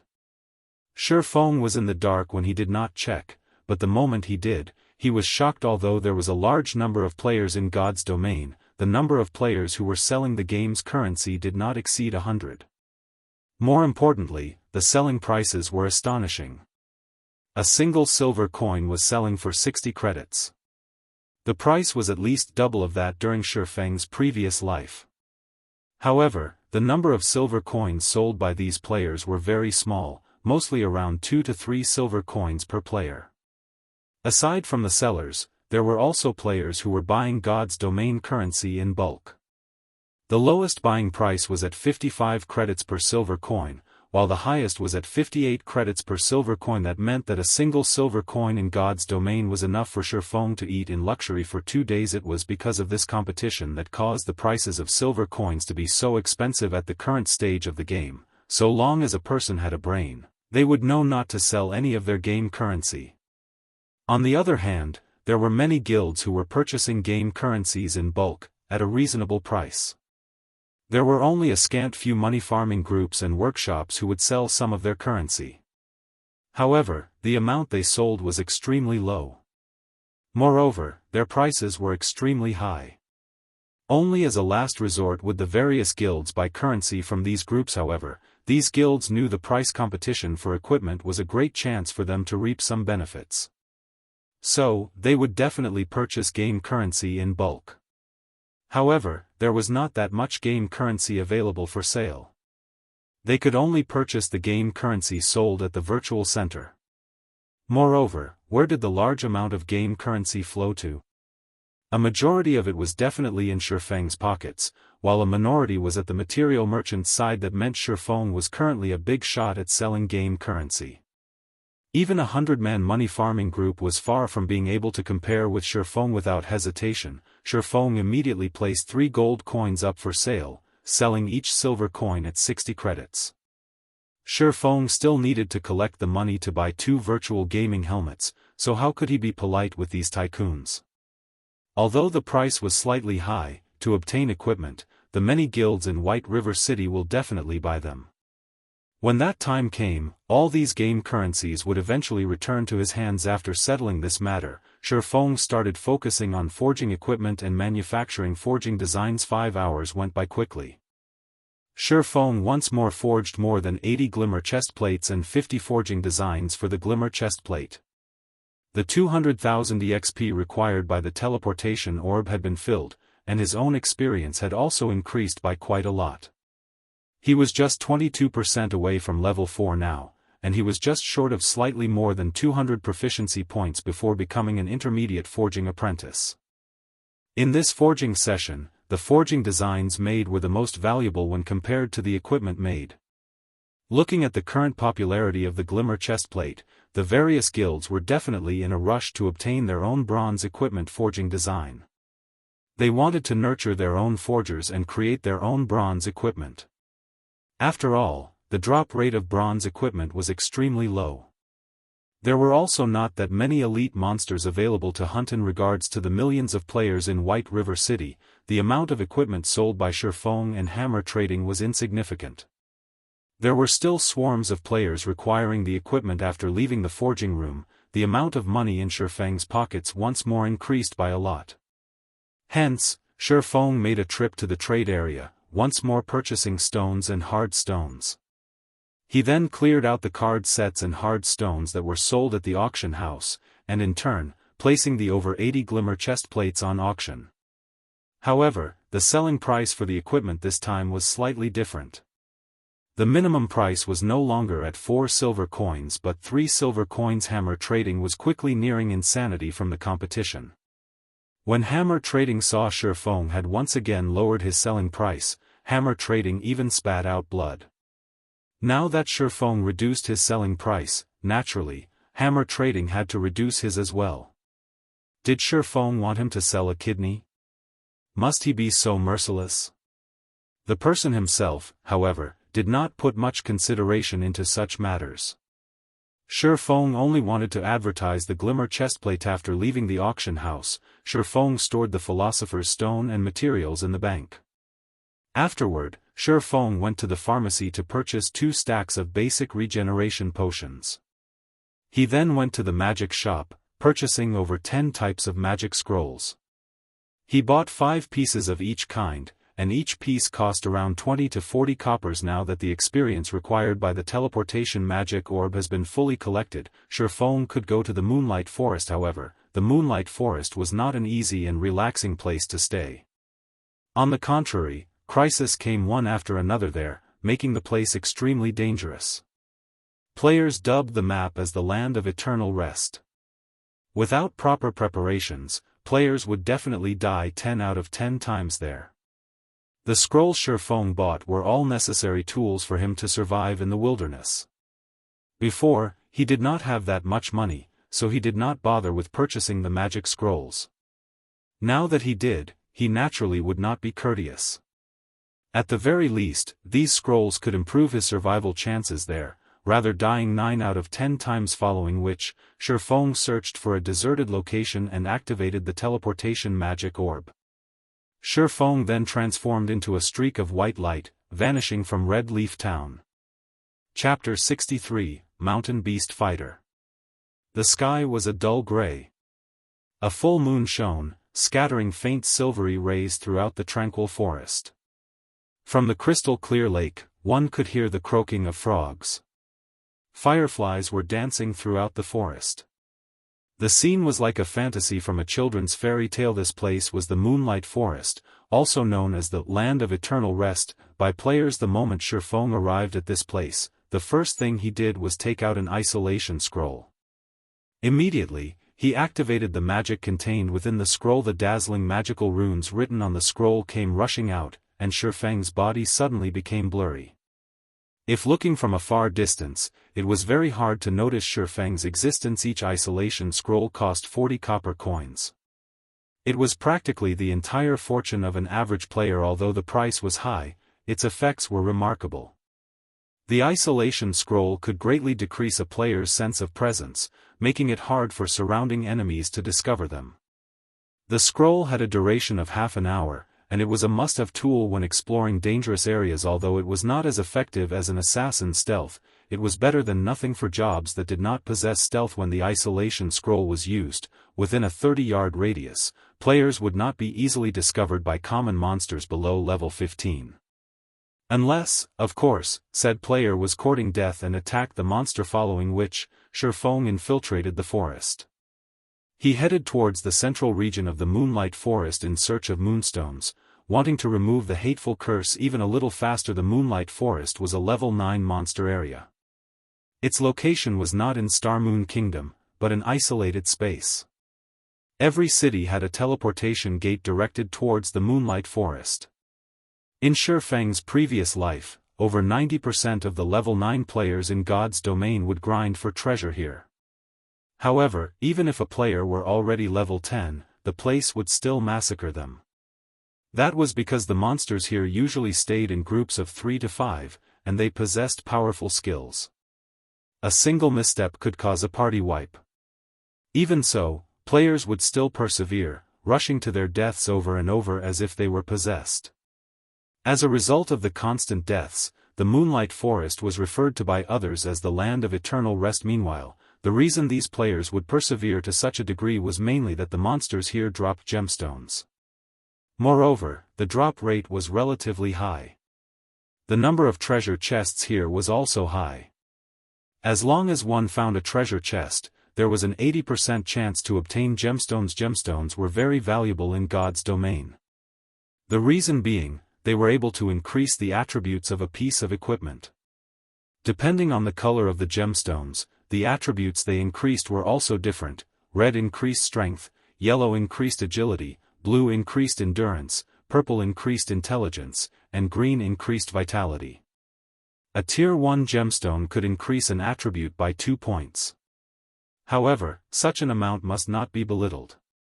A piece of bronze equipment could have 1 gemstone embed into it, whereas a piece of mysterious iron equipment could have 2 gemstones into it. If every piece of equipment worn by a player were outfitted with gemstones, a number of accumulated attributes would be very terrifying. That was why the demand for gemstones was extremely great. The prices of gemstones would always remain high, causing many players to take the great risk of farming gemstones at the Moonlight Forest. Moreover, there were various resources such as ore, herbs, rare food materials, and so on in the Moonlight Forest. However, the most well-known part about the Moonlight Forest was still the 50-man dungeon, the sleeping fortress, that resided there. The dungeon was also the location to exchange card sets. However, only after the dungeon had been cleared by a team, would players of the same area be allowed to enter the dungeon to exchange their card sets. However, Feng's current goal was not the card sets, but the moonstones. The moonstones could only be found in the core area of the Moonlight Forest. Only, Feng could not help but be careful when taking action. Not mentioning the extreme dangers found in the Moonlight Forest, Feng was just level 3 right now, and he was entering a level 9 monster area. If he were to die an accidental death, then the 200,000 EXP he collected would be for naught, and he would have to start collecting it all over again. He had yet to reach level 10, so he could not activate the teleportation gate found in cities. If he were to die, his only choice was to return to Red Leaf Town. If he wished to return to this place, his only choice was to collect the required experience. Currently, Shifeng was far behind the leading experts regarding level. It would be an absolute nightmare if Shifeng were to die once and have to collect another 200,000 EXP just after entering the forest. Shifeng could see level 9 shadow leopards hiding either up in the trees or in the bushes, each of them prepared to ambush their foe. If it were not for the isolation scroll, Shifeng would have long since been discovered. Shifeng naturally wasn't an opponent for a level 9 monster, so he could only avoid them. Besides, his goal here was not to kill monsters, and even more so, there was no need for him to pick a fight with the shadow leopard. Shifeng carefully circled the shadow leopards, one after another. After spending more than an hour doing so, he arrived at a wide and towering forest made of stone. In this stone forest existed a group of battle maniacs called mountain beast fighters. They were a group of tenacious warriors that did not fear suffering. The thing they loved most was battling, and the fiercer, the better. At the same time, they were also guarding a large pile of treasure, and amongst the treasure was the rarely seen moonstone. However, the entire stone forest was filled with these armored, gigantic creatures. Wielding a spiked club the height of 2 people, these creatures patrolled the stone forest, preventing anyone from entering. If Shifeng were to set foot in the stone forest, there was a 100% chance for him to be discovered. At that time, a group of those mountain beast fighters would come rushing over, and a swing from each of those spiked clubs would easily turn Shifeng into meat-paste. Mountain beast fighter, common rank. Level 9. HP 1100/1100. Looks like I can only clear the way slowly. After searching for half a day, Shifeng still could not find any safe way to penetrate the heart of the forest. His only choice was to kill his way there. Shifeng could not help but admit that the difficulty of an epic quest was indeed very hard. This was just the beginning, yet he was already required to face off against the level 9 mountain beast fighters. He did not know what kinds of challenges he would meet further down the line. Fortunately, he was very familiar with the terrain of the Moonlight Forest. He knew many methods to deal with the beast warriors before him. The mountain beast fighters were abnormally powerful, and their attacks were out of the ordinary. Even shield warriors and guardian knights of an equal level were unable to take more than a few hits from them. However, their bodies were enormous, resulting in their movement speed being relatively slow.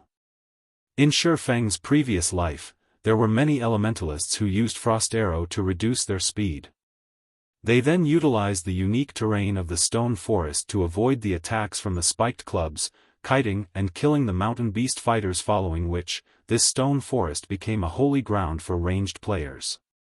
Mountain beast fighters could be seen being kited through various means throughout the stone forest. Although Shifeng did not possess any speed reduction skills, he could use other methods to supplement it. As for kiting the mountain beast fighters, he had the rare skill, Defensive Blade, which could increase his attack range by quite a lot. Shifeng did not believe that a Sword King expert, such as himself, could not beat a level 10 elementalist regarding utilizing the terrain to dodge attacks. After properly observing the terrain, Shifeng ran practice simulations in his mind a total of 5 times. Carrying out mental simulations would have a tremendous effect during actual operation. Hence, every expert would often carry out mental simulations of the operation before actually taking action. The reason why experts were experts was because of the preparations they made were much greater than others. There would often be many average players who would admire the experts in God's domain. They would lament over their own skills being poor, determining that they would never be able to reach the level of these experts. In reality, however, they did not know how great of an effort these experts were putting into each day. The suffering these experts went through each day far exceeded the average player. It was the reason why they could shine brilliantly. After running through the simulations, Shifeng took out a black steel beer and a speed scroll. The black steel beer could reduce a monster's level by 2. In addition to the attributes of the Abyssal Blade, Shifeng would not be suppressed due to the level difference, even when facing a level 9 monster. He would be able to deal damage normally. As for the speed scroll, each one of them cost 25 copper coins. It increased the user's movement speed by 25% for a duration of 10 minutes. This scroll was a life-saving item when out in the wilderness. Shifeng bought a total of 20 of them just for such occasions. If the average player were to learn about this, they would definitely curse Shifeng as a spendthrift. Such an item would only be used when one was in a life-or-death crisis. Meanwhile, Shifeng used it for killing common monsters. It was just too extravagant. If Shifeng were not cursed, he could easily kite these monsters, just based on his attributes. However, his attributes were now reduced by 50%. The suppression was just too great, so it was safer to use a speed scroll. If Shifeng were to mess things up, it would not just be a matter of losing a level. He would have also wasted 200,000 EXP. Shifeng took a deep breath, relaxing his body as he looked towards the closest mountain beast fighter. Following which, his 2 feet exploded with strength, rushing towards the mountain beast fighter. Chapter 64, Silvermoon Set Equipment. When the distance between Shifeng and the mountain beast fighter was less than 30 yards, the monster discovered Shifeng speeding towards it. It widened its mouth and let out an ear-piercing battle cry. It raised its gigantic spiked club, using a charge and rushing towards Shifeng. Shifeng immediately pulled out the abyssal blade. The blade slashed horizontally as Shifeng used parry. Pang! Shifeng was knocked back by 5 yards, pulling some distance away from the mountain beast fighter without taking any damage. After he landed, he immediately spun around and ran towards the stone forest. If players were hit by the mountain beast fighter's charge, the monster would immediately follow up with a break to reduce the player's speed, preventing them from escaping. In Shifeng's previous life, the elementalists who were struck by the beast fighter's charge would immediately use Frozen Nova to freeze the monster for 8 seconds. They would take the chance to gain some distance, then continue by kiting the monster. The mountain beast fighters would only use charge on the first meeting, using suppressing skills afterward. As long as the elementalists did not let the monsters catch up to them, there would be no danger whatsoever. Also, nearby there were numerous large rocks that could be used to toy with the mountain beast fighters, making the process of killing them a lot easier. After using the speed scroll, Shifeng's speed was faster than the mountain beast fighter just by a thread. It was not very obvious, but it was this small difference that prevented the mountain beast fighter from catching up to him. After entering the densely packed stone forest, Shifeng turned around and used Thundering Flash. From a distance of 15 yards, 3 sword rays immediately pierced through the beast fighter's armor, causing 3 damages of -15, -19, -13. Without the level suppression, even if Shifeng's attributes were reduced by 50%, his attack power and skill damage were still very powerful. After using the skill, Shifeng's speed slightly reduced, and the mountain beast fighter caught up to him within an instant. The beast fighter was clearly furious after being struck. It roared as it brandished its spiked club, smashing it at Shifeng. Shifeng hurriedly turned his body, hiding by a nearby rock. The spiked club did not land on Shifeng, it only hit the stone and created a splash of broken rocks. During this attack, Shifeng, once again, pulled a distance of over 8 yards away from the monster. After using Thundering Flash, Shifeng activated Defensive Blade. His attack range suddenly increased to 15 yards. As long as he maintained a 5-yard distance between the mountain beast fighter, the monster would not be able to land a hit on him. Shifeng brandished his sword as he paid attention to the distance between him and the monster, pulling back to avoid the club whenever he was too close. In such a way, streak after streak of sword light landed on the mountain beast fighter's body. The beast fighter could only bellow in helplessness as its HP continuously fell. It never imagined that a human could actually be so agile and cunning. Every time its attack was about to land, the human would dodge towards a nearby rock. Its bulky spiked club could not land a hit at all. Instead, it only served to create a gap between itself and the human. Just when the mountain beast fighter's HP went below 7%, another mountain beast fighter suddenly appeared from behind a rock. It blocked Shifeng's path, using charge at him. Scram. Faced with the sudden appearance of another monster, Shifeng immediately used Abyssal Bind on it, preventing the monster from moving. At the same time, the Abyssal Bind also cancelled the life-threatening charge. Since the mountain beast fighter had been locked up, Shifeng naturally would not let the skill go to waste. He immediately used Wind Blade, instantly shaking off the low HP Mountain Beast Fighter, and his blade landed on the bound Mountain Beast Fighter's neck. Shifeng continued by using Double Chop, causing a bleeding effect on the monster. He then used another chop on the monster. Just within 3 seconds, Shifeng had taken away 16% of this Mountain Beast Fighter's HP. Seeing as the low HP Mountain Beast Fighter was about to catch up, Shifeng dodged and arrived at behind the restricted Beast Fighter. He raised the pitch-black Abyssal Blade high, abruptly slashing down. Thundering Flash. Above the heads of both Mountain Beast Fighters, 3 consecutive damages of -16, -19, -23 appeared. The low HP Beast Warrior fell to the ground with a bang system. Mountain Beast Fighter killed. Level difference of 6. EXP obtained increased by 600%. Obtained 36 EXP. Such an amount of experience could be considered negligible to Shifeng, who was currently level 3. On the other hand, the proficiency points for using skills were gained much faster. Every use would definitely increase the skill's proficiency by 3 points. This allowed Chop to quickly rise to level 3. In addition to the Abyssal Blade's attributes, Shifeng's Chop was now level 5, its might greatly increasing. Double Chop had also risen to level 2, and if the skill were used through the Abyssal Blade, it would be a level 4 Double Chop. The damage caused by the bleeding effect also increased significantly. The restricted Mountain Beast Fighter bellowed. It finally broke free from the chains, and it wanted to annihilate Shifeng. However, Shifeng gave it no chance. He immediately distanced himself 5 yards away from the monster and continued kiting it. Although the defensive blade had a long cooldown and a short duration, by using Thundering Flash, Double Chop, and Parry in concert, Shifeng could still slowly grind the Mountain Beast Fighter down. Not a minute later, another Mountain Beast Fighter fell. However, the Mountain Beast Fighters did not reward Shifeng with anything special. There were only 3 pieces of hard stone and 2 copper coins. On the other hand, killing these Mountain Beast Fighters was a good way to grind skill proficiency points. Subsequently, Shifeng advanced forward while killing Mountain Beast Fighters. These monsters had a short respawn time, so from time to time, Shifeng would attract 2 to 3 of these Mountain Beast Fighters. Fortunately, the stone forest had narrow spaces. This resulted in the beast fighters blocking each other's path, their numbers causing their speed to reduce. Instead, seeing this, Shifeng had sudden inspiration.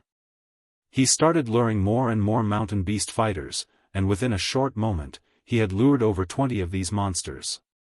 The monsters chased after Shifeng as a group, but the narrow pathways of the stone forest prevented them from even stretching their bodies.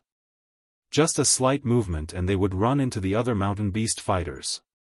Such a situation allowed Shifeng to become much more relaxed. Shifeng constantly used Thundering Flash and various other skills to burn off the HP of the Mountain Beast Fighters behind him. Shifeng kept luring new Mountain Beast Fighters as he attacked the ones behind him. In such a way, Shifeng's skill proficiency points increased without stop. After 3 hours, Thundering Flash had risen to level 3, Chop had risen to level 5, Double Chop to level 4, Wind Blade to level 3, Defensive Blade to level 2, and Windwalk to level 2. This increase allowed Shifeng to kill monsters with greater ease. With the increase from the Abyssal Blade, the damage from a single Thundering Flash could take away over 90 HP from each Mountain Beast Fighter. A chop could also cause more than 60 points of damage. The bleeding damage caused by Double Chop was also very powerful. However, Shifeng's level remained at 3. He was still quite a distance away from level 4. If it were not for the curse, he would have long since risen in level. Looking at the ground littered with Mountain Beast Fighter corpses, Shifeng decided to take a rest and pick up the loot. Otherwise, all these corpses would become too much of a hindrance in God's domain. If a player did not pick up the loot, the monster's corpse would require 24 hours before it was removed by the system. The loot from hundreds of Mountain Beast Fighters was extremely shocking. Just from the money dropped, there was already more than 4 silver coins. There was also a lot of materials. As for the moonstones, 7 pieces were dropped. It was still quite a distance away from 30 pieces. Moreover, a few pieces of level 7 to level 10 common equipment also dropped. Isn't this a piece of the Silvermoon set equipment? Shifeng picked up a silvery white helmet from the ground, slightly shocked Silvermoon helmet, bronze plate armor. Equipment requirement, strength 35. Defense plus 43. Strength plus 5, agility plus 4, endurance plus 4. Battle recovery plus 1. Durability 40/40ths. Limited to berserkers and swordsmen. This helmet was 1 out of 5 pieces of equipment belonging to the Silvermoon set equipment. As long as 2 pieces of the set were collected, the first set effect could be activated. 4 pieces of equipment were required for the second set effect, while all 5 pieces were needed for the third set effect. Each set effect was better than the previous. The Silvermoon set equipment was regarded as one of the best set equipment for berserkers and swordsmen below level 10. However, its drop rate was extremely low, and it was extremely hard to gather a complete set. Unlike other equipment, the Silvermoon set equipment did not possess a level limit. It was only limited by attributes. So long as a player fulfilled the required attributes, they would be able to wear it. Suddenly, Shifeng grew a great interest towards the Silvermoon set equipment. Maybe it was because the map had yet to be populated, so the drop rate right now was so high.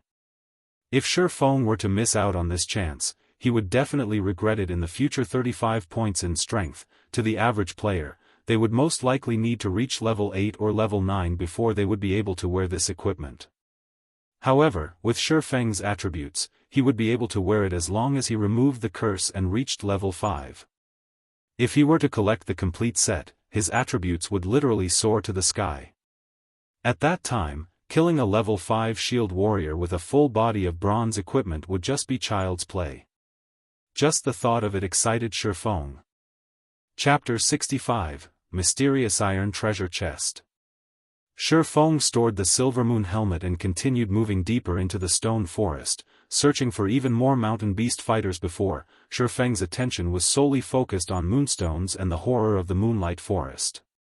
He had completely forgotten that the Moonlight Forest was an unexplored map. The treasures here were bountiful beyond comparison. It was just that, in Shifeng's previous life, when he arrived at the Moonlight Forest, the place had long since been ransacked by those experts of first-rate and second-rate guilds, leaving only scraps behind. Even then, Shifeng still had to compete with the other guilds for themas. For the average players, they didn't even have the chance to obtain those second-hand goods by the time the average players arrived, who knew how many times the Moonlight Forest had been ransacked. However, these players still treated this place as a treasured land.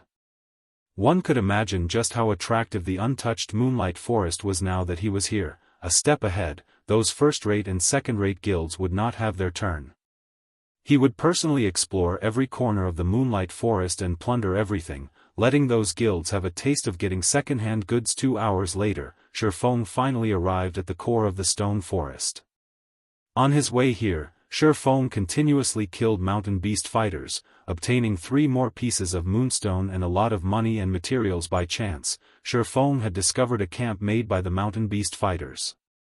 The camp was guarded by mountain beast fighters on all sides, and just a rough calculation told Shifeng that there were over 40 of these monsters. Moreover, there were several squads of mountain beast fighters patrolling near the camp. All in all, their numbers totaled past 100. The mountain beast fighters' camp was where they stored their treasures. Many guilds would often send teams consisting of 20 elite players to do a sweep on the various monster camps in the Moonlight Forest. Their harvests, every time they did so, were relatively good. Meanwhile, the mountain beast fighter camp in front of Shifeng had never been raided before. There was definitely a great treasure in there. Shifeng might even be able to finish collecting the required moonstone and obtain many tier 1 gemstones and equipment. However, every monster camp was not easy to deal with. If there were not a lot of rocks here, Shifeng would not have paid any attention to the camp and would have most likely turned around and left already. But, the rocks here were much more concentrated. The pathways surrounding the camp could, at most, fit 2 beast fighters, while the narrower places could only fit 1. It was definitely a good location to grind mountain beast fighters. It would be a great pity if Shifeng were to give up here. Hence, Shifeng picked a few small pieces of stone from the ground and stealthily closed in on the monster camp to prevent unexpected elements. Shifeng decided to lure all the mountain beast fighters in one go. Otherwise, if he were to meet up with another group of mountain beast fighters during his kiting, he would definitely drop dead. The important factor when luring these mountain beast fighters was finding a way to deal with their charge. If that were not properly handled, Shifeng would end up dead from the unlimited charges. He had personally been met with such a scenario before. His strength at that time had clearly exceeded the monsters by a large leap, yet, the monsters charged at him one after another, placing him in a fainted state until he died. Although each mountain beast fighter only used charge once, hundreds of those monsters still meant hundreds of charges. Trying to get them to charge all at the same time was extremely difficult. With his current HP, Shifeng would not last 2 hits under the mountain beast fighter's assault. Hence, he absolutely cannot make a mistake. He needed to let all the mountain beast fighters simultaneously use charge at him, then avoid the follow-up damage. Only then would he have a chance to get rid of all these mountain beast fighters. He needed to get a good grasp on the timing when all the mountain beast fighters rushed over. Otherwise, instead of grinding monsters, he would be the one beaten to a pulp.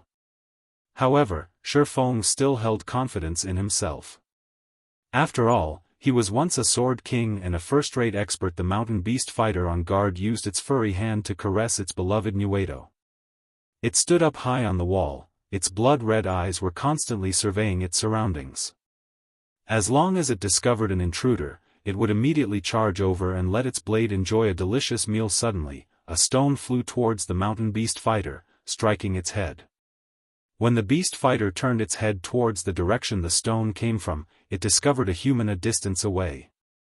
There was also a piece of stone in the human's hand. Then, the beast fighter caressed its head that had been struck, suddenly entering a burning rage. A mere ant dared to throw a stone at it? Ho! Ho! Ho! The roar from the mountain beast fighter alarmed the entire nest of monsters. Mountain beast fighters came rushing out of the camp, one after another, all of them rushing to kill Shifeng. Meanwhile, Shifeng continued throwing stones towards the other squads of mountain beast fighters. In just a short moment, he had enraged all of those monsters, causing them to rush at him. Seeing over 100 mountain beast fighters running towards him, Shifeng remained unhurried. He used Phantom Kill, allowing his doppelganger to run into the stone forest while he faced off with the monsters. Not to mention Shifeng alone, even a 20-man elite team would not be able to handle over 100 mountain beast fighters at the same time. As the distance between Shifeng and the mountain beast fighters shortened, Shifeng's heart madly beat. His actions this time were insane. If there were even the tiniest mistake, only death awaited him. It had been a very long time since he had done something so exciting. His blood boiled, and his 5 senses grew even more sensitive when the mountain beast fighters were no more than 30 yards from Shifeng. A majority of the beasts were within the range to use charge. After a wrathful roar, a large majority of the mountain beast fighters simultaneously activated charge, with a few using it a moment later. Shifeng immediately activated Defensive Blade. The skill could block 3 melee attacks. At the same time, Shifeng gripped the Abyssal Blade and prepared to use parry when the first wave of monsters arrived. Although Shifeng used parry, his body was still sent flying back. Following which, the second wave of monsters arrived, knocking Shifeng into a fainted state, preventing him from moving. Seeing many mountain beast fighters raise their Nuedo, ready to strike, Shifeng persevered and did not use any skills. Even when the blades slashed at him, Shifeng still did not use the position-swapping function of Phantom Kill. The defensive blade's damage immunity to 3 melee attacks instantly vanished. Afterward, Shifeng was struck by the large blade, his HP instantly fell by half. Another strike was all it would take to finish him off. Now at this time, the third wave of monsters had finally arrived. Shifeng once more entered a fainted state, the blade of the second Nuedo just before his eyes. Substitute. Shifeng shouted in his mind. Within an instant, Shifeng and the doppelganger in the stone forest swapped places. After the blade slashed the doppelganger, the charge of the fourth and final wave of monsters arrived. The doppelganger was simply beaten to death. Meanwhile, Shifeng, who was hiding in the stone forest, immediately took out a bottle of basic regeneration potion. He gulped it down in one go, a sweet and sour taste permeating throughout his mouth.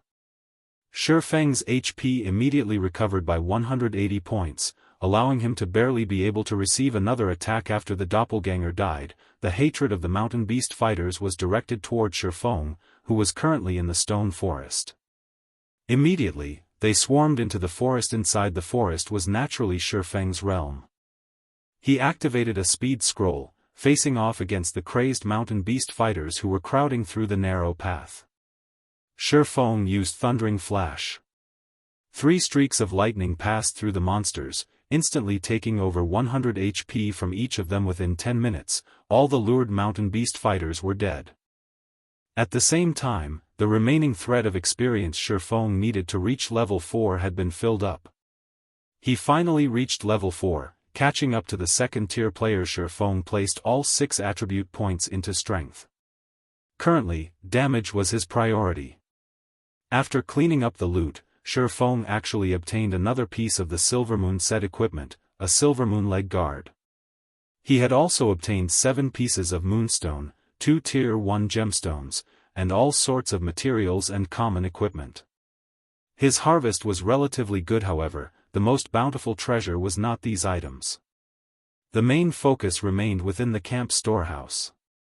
After all, mountain beast fighters loved to place their collected treasures in the camp storehouse. After cleaning up the drops, Shifeng quickly ran into the camp. He wanted to see just what sort of treasure was awaiting him inside the storehouse. As expected for the first time, there really is a lot of treasure. From afar, Shifeng could already see a few large treasure chests placed inside the storehouse. Amongst them, there was even a pitch-black mysterious iron treasure chest. Filled with excitement, Shifeng was just about to enter the storehouse and take a look at the items within the treasure chests when he heard a loud roar. Ao! Ao! Ao! A mountain beast fighter, who was 3 sizes larger than its peers, rushed out from within the storehouse. The monster was covered in silver armor, and both its hands wielded a gigantic axe. Both its blood-red eyes stared tenaciously at Shifeng. Chapter 66, Phantom Kill. After this silver-armored mountain beast fighter rushed out, before Shifeng could observe it, it had already thrown its incomparably heavy mountain-splitting axe. The axe flew like a rocket, reaching Shifeng in an instant. Everything happened too quickly, too suddenly. If it were an average player in this situation, their head would have parted with their body before they could even react. However, Shifeng was not an average player. He pulled out the abyssal blade with great speed, and the moment before the axe could hack at his neck, he parried this flying death axe. The collision between the giant axe and the longsword did not produce any sparks, only the sound of an explosion. Shifeng's entire person was sent flying back over 10 yards, following which, the giant axe landed on the ground, deeply penetrating the earth. Its landing caused the earth to start shaking. It could be seen just how heavy this giant axe was. Moreover, the silver-armored mountain beast fighter who could simply throw this giant axe was even more terrifying. Such strength did not exceed the normal mountain beast fighters by just a level. After landing, Shifeng immediately used observing eyes on the new monster mountain beast warrior, Special Elite. Level 10. HP 3500/3500. Shifeng immediately understood the mountain beast warrior's strength after taking a look at these numbers. Without saying anything further, he turned tail and ran. What a joke. Directly battling against a level 10 special elite was literally suicide. When meeting a special elite in the Moonlight Forest, players didn't have to consider whether or not they could kill it, rather whether or not they could run away. The mountain beast warrior was stronger than the mountain beast fighter by more than a notch. Not only regarding strength, but its speed and flexibility were also greatly increased. It would not be easily toyed with like the mountain beast fighters. If Shifeng did not use parry to defend against the axe, then, even if he had blocked the attack with the abyssal blade, he would still end up dead. The gap between their strength was just too huge. Although Shifeng wished to escape, the mountain beast warrior had no plans. Let this intruder go. It used charge to rush at Shifeng, picking up its giant axe along the way. The way it picked up the weapon was as if it were picking up a leaf, effortless. Seeing that the mountain beast warrior had used charge, Shifeng knew he could not shake it off. He turned his body around in mid-air, pointing his sword at the mountain beast warrior abyssal bind. Within an instant, the mountain beast warrior who was swiftly rushing at Shifeng was restricted by pitch-black chains. It could not move even a muscle, only helplessly stare at Shifeng. Shifeng did not dare stay any longer. He activated Windwalk, leaving the campsite at high speed and fleeing into the stone forest. With the added speed from Windwalk, the mountain beast warrior had no chance of catching up to him. About 20 seconds later, finally broke away from it. Shifeng turned his head around to take a look, discovering the mountain beast warrior already turning around and heading back to its camp. Thereupon, Shifeng let out a breath of relief. If it had continued chasing, Shifeng's Windwalk would have timed out. His luck was truly rotten. There was actually a special elite inside the campsite. In his previous life, there were no monster camps that were guarded by a special elite. There would only be the occasional normal elite monster. Shifeng felt unfortunate for losing the mysterious iron treasure chest. Currently, Blackie's communication arrived. Brother Feng, all of our members have reached level 4. Moreover, we obtained a lot of ore, equipment, and skill books. Everyone has learned quite a few skills, and our strength has greatly increased. Unfortunately, our leveling speed from grinding gnomes has greatly decreased. When will you be coming over to carry us through the hell mode of the Deathly Forest? Our fighting spirits are all sky high right now, and we're just waiting for your command, Blackie laughingly said. All of you are level 4? Shifeng entered a deep thought, trying to think of the next task for Blackie and the others to do. After some thought, Shifeng thought of a good location. Blackie, you guys should stop grinding gnomes and return to town to tidy up your bags. Go to the level 5 area, the Red Leaf Forest. Follow this marker and grind forest wolves. The wolf meat and wolf skins are good stuff. The more you grind, the better, as all the drops can be sold, fattening your wallets. With Blackie and the others' current potential, it would be very easy to grind forest wolves. This was especially true with Blackie's equipment. The monster's 400 HP would be gone with just 3 dark arrows. Moreover, the location Shifeng gave to Blackie was a large wolf denver. The respawn rate there was very quick, and there was also higher ground for Blackie and the others to occupy. As long as Cola and Lonely Snow firmly blocked the pathway up the slope, preventing even a single wolf from moving past them, the ranged members could easily deal damage. Moreover, beasts were afraid of fire, taking additional damage from it. A single hell flame could wipe out the entire pack of wolves. Their leveling speed would increase by at least 60% to 70%. Great. We're bored out of our minds from constantly grinding gnomes. We'll go immediately after we tidy up our bags, Blackie excitedly confirmed. More and more players started going to their location to grind gnomes now. In addition to them being level 4, their leveling efficiency was constantly decreasing. They were naturally excited to have a new location to grind. Brothers, pack up. We won't have to compete with them anymore. Let's go play in a new location, Blackie said to the others after cutting off the call. Everyone stopped fighting over monsters with the other players when they heard Blackie say so. They cheerfully left this place with Blackie. When the elite parties saw Blackie and the others leaving, their faces revealed expressions of joy. There would be fewer people competing over this precious leveling ground now. They inwardly sneered at the foolishness of Blackie's party. Currently, players filled the entirety of Dark Moon Valley. How could the leveling speed at the other locations be faster than here? Elsewhere, just when Shifeng was ready to look for other mountain beast fighters, he noticed a problem from the conversation with Blackie. It was definitely not possible for him to kill the mountain beast warrior by himself, but he could still escape. However, it was not necessary for him to kill the mountain beast warrior to obtain the mysterious iron treasure chest. As long as one person lured the mountain beast warrior, another person could go and open the treasure chest. Thinking up to this point, Shifeng looked at the abyssal blade with a faint smile. As expected, Phantom Kill was a very powerful skill, following which, Shifeng once more returned to the mountain beast camp. He activated Phantom Kill, his doppelganger appearing before him. The doppelganger possessed all of Shifeng's skills. It was sufficient to hold off the mountain beast warrior for more than 20 seconds. With these 20 seconds, Shifeng could activate the treasure chest and take away all the items. Shifeng took out a speed scroll and polymorph scroll, giving them to the doppelganger.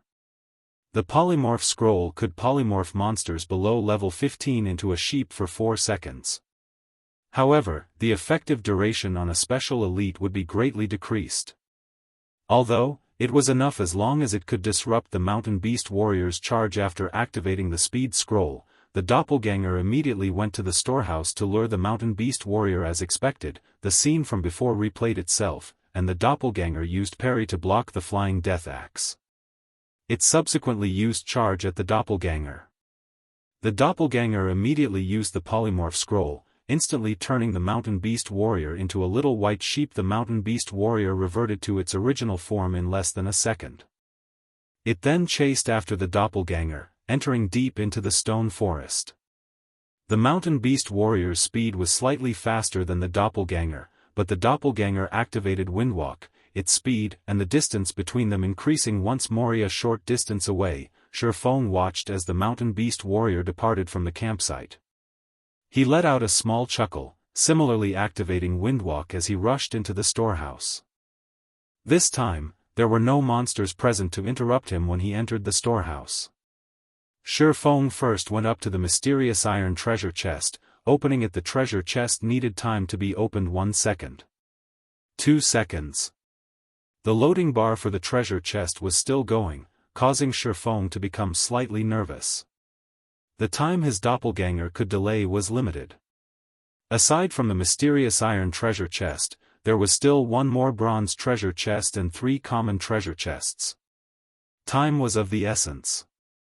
As long as he opened a treasure chest now, it would not be possible to lure the tiger out of the mountain the next time around.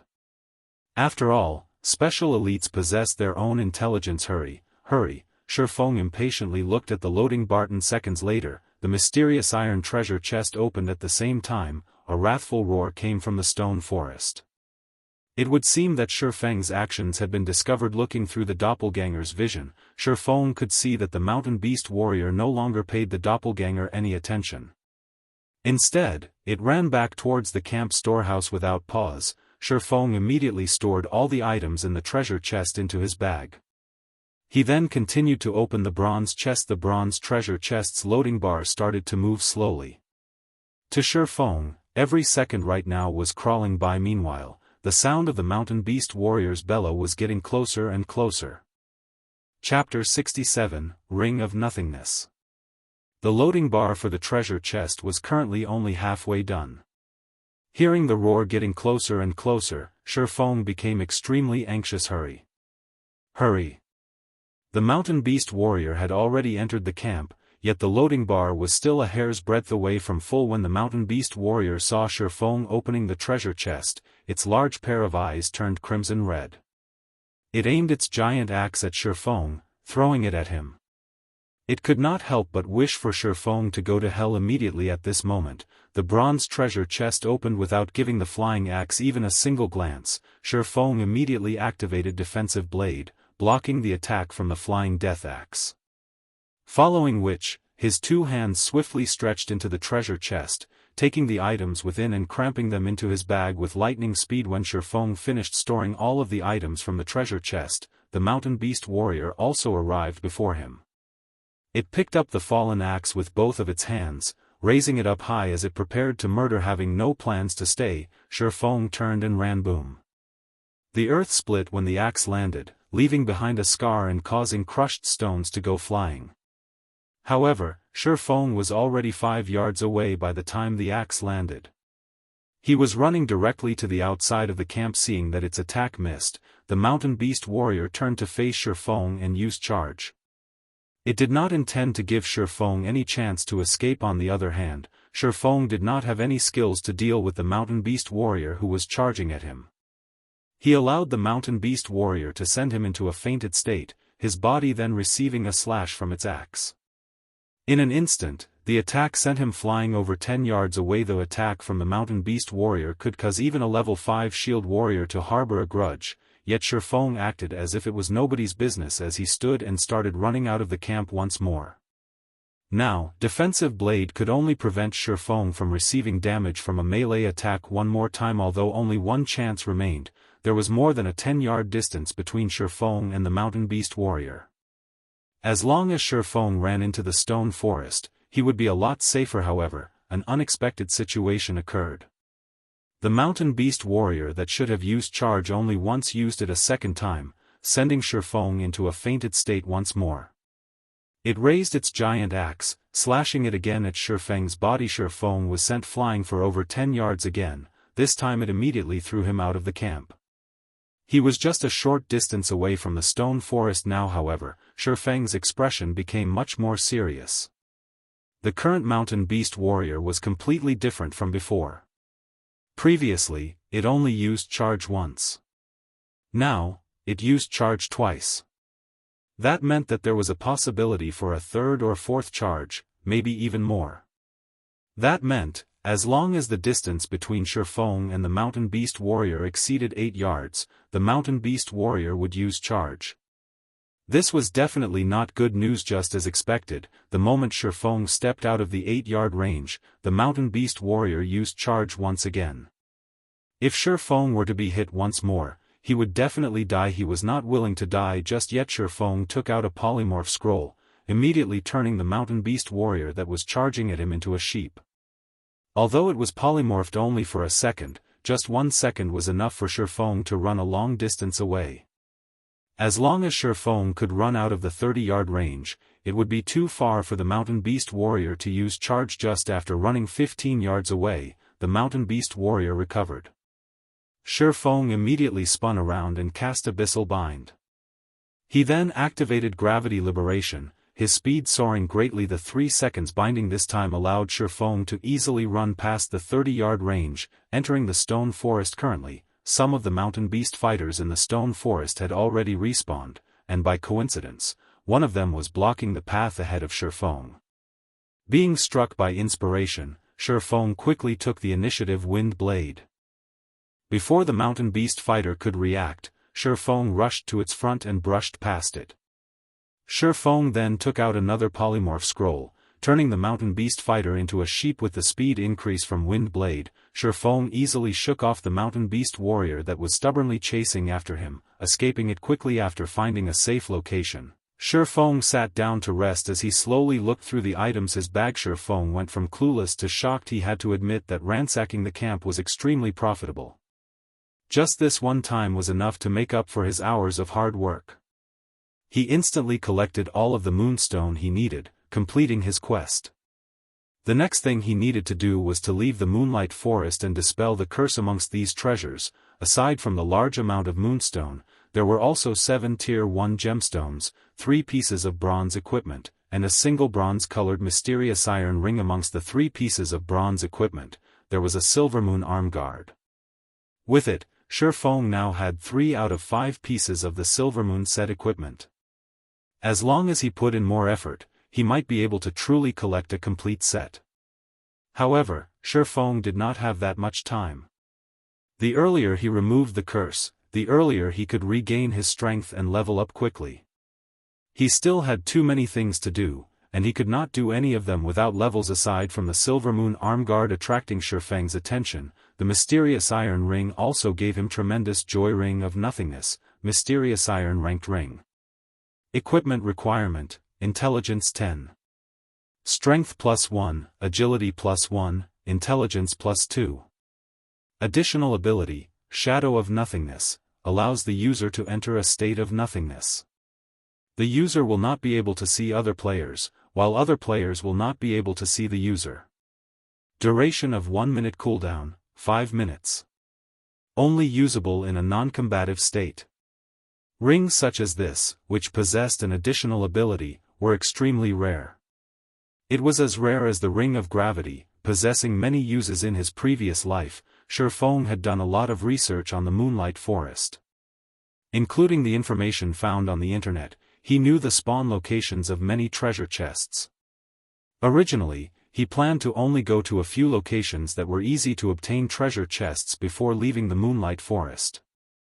Now that he had the Ring of Nothingness, his train of thought widened, and the number of treasure chests that he could obtain greatly increased. The Moonlight Forest was still a virgin land, and treasures could be found everywhere. It was especially true for treasure chests that had been opened for the first time. The items inside were the best. Since he could easily obtain these treasures, would it matter if he wasted a little more time? Following which, Shifeng put on the Ring of Nothingness. He then opened the map for the Moonlight Forest, confirming his current position. There was a bronze treasure chest not far from his location. So, he kept the map and advanced towards the treasure chest. After walking for over 10 minutes, he arrived at ruins of a shrine. The ruins were surrounded by barbaric beastmen who were guarding it, with several elite beastmen in the midst as well. Meanwhile, the treasure chest was located inside the collapsed shrine. However, without a team of 20 elite players, it was impossible to clear off all the barbaric beastmen. Although he could not beat the barbaric beastmen, Shifeng had other methods to get to the treasure chest. Shifeng immediately called out his doppelganger, allowing it to move to a distance away and find a safe location. Meanwhile, Shifeng himself moved closer to the temple. While staying outside the detection range of the barbaric beastmen, Shifeng activated Shadow of Nothingness and entered a state of nothingness. He then ran towards the inside of the shrine with high speed. After entering a state of nothingness, Shifeng could no longer see those barbaric beastmen, and the same went for the barbaric beastmen who could no longer see Shifeng. In such a way, Shifeng soundlessly entered the heavily guarded shrine. There were still several barbaric beastmen guarding inside the shrine. They were less than 20 yards away from the bronze treasure chest. Meanwhile, Shifeng unhurriedly opened the treasure chest. When opening the treasure chest, Shifeng's state of nothingness did not fade, so the channeling process finished without a hitch. However, the moment the treasure chest was opened, just after Shifeng's hand stretched into it, his state of nothingness vanished within an instant. The 5 barbaric beastmen inside the temple noticed Shifeng. Suddenly entering a rage, they waved their stone hammers as they rushed towards him. Shifeng activated Defensive Blade without hurry, storing the items in the treasure chest in his bag. Before the barbaric beastmen could break off the 3 layers of protection, Shifeng had taken all the items from the treasure chest. He then swapped places with his doppelganger, his original body arriving at a very safe location. Shifeng leisurely departed from the ruins, heading towards the location of the next treasure chest. Moonlight Forest was very large. With unyielding perseverance, Shifeng spent more than 10 hours before finally clearing the entirety of the Moonlight Forest. He harvested a total of 3 mysterious iron treasure chests, 22 bronze treasure chests, and 56 common treasure chests. His harvest was extremely invigorating. His entire bag was clogged full, and he was even forced to throw away several pieces of common equipment that had poor attributes. When he was arranging all these items, a beeping noise came from the system. Shifeng looked at the notification, seeing that it was the alarm that he previously set. It notified him that morning had arrived, and he needed to log off and rest. In consideration of his body, Shifeng looked for a safe location before logging off. Chapter 68, Big Harvest. Early morning, a layer of fog still covered the outer layer of the window. Dark clouds densely covered the sky outside, and there were signs of rain falling soon. The air quality here is getting worse by the day. After I earn enough money, I definitely have to move out of this broken district and move to a better house in the city. After sitting up, Shifeng took a look out his window. Following which, he flexed his body and got down from his bed. He then went through 20 sets of workout motions before going to his cramped bathroom to wash up. Shifeng grabbed his phone from the table once he finished tidying himself up. He started by checking the remaining money in his bank account. Constantly eating instant noodles was bad for his body. Moreover, the nutrients provided were definitely not enough to supplement his method of training. He had obtained the membership card and coupons for Big Dipper after much difficulty, yet, he discovered that he still needed to wait for 5 days before he could use them.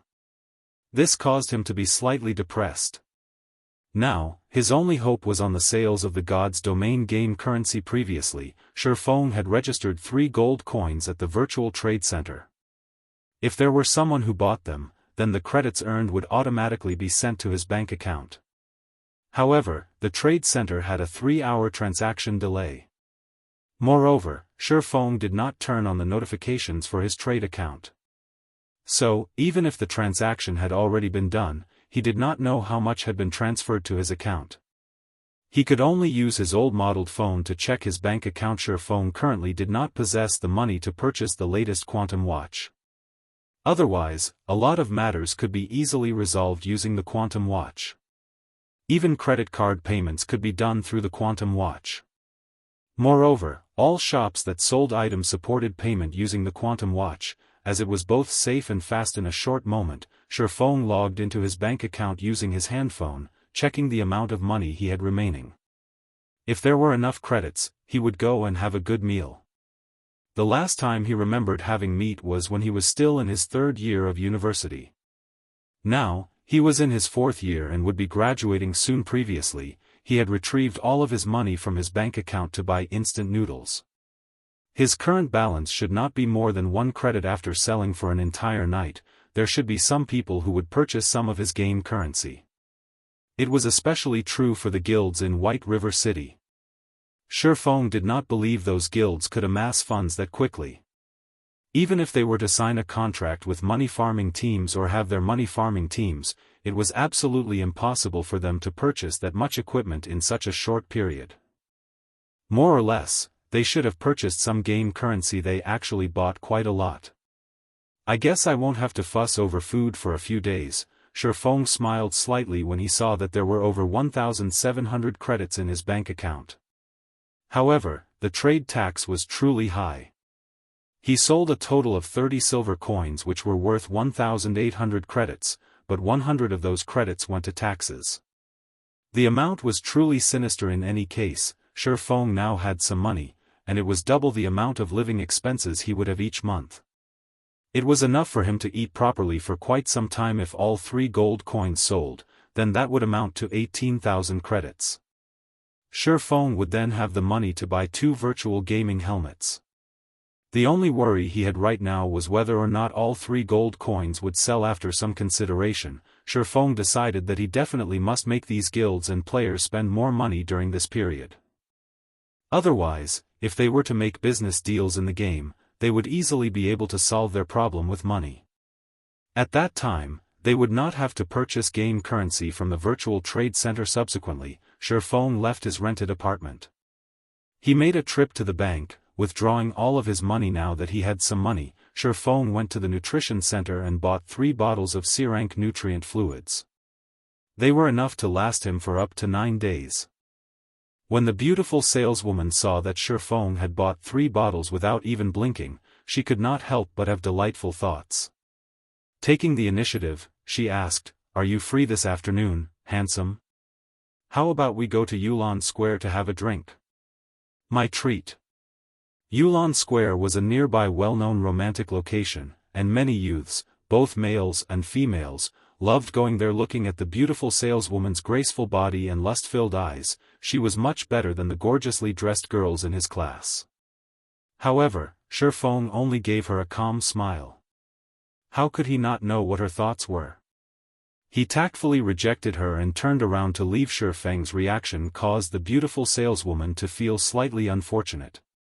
A large catch had run away just like that. Was she not beautiful? Was her body lacking? Nutrient fluids were the pinnacle products of the new age. Not only could they slow down aging, but they could also discreetly mend the injuries that could not be detected, regenerate body cells, develop the brain cells, and many more astonishing impacts. These items have already become must-haves for athletes and martial artists. However, they were very expensive, so the common folk could only occasionally buy a bottle to drink. After all, a month's salary was only so much. It was impossible for them to afford a bottle every 3 days. Only the wealthy were able to treat these nutrient fluids as drinks, constantly transforming their bodies. Hundreds of years ago, very rarely would the children of wealthy families be ugly. Females would normally be beauties, while males would normally be handsome men.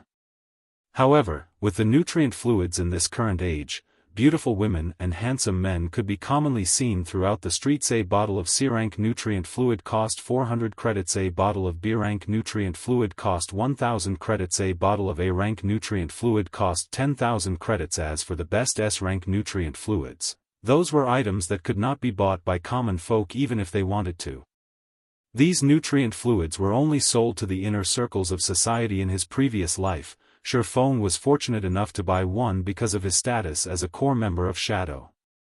The S-rank nutrient fluid was extremely expensive, costing 1,000,000 credits per bottle. However, its effects were similarly astonishing.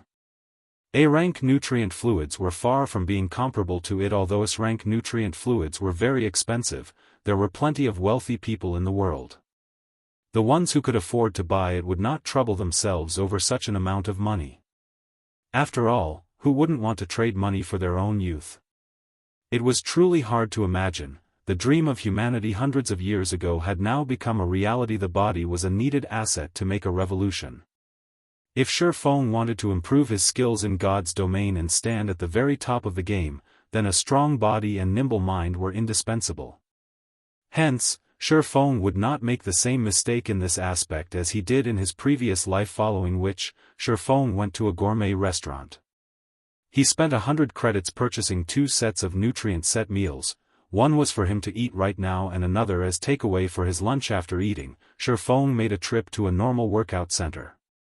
After spending 60 credits, he trained for 4 hours before returning home in the evening. Around 7 p.m., Feng drank a bottle of nutrient fluid and laid on the bed. He activated the gaming helmet and connected to God's domain. After logging in, Feng started arranging the items he obtained. When he was done arranging the items, Feng started feeling emotional. It was no wonder the Moonlight Forest was a land of treasures. Just the various Tier 1 gemstones he obtained alone amounted to over 300 pieces.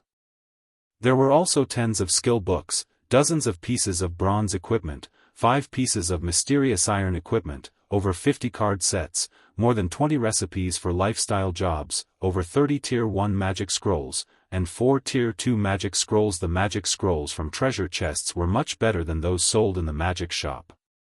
This was because the various scrolls in the magic shop did not even reach the standard of Tier 1. Meanwhile, Tier 2 magic scrolls were much more precious.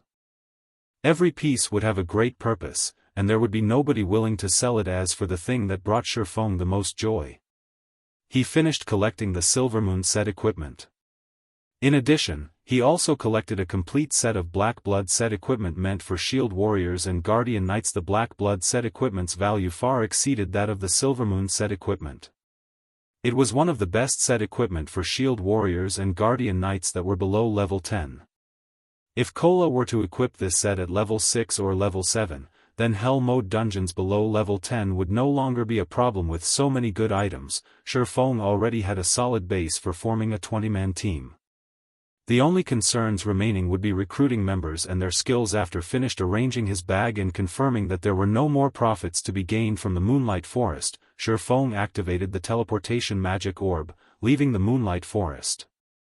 Chapter 69, Lunatic. In the real world, the sky slowly darkened as the sun went under the mountain. On the other hand, players in God's domain were welcoming the rise of the morning sun. Red Leaf Town was currently brightly lit as if it were daytime. In the trade area, players could be found everywhere as they pushed their way through the streets. Compared to yesterday, there were a lot more players currently in Red Leaf Town, and a lot of them were new players who were level 0 after being officially active for 2 days. Many people started to notice the difference between God's domain and other virtual reality games. The battling alone was extremely attractive, not to mention other sources of entertainment. The monsters in God's domain improved with the increase in levels, making the battles seem increasingly real. It was no longer the usual simple bouts where players and monsters would take turns fighting each other. The battles in God's domain were more similar to the fighting competitions in real life. This was the age where the world's entire population would exercise. In the real world, people had already reached a level of obsession in regards to fighting competitions, making such competitions extremely popular. Everyone wished for a battle in which they could fight to their heart's content, and even more so when exchanging blows with an expert. They wanted to chase after the intense feeling of excitement that made one's blood boil. It was an addicting feeling that was impossible to give up. Meanwhile, God's domain had all of this, and there were no dangers to a person's life. Moreover, God's domain contained great adventures that were both fascinating and thrilling. There were also countless unknowns waiting to be discovered and explored. Time in the game was also double that of real life. Many players wished they could stay inside God's domain for the rest of their lives, living their second life within the game. It was also because of this reason that many players were attracted to God's domain. Many virtual gaming companies, after seeing this irreversible situation, declared bankruptcy, one after another, as they prepared to invest in God's domain. Such a situation also caused some unwilling veteran gamers to enter God's domain, greatly increasing the number of players. Just after returning to Red Leaf Town, Shifeng received a bunch of system notifications. Almost all of them were sales notifications from the auction house. Within an instant, the money Shifeng possessed increased to over 500 silver coins or 5 gold coins. Shifeng still remembered having recently registering 3 gold coins at the virtual trade center. After less than a day's worth of effort, he now possessed an additional 5 gold coins. Those guilds obtained all this money after much difficulty, yet, they all contributed to him in the end. Currently, there might not be another player in White River City who was wealthier than he was. The guild leaders of first-rate guilds were no exception. However, this was only the tip of the iceberg. The real money-making moment was just starting. Shifeng first stored all the items that were in his bag into his warehouse. He was not planning on selling them but instead, kept them for future use. After all, items such as gemstones and skill books were hard currencies, their prices would never depreciate. On the contrary, it was equipment that would depreciate along with the increase in player levels. Soon afterward, Shifeng started doing his old business again. Nighttime was the best period for doing business. Seeing that the sun was soon to rise, Shifeng set aside his quest for now and set up a street stall, purchasing stones, magic essences, hard stones, and card sets. Due to previous similar occurrences, many players would deliberately stay here and await Shifeng's arrival. Now, just a casual shout from Shifeng was enough to cause a crowd of players to come running towards him. In such a way, Shifeng bought materials while listening to the conversations of players nearby. The Assassin's Alliance has obtained great glory this time. They completed the insurrection of the Little Fishmen quest and earned a lot of guild reputation. It won't be long before the Assassin's Alliance will become a level 2 guild. What's the big deal? I've heard that a major event occurred in the capital city. The guild leader of a first-rate guild, Star River Federation, completed a major quest and has already become a first-class citizen. Just a little more and he will become part of the nobility. When he obtains the status of a noble, what would a little guild reputation matter?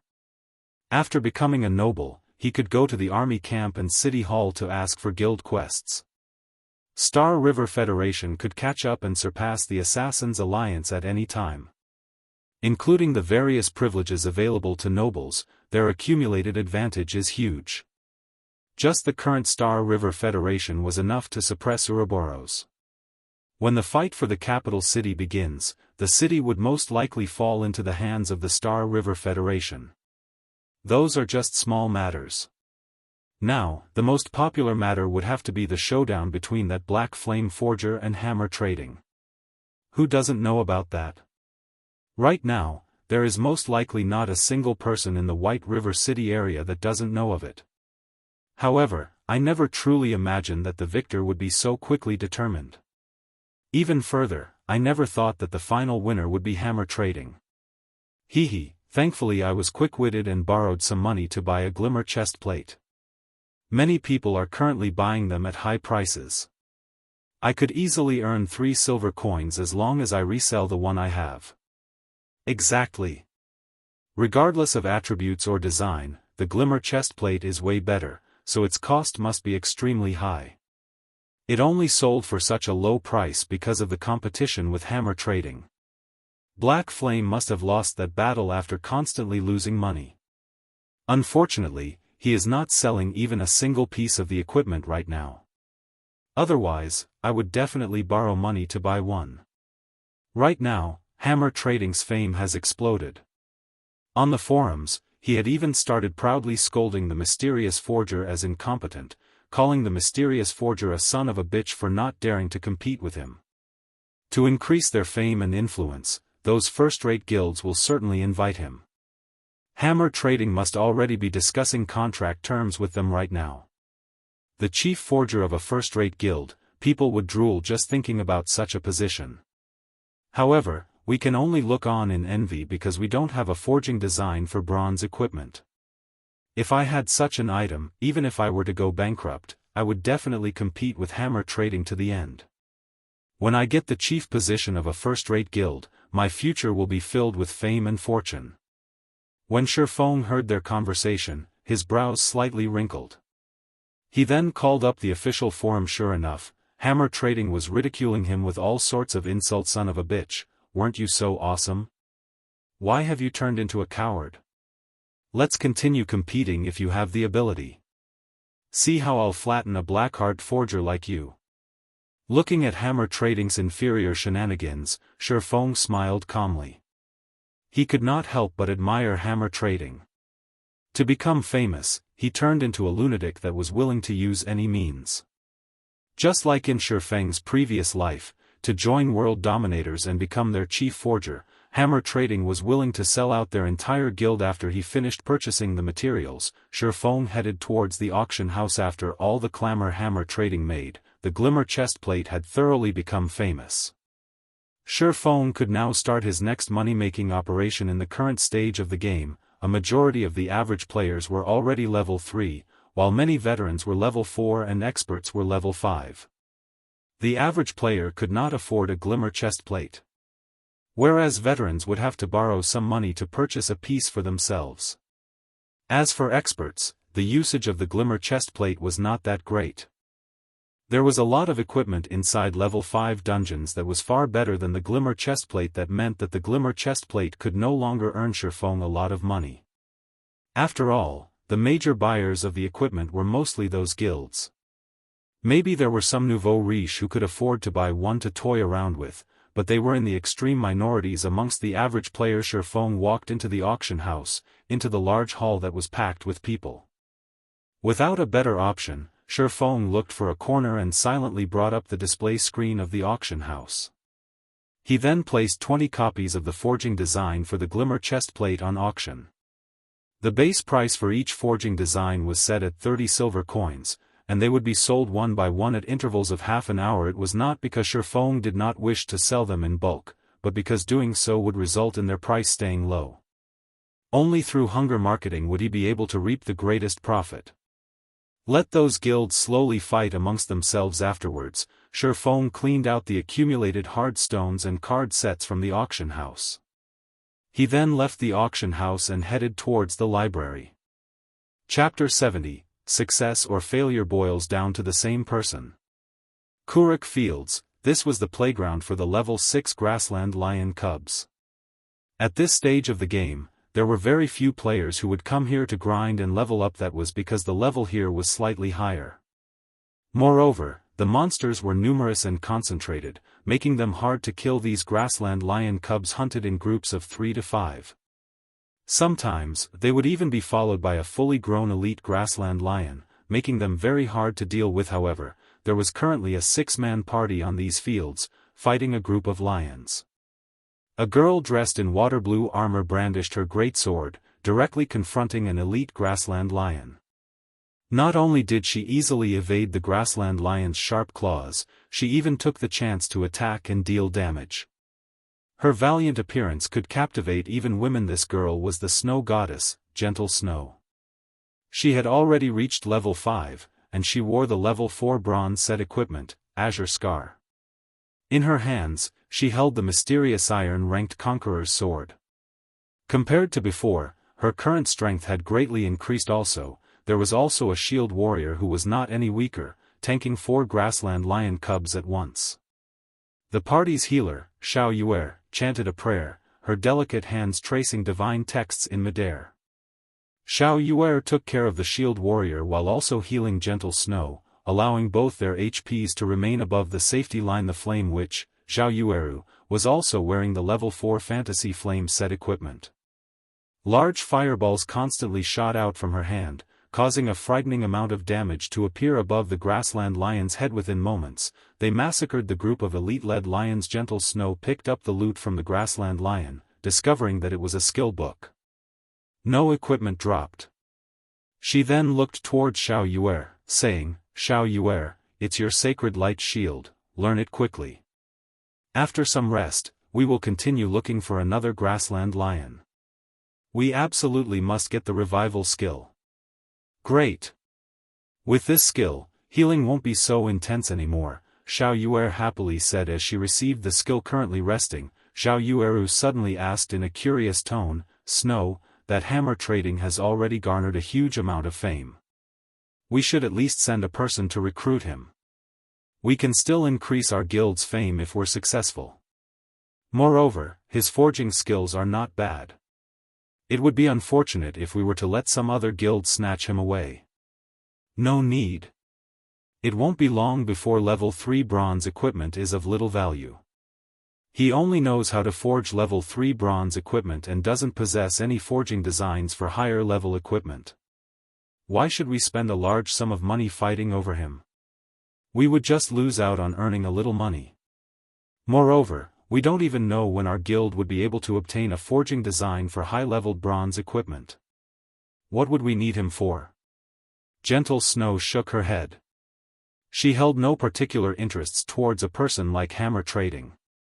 Instead, she said, "On the contrary, I'm more interested in the Black Flame Forger, especially the forger's actions. I cannot see through his intentions. If he wanted to attract the attention of first-rate guilds and stand out, then he has no reason to hide his name. There would be plenty of large guilds contacting him. However, he has hidden his name, preventing anybody from contacting him. That means that he does not wish for others to know of his identity. Yet, he still competed with hammer trading, lowering the price for his equipment and letting everyone know of him once more. Now that he has entered our eyes, at the most heated moment, he suddenly withdraws from the competition and fades out of our sight once more. He has continuously brought us 3 different kinds of forged equipment. Being able to obtain that many forging designs for bronze equipment shows that he has great strength. Yet, why would he suddenly withdraw? What is this Black Flame Forger's goal? Or did he withdraw because he already achieved his goal? Until now, I still don't know what that Black Flame Forger is trying to do. He is filled with mystery in all aspects. Snow, how about I have someone research this forger? Hearing you say so, even I want to see what kind of person he is." After hearing Gentle Snow's analysis, realization struck Xiao Yueru. She suddenly grew an interest towards this Black Flame Forger. She also felt this person was not simple. Her interest towards the Black Flame Forger's identity overflowed. Just the thought of being able to expose this person's identity made her feel slightly excited. Meanwhile, inside an intermediate forging room on the 2nd floor of the Forging Association. "Everyone, how goes your consideration?" Hammer Trading sat cross-legged, casually asking as he looked at the representatives of the first-rate guilds with narrowed eyes. However, the conditions set out by Hammer Trading caused these first-rate guilds to go silent. Hammer Trading's conditions were too harsh. Just the villa he wanted in the city he lived in and the annual salary of 5 million credits would cause these guilds to take a step back, not to mention that he wanted all resources to be prioritized to him. Such treatment was most likely only enjoyed by the guild leader and the vice leader. Meanwhile, Hammer Trading wanted the same treatment as them. Then, didn't that mean he would be on equal footings with the guild leader and vice leader? You guys have to think through this clearly. It isn't easy for me to earn such a great reputation. As long as I join your guild, your popularity will immediately soar and surpass the other guilds. You won't have a shortage of bronze equipment and will be able to earn a large sum of money because of my forging techniques. The price I've given shouldn't be considered much, Hammer Trading said with a smile. His face held an expression that said, "If you don't recruit me, there will be others who will. Don't regret it when that time comes." Hammer Trading had these first-rate guilds eating out of the palm of his hand. Right now, each of these first-rate guilds wanted to be a step ahead of the others. If so, they would be able to have a larger advantage in taking hold of a city. The wealth that came with possessing control over a virtual city was not something a mere 5 million credits and a villa could compare to. Hammer Trading's asking price could be considered low. Looking at the representatives of these first-rate guilds, although their expressions held hesitation, their eyes flashed with the conviction of recruiting him. Hammer Trading suddenly felt his action of investing all of his possessions into the competition this time was truly wise. If he hadn't steeled his heart to borrow money from loan sharks at the last second, he might have actually lost to the Black Flame Forger. Fortunately, the Black Flame Forger bit the dust a step earlier than he did, allowing him to taste the final fruit of victory. Just as Hammer Trading was being pleased with himself, the expressions of the numerous representatives around the conference table suddenly changed. Each and every one of them revealed expressions of shock and ecstasy. Brother Hammer Trading, I am truly sorry, but our guild has decided to withdraw from this competition and yield to the other guilds. Our guild won't be joining anymore, and I still have matters to attend to, so I'll be leaving. Star River Federation's representative suddenly said this price is just too high. Our guild can only give up as well. We can only hope to cooperate with you in the future. For a moment, all the guild representatives started leaving. Moreover, every one of them seemed to be in a hurry. It was as if they could not help but to immediately run to some other place, not wanting to waste even a little time. What do you all mean? Not negotiating anymore? You guys better not regret it. I'm a forger that can craft bronze equipment. I won't join in the future, even if you all beg me. Is being able to forge bronze equipment amazing? Right now, the auction house is selling forging designs for bronze equipment. With the forging design, we can nurture our own forgers. We don't need to spend as much as 5 million credits at all. One of the representatives coldly laughed at Hammer Trading before leaving the forging room. What did you say? Speak clearly before you leave. Hammer Trading abruptly stood up after hearing this. He thought he had heard wrong. Chapter 71, Focus of the Auction House. Seeing as everyone had left, Hammer Trading sat in his chair, paralyzed. Both his eyes had a lifeless look in them. There was actually someone who was selling forging design for bronze equipment at the auction house? How was this possible? Hammer Trading had no way of understanding such behavior. It was as foolish as literally handing the keys to a treasury filled with gold to someone else. Only a brain-dead person would do such an idiotic action. No, they must be trying to trick me. Hammer Trading abruptly stood up, calling out the official forum. He wanted to make these people regret. He wanted to rip them off for daring to look down on him. However, when Hammer Trading looked at a few pinned discussion threads, he became instantly dumbfounded. There really was an idiot who was selling a forging design. Bronze equipment forging design appearing in the auction house. Pictures as evidence available. Clicking on the thread to take a look, Hammer Trading's mind went thoroughly blank. The forging design was actually for the Glimmer chestplate. It was the equipment previously sold by the Black Flame Forger. Everyone was very aware of how good the attributes on this item were. It was an absolutely top-tier item. If a first-rate guild were to get a hold of this forging design, they would not need him. This was because fame served little purpose to a first-rate guild. Previously, he dared to act presumptuously because he learned the forging design for the Savage chestplate. Now that others had a better forging design, who would pay him any heed? In the discussion, many first-rate guilds declared the forging design to be theirs, and they would fight whoever dared competed with them over it. Hence, everyone had started paying attention to the problem of the ownership of this forging design. There was no longer anybody who paid attention to Hammer Trading. Instead, each and every one of them was joyful over his misfortune, making fun of his end. This incident led everyone to admire the mysterious player who was selling the forging design. This mysterious player's means were extremely great, and people could not help but praise him. There was practically no blood seen when he killed. He only used a piece of paper to cause Hammer Trading, the rising star that received the envy and admiration of tens of thousands, to fall from his heavenly altar, tumbling down into the bottomless abyss and never being able to climb back up. Hammer Trading already bore a bitter hatred towards this player who sold the forging design. Just when his life of luxury was within his reach, it was all destroyed. Moreover, it was destroyed by a person who was brain-dead. Fear not a godlike rival, but fear a pig-like ally. Now, that saying needed an additional verse, and fear more a foolish passerby. Hammer Trading's eyes had currently turned crimson, his face extremely ashen. His expression alone was enough to devour a person not good. I definitely must buy it no matter the price. As long as I buy it, I can get back all the advantages. At that time, not only will I have the Savage Chestplate, but I will also have the Glimmer Chestplate. When that time comes, those first-rate guilds will have to prostrate and beg before me. Hammer Trading's current expression was just like a gambler who lost badly.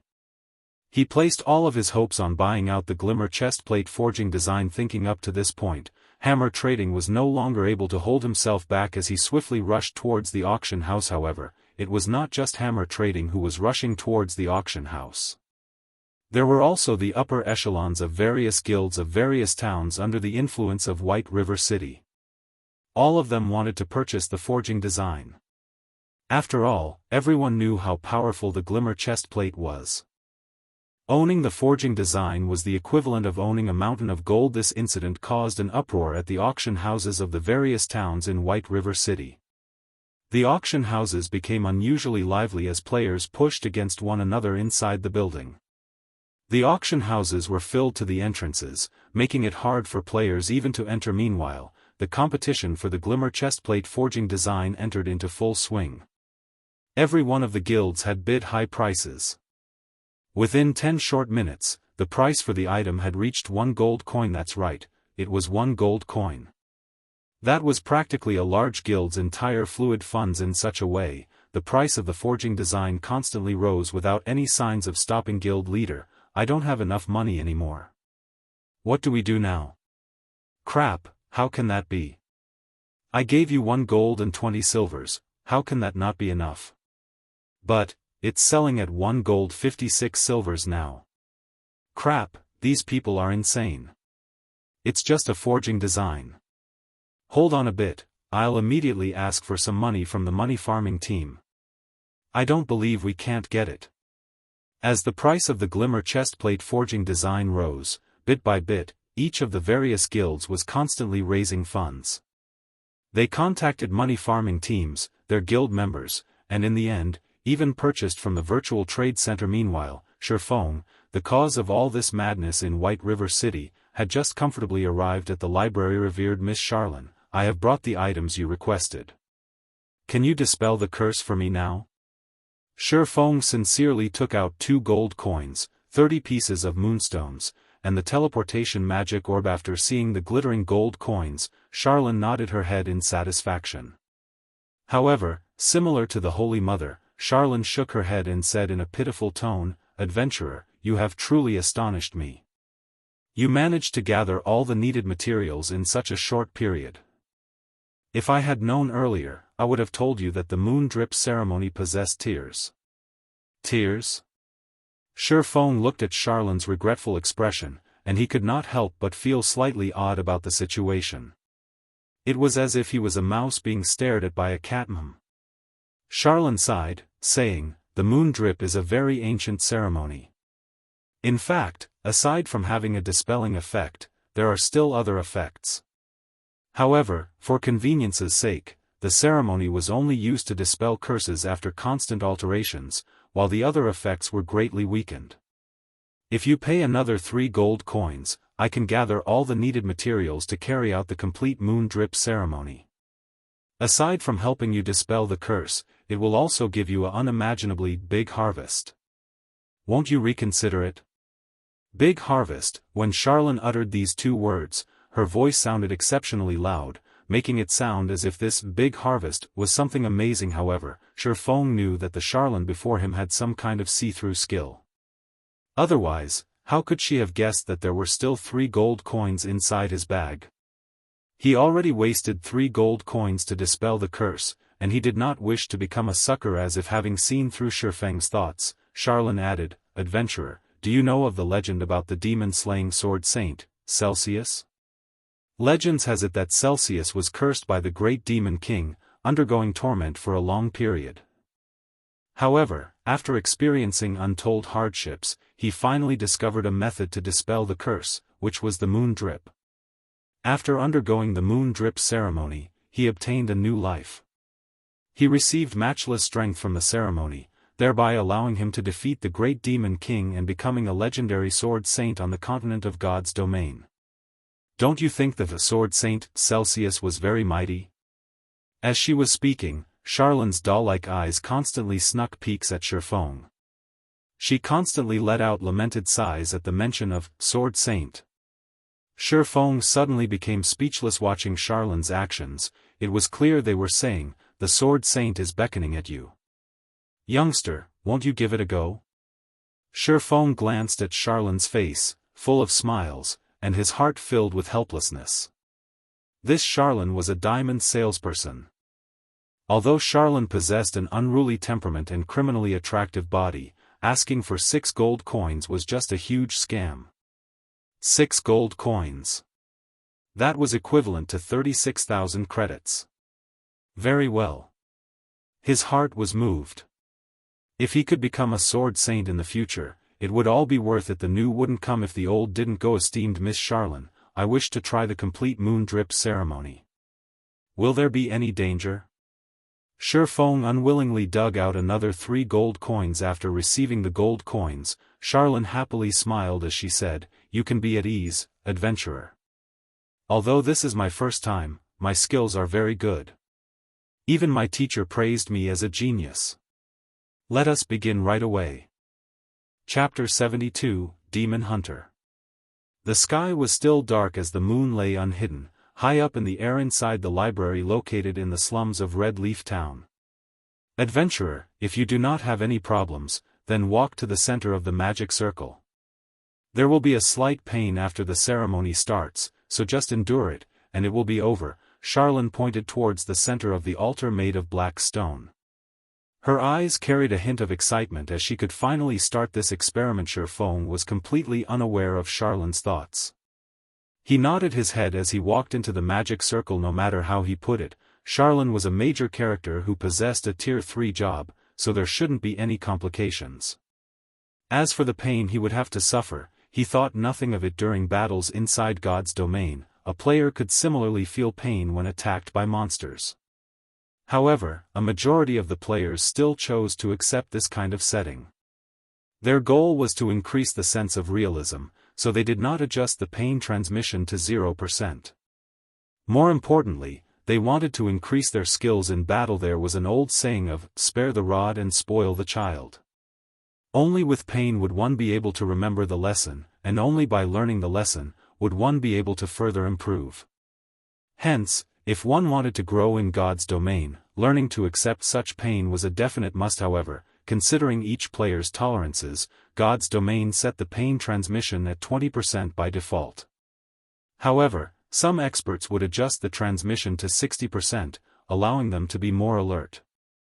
Meanwhile, Shifeng himself had adjusted it to 50%. This was the degree of pain he was accustomed to, and it was the amount at which he could best exhibit his strength. After standing in position, Shifeng sent a nod towards Charlane, indicating that she could start the ceremony. Descent of the Moon Goddess. Charlane started her prayer. Divine incantations left her mouth as her fingers traced out divine texts. Line after line of divine texts floated in midair and towards the horizon.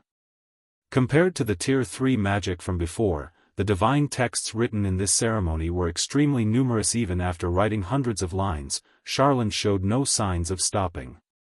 Sweat had already started dripping down Charlane's face, clearly indicating that she was somewhat exhausted. Meanwhile, the magic circle on the ground started to radiate a dazzling silver glow, the magic circle itself gradually rising into the air. After over 10 minutes had passed, a streak of shining moonlight shot towards Shifeng's body. Suddenly, dark smoke emerged from Shifeng's body. The dark smoke was extremely reluctant to part from Shifeng's body as it rose into the air. Meanwhile, sweat started appearing on Shifeng's forehead. His face turned pale white as he endured an intense pain. Shifeng nearly cursed at Charlane.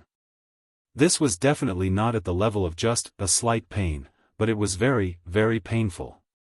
It was as if his limbs were being torn from his body. If he had not already played God's domain for 10 years, having long since become accustomed to pain, he might be wailing like a ghost and howling like a wolf right now. After persistently being lit by the moonlight for several minutes, the black smoke finally departed from Shifeng's body. However, it did not just simply fade away. Instead, it formed into a dark shadow that was a carbon copy of Shifeng. Adventurer, you need to kill this demon's doppelganger in order to dispel the curse. I have to conduct the ceremony, so I cannot lend you any aid. It is all up to you now, Charlene reminded, somewhat exhausted. Shifeng used observing eyes on this dark shadow. Yifeng, demon's doppelganger, elite rank. Level 4. HP 2000/2000. An elite? Shifeng's complexion turned serious. The demon's doppelganger did not have a lot of HP, and its level was similar to his. If this doppelganger did not possess any powerful skills, then dealing with it would not be a huge problem. However, that probability was slim. Wretched moon drip. Despicable human. Did you think that by using the complete moon drip to weaken my strength, you would be able to defeat me? I'll let you know the reason why lowly humans like you will never win against us powerful demons. The demon's doppelganger had an enraged expression as it pulled out a black longsword, slashing it at Shifeng. In the blink of an eye, the doppelganger arrived before Shifeng. A faint black ray followed as it waved its longsword. Within an instant, that single black ray turned into 4 streaks, all of them threatening to dice Shifeng into blocks of meat. Extraordinary condition. Shifeng was greatly shocked when seeing such an action. This speed far exceeded that of a normal elite. Immediately, Shifeng used parry. Dang, dang, dang. Shifeng retreated several steps before he stabilized his body. If not for the complete moon drip, this demon's doppelganger might not have been just an elite, but a special elite die. Despite having the upper hand, the demon's doppelganger did not give Shifeng any chances. It used Shifeng's chop. Its sword pierced towards Shifeng's heart. Shifeng immediately activated Windwalk, his body abruptly dodging to a side as he distanced himself from the demon's doppelganger. After missing its attack, the doppelganger turned its head, using Windwalk as well to chase after Shifeng. Regarding strength, speed, and HP, the demon's doppelganger held most of the advantage. Moreover, the doppelganger also possessed the same skills as Shifeng. It was an extremely unfavorable situation for Shifeng. Seeing that it was about to catch up to Shifeng, the demon's doppelganger revealed a ruthless smile, saying, I know whatever you know. Moreover, my strength is greater than yours. You have no chance to defeat me, so be good and wait for death. This is your fate. Then, do you know this move? Shifeng revealed a faint smile. 9 sword phantoms appeared beside him, and with a crashing sound, all 9 of them shot towards the demon's doppelganger. Although the doppelganger could block a majority of the attacks, a few phantoms of the abyssal blade still managed to pierce its body. Every attack from the phantoms dealt over -30 damage to the doppelganger. Despicable human, you are just relying on your weapon strength. I'll let you know that all your efforts will be in vain. Saying so, the doppelganger rushed to Shifeng's front and used Thundering Flash. The moment the sword lights came, Shifeng calmly smiled as he took out 2 scrolls from his bag. One of them was a speed scroll, while the other was a polymorph scroll. Within an instant, Shifeng's speed abruptly increased, dodging to a side and avoiding the strikes from Thundering Flash. At the same time, he turned the demon's doppelganger into a sheep. After turning it into a sheep, Shifeng immediately slashed at it with his sword Thundering Flash. Unable to dodge, the demon's doppelganger received all 3 sword lights. As a result, Shifeng's level 5 Thundering Strike caused 3 terrifying damages of -112, -135, -163. The demon's doppelganger was greatly enraged as it activated Defensive Blade. With its attack range greatly increased, it immediately slashed its sword down at Shifeng. This human was just too despicable. He actually used an unsightly method such as turning it into a sheep. And here I wondered how strong a demon would be. You clearly have a body that's stronger than mine, yet, you are still using the same skills as I do. I guess your standards are just at this level. Shi Feng mocked as he dodged the incoming attack. You are courting death. A single sentence from Shi Feng nearly caused the demon's doppelganger to faint from anger. It sent a double chop at Shi Feng's neck. Shi Feng pointed the abyssal blade at the demon's doppelganger, and within an instant, 9 pitch-black chains appeared and bound it, restricting it for 3 seconds. Phantom kill. Simultaneously, both the original and doppelganger activated defensive blade, and both started an onslaught on the demon's doppelganger. Thundering flash, chop, earth splitter, double chop, and many more skills struck the demon's doppelganger. In addition to the continuous attacks from the 9 dragons slash, the demon's doppelganger's HP madly decreased, dropping down to 10% within a moment. So what if you have a strong physique? So what if you know all of my skills? So what if you are a demon? Shi Feng demanded. He pierced the chest of the demon's doppelganger. Meanwhile, the demon's doppelganger could only grit its teeth, grimacing in pain. Its fury burned within it. The moment the bindings restricting it were released, it would be able to properly deal with Shi Feng. Just as it was about to bring out its special ability, however, the demon's doppelganger saw the scroll within Shi Feng's hand. Suddenly, the demon's doppelganger thoroughly despaired. Bye-bye. Shi Feng waved his hand at the demon's doppelganger. He knew that the demon's doppelganger was about to show its hand, so he had activated the Tier 1 magic scroll within his hand. Thunder Bombardment. This Tier 1 magic scroll was capable of dealing -500 damage to a single enemy that was below level 20. It was more than enough to deal with the demon's doppelganger that currently had less than 200 HP. Suddenly, a green thunder struck down from the sky above. It caused -500 damage to the demon's doppelganger, instantly transforming it into dark smoke, and it vanished. It also left behind a piece of dark gray-colored equipment system. Quest, Moon Drip, completed. Rewarding 10,000 EXP, and Demon Hunter, title. Reputation in Star Moon Kingdom +5, Reputation in White River City +20, Reputation in Red Leaf Town +100 System, Reputation in Red Leaf Town has reached 50 points. Upgrading to Red Leaf Town First Class Citizen System, Reputation in Red Leaf Town has reached 100 points. Upgrading to Red Leaf Town Third Class Noble. Chapter 73, Demon Mask. Shi Feng was slightly shocked at seeing the series of notifications. 10,000 EXP was not considered much to a level 4 player like himself. It only raised him to 27% of level 4, and there was still quite a distance away before he became level 5. On the contrary, it was the other rewards that caused his eyes to shine. Just by killing an extremely foolish elite demon, he was able to obtain an ample amount of reputation as payback. Shi Feng truly did not dare imagine it was real. Reputation was extremely precious within God's domain. There were very few quests that could raise a player's reputation, and even those quests would only increase a minuscule amount. As long as a player's reputation was sufficiently high, they would be able to receive high-level quests that were normally unavailable.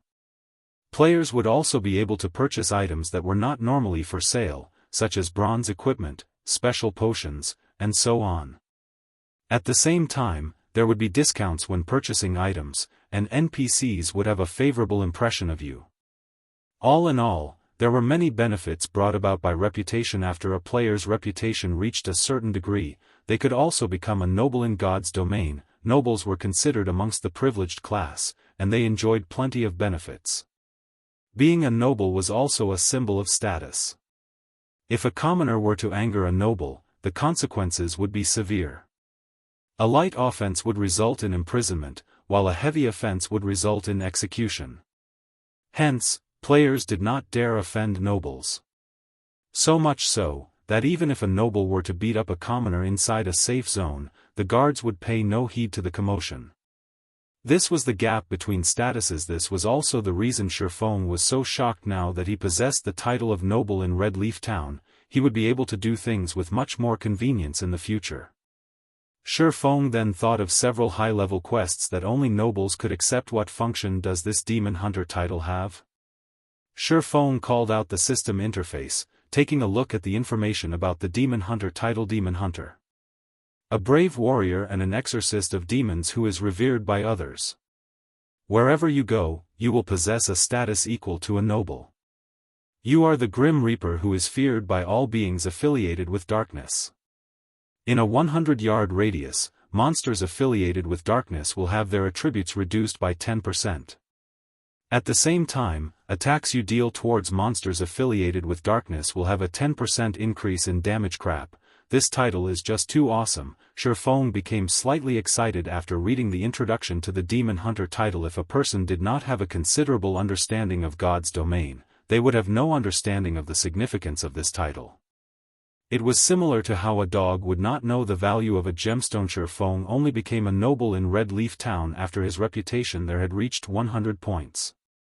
However, this title was only limited to Red Leaf Town.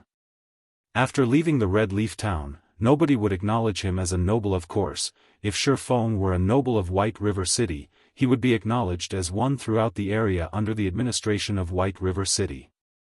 The title had a much wider range of application. Compared to a noble of a town, the difference between the two was obvious at a glance. Meanwhile, a demon hunter would have the status of a noble in every region. This meant that even after leaving Starmoon Kingdom, Shifeng would still be acknowledged as a noble in other countries. It should be known that not every country was friendly with each other. There were even some who were enemies.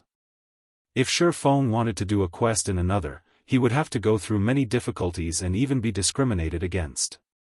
However, with this title, he would no longer be discriminated against by NPCs.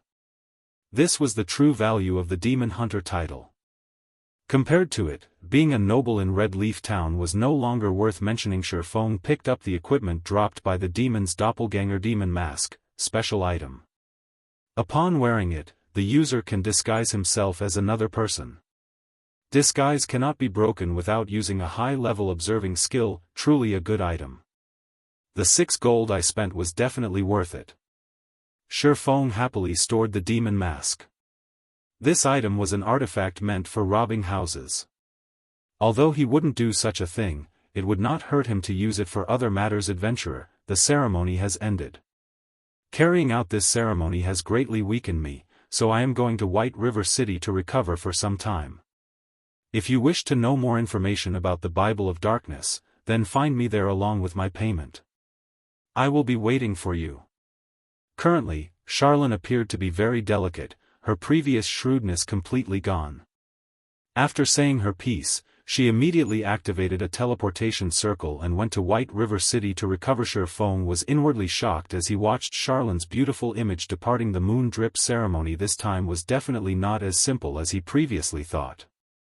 Otherwise, a divine official, which was a tier 3 job, would not be so greatly weakened. Even Shifeng felt as though he would be able to defeat Charlene right now. One could imagine just how weakened Charlene was. Forget it, that's none of my business. Now that the curse has been dispelled, and my attributes have recovered, I can finally start speed leveling. The earlier I reach level 10, the earlier I can activate the teleportation gate to White River City. Shifeng shrugged his shoulders, no longer minding the matters of great characters. A small character like him still had many matters to take care of. To build up from nothing, many things needed to be done. Forget competing with those guilds, just being paid attention to by a great demon had caused him enough headaches. He was not so leisurely as to pay attention to other matters, following which, Shifeng departed from the library. He headed to the Chefs' Association to take a look at Violet Cloud's current progress. Red Leaf Town, Trade Area. Just after setting foot in the trade area, Shifeng discovered something fishy. Now that the sun had risen, logic dictated that players should have gone out to level up. Yet, the streets were currently filled with players who were holding discussions with each other. In short, it was extremely lively. It was as if a festival of celebration was being held. From time to time, Shifeng could also see some of the upper echelons of large guilds running about the streets, shouting. They were urgently shouting, purchasing game currency, the greater the amount, the more we'll pay. If it were any other time, Shifeng would not think much of it. However, the street was currently filled with various players purchasing game currency. Now, that was something abnormal. What happened? The big shots from guilds were actually loosely buying game currency from average players. According to reason, these guilds would have their own money farming teams or a signed contract with money farming specialists. In such a way, they would be able to obtain a lot of game currency.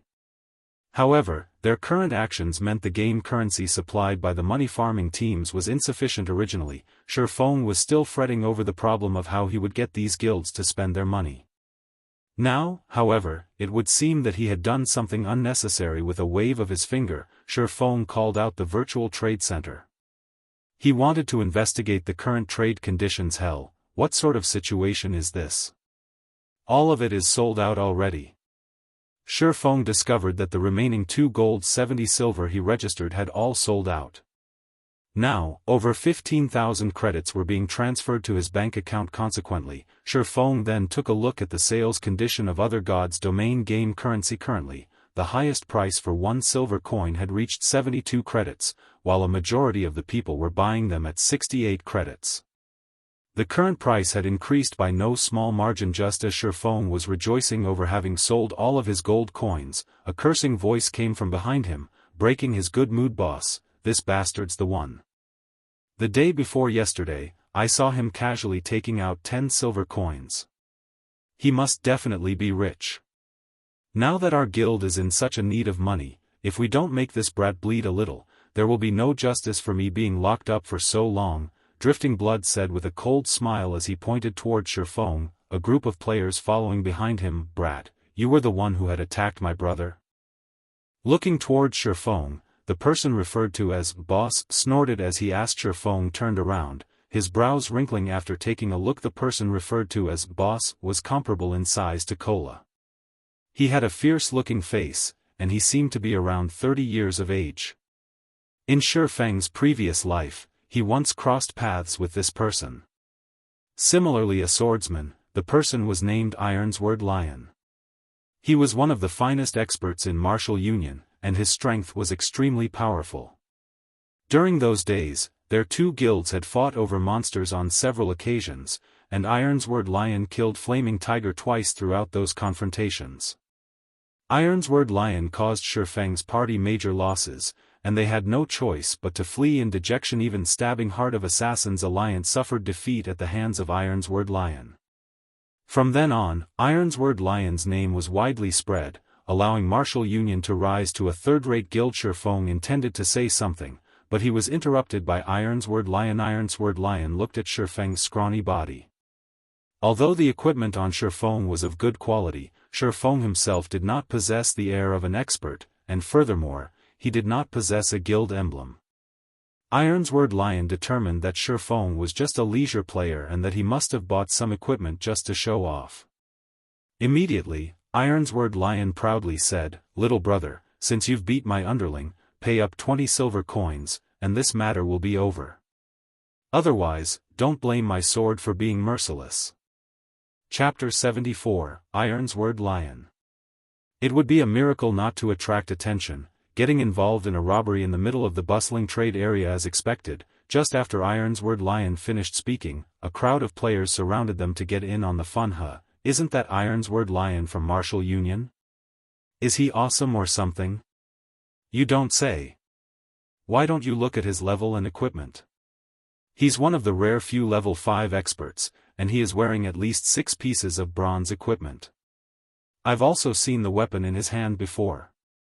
It's called Knight's Longsword, a very awesome weapon amongst level 4 bronze weapons. Moreover, he previously killed a lot of players outside the town, earning him a lot of glory. Che, they're just relying on numbers to bully others. How can that even be considered being skillful? If they're that good, they should fight those large guilds. At most, they can only bully newbies. They're even asking that guy for 20 silver coins. Isn't that just going overboard? Gaming experts would only have 3 or 4 silver coins on them, not to mention carrying 20. They are clearly forcing him into a corner. Shoo. Speak softer. That Ironsword Lion isn't bullying people with numbers. His strength is the real deal. Previously, he was a top-tier expert in a Wuxia virtual reality game, but he was compelled to transition to God's domain. Yesterday, he kill-stealed outside of town with other players and single-handedly defeated all 4 of them. Those 4 players were not noobs but gaming veterans. They are stronger than us by at least a few leagues.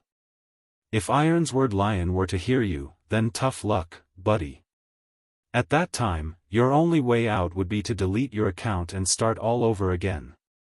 Listening up to this point, the surrounding players all sucked in a breath of cold air. They no longer dared spout baseless gossip, their eyes sending pitiful gazes toward Shifeng. Of all the people Shifeng could provoke, he had chosen to provoke an expert. Moreover, an expert that covered up the shortcomings of his subordinates.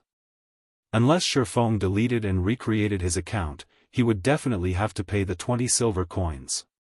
However, leveling up to level 4 was a difficult task. If Shifeng chose to delete his account, then 2 days of his effort would be wasted. The average person would rather pay up than delete their accounts. This guy is just meeting one misfortune after the other. If it were normal times, he would just have to spend a few credits to collect the 20 silver coins. Now, however, not only are the prices for God's domain game currency ridiculously high, but it is also extremely hard to buy any. Right. Seeing such a high buying price, even I am thinking of selling my game currency. However, going with this trend, the prices will still increase in the future. I want to stock up a little more, putting them up for sale later on. Just as the surrounding players were lamenting over Shifeng's bad luck, at a stall by the street, several players were quietly watching Shifeng. These players all wore luxurious equipment on their bodies, and each of them carried a faint smile on their faces. Brother Stabbing Heart, should I go lend a hand? That way, Yifeng will have to owe us a favor, a male cleric that resembled a skinny monkey asked as he looked at Stabbing Heart. Stabbing Heart fell into deep thought. He felt that the cleric's words were logical. Indeed, Shifeng had very powerful techniques, and he was also acquainted with a great character like the Snow Goddess. However, Ironsword Lion was a brutish expert. He also had the support of his guild. Overall, Shifeng was definitely in a disadvantageous situation. If Stabbing Heart were to lend Shifeng a helping hand, Shifeng would definitely be grateful to him. The favor of a great expert was extremely valuable. Often, a great expert such as Shifeng was necessary for clearing a large dungeon. However, without good relations, such experts would usually pay zero heed to invitations, and some would go so far as to look down on them in contempt. Who did you think you are? Have you not received any education? Go, we definitely must go. However, let us wait for a while. Our value will only stand out in a crucial moment. It is also a good chance to let those plebeian guilds know of our might, Stabbing Heart softly said, a cold glint flashing in his eyes. After spending so many years within the virtual gaming world, Stabbing Heart understood a single principle. Every additional expert he befriended was an additional path he could take in the future. What's more, Shifeng was a great, hidden expert that was acquainted with the Snow Goddess. If he were to antagonize instead of befriending Shifeng, he would be digging his own grave. He would be creating a great enemy for himself in the future. Alas, a small guild was doomed to remain a small guild. After mingling about for so many years, they did not even possess the eyesight to differentiate an expert from average players. It definitely wouldn't be long before natural selection eliminated them. When the moment came, Assassin's Alliance would kill the chicken to warn the monkey too, utilizing martial union to raise their influence in Red Leaf Town. Little fool, weren't you so awesome? How come you're acting like a fool now? I've said before that I would return, and when that time came, it would be your time of death. If you obediently hand over 20 silver coins right now, you can continue mingling about. Otherwise, delete your account and start all over again. Standing behind Ironsword Lion, Drifting Blood watched Shifeng stand there in silence. He felt immensely pleased with himself, thinking Shifeng had become afraid. However, such a reaction was only natural. Boss Ironsword's strength was a profound mystery, and even 10 of himself would not be a match to Boss Ironsword. If a mere leisure player like Shifeng were to meet the tyrannic Boss Ironsword, he might have already been shocked dumb enough. Drifting Blood. I'm not an evil tyrant, nor do I wish for more trouble. These 20 silver coins can be considered as a lesson to him. I want him to know who he should and should not provoke. Ironsword Lion looked Drifting Blood in the eye, then turned towards Shifeng and proudly said, "You don't have to worry, either. I, Ironsword Lion, am a person who holds true to my words. Hand over 20 silver coins, and as long as you don't provoke martial union, we will not find trouble with you." Hearing Ironsword Lion say so, Shifeng really took out 20 silver coins from his bag. The silvery glow given off by the coins attracted people's hearts at this crucial period of the game. 20 silver coins were extremely hard to procure, even if one spent credits to purchase them. As for taking out 20 silver coins in one go. Crap, brat, you really are rich. So, what Drifting Blood said was indeed true. How about we become friends, and I'll cover for you in the future. Anybody who provokes you will be provoking martial union. Ironsword Lion was greatly shocked at seeing the 20 silver coins, gulping down his saliva. Even he did not possess 20 silver coins right now. He did not imagine that Shifeng, a leisure player, could bring out 20 silver coins. With that much money, Ironsword Lion would have much more confidence in competing for the Glimmer chestplate forging design. When the surrounding players saw all these silver coins, their mouths all gaped wide in shock. Shifeng was truly rich. He was definitely a tycoon. Some of the upper echelons of large guilds also had their eyes turn red after seeing this scene. Ironsword Lion's luck was truly good. He was able to meet a brother tycoon just by simply searching for a player. How could it be? From afar, Stabbing Heart's expression was one of incomparable shock after witnessing Shifeng's actions. However, what Stabbing Heart was shocked about was not the amount of money. Instead, he was shocked by Shifeng's unexpected action. Even if Shifeng could not win in a fight against martial union, this place was currently a safe zone. Nobody would dare to take action in here. After leaving the town, with Shifeng's skills, escaping was definitely not a problem. So, just why did Shifeng compromise and offered up 20 silver coins? You wanted 20 silver coins, right? Shifeng asked Ironsword Lion with a smile. Let's trade. Noticing that he had lost his composure, Ironsword Lion immediately turned serious just as everyone was watching Ironsword Lion with envy. An incomparably pitch-black longsword pierced through the pit of Ironsword Lion's stomach. Ironsword Lion's HP was instantly reduced by over 100 points. Just as the person himself wanted to resist, he had discovered many chains binding him, preventing him from even moving a muscle. Shifeng calmly pulled the abyssal blade out from Ironsword Lion's stomach. He then followed up with a chop and an earth splitter, his sword slashing down on Ironsword Lion's body. As a result, Ironsword Lion's HP madly fell without any signs of stopping. The might of a magic weapon was incomparably shocking, even more so when coupled with a level 6 chop and a level 4 earth splitter. Killing a level 5 swordsman fully geared with bronze equipment was a truly simple matter, not to mention that Shifeng had been the one to take the initiative and carried out a sneak attack. Even an expert would fall under such circumstances. These two attacks took all of Ironsword Lion's HP. Ironsword Lion did not even get the chance to retaliate before letting out a pitiful cry, his body falling to the ground, never to move again. Then, his body turned into starlight, vanishing and leaving behind a piece of equipment. Who else wants it? Shifeng fixed his gaze on the members of Martial Union, giggling as he asked. The entire street of the trade area suddenly became deathly silent. Not a single person was able to mutter a word. Chapter 75, Money is a Burden. Ironsword Lion died, just like that. This ending was the complete opposite of everyone's expectations. From the moment Shifeng's sword pierced Ironsword Lion's stomach to the moment of Ironsword Lion's death, everyone clearly witnessed Shifeng's every action. However, one thing that made everyone feel odd was that Shifeng's sword was not really that fast. From their perspective, even they could easily dodge Shifeng's sword. So, why couldn't an expert like Ironsword Lion? Ironsword Lion died without even being able to retaliate. Could it be, did Ironsword Lion just looked impressive, but was actually a weakling? Was he just a paper tiger? However, everyone immediately denied such a silly notion in their hearts. Ironsword Lion's equipment was not fake. Him being level 5 was not fake, either. He was a genuine expert. However, how could an expert fully geared in bronze equipment, whose defense and HP far outstripped the average player, be killed so easily? It was truly inconceivable. Even if an average player were to attack Ironsword Lion madly, they would need quite some time before they could kill him off. However, Ironsword Lion was taken care of by Shifeng in only 2 moves. How horrifying of an attack power did Shifeng possess to achieve such a feat? Thinking up to this point, everyone felt utterly defeated. What fat sheep? What tycoon?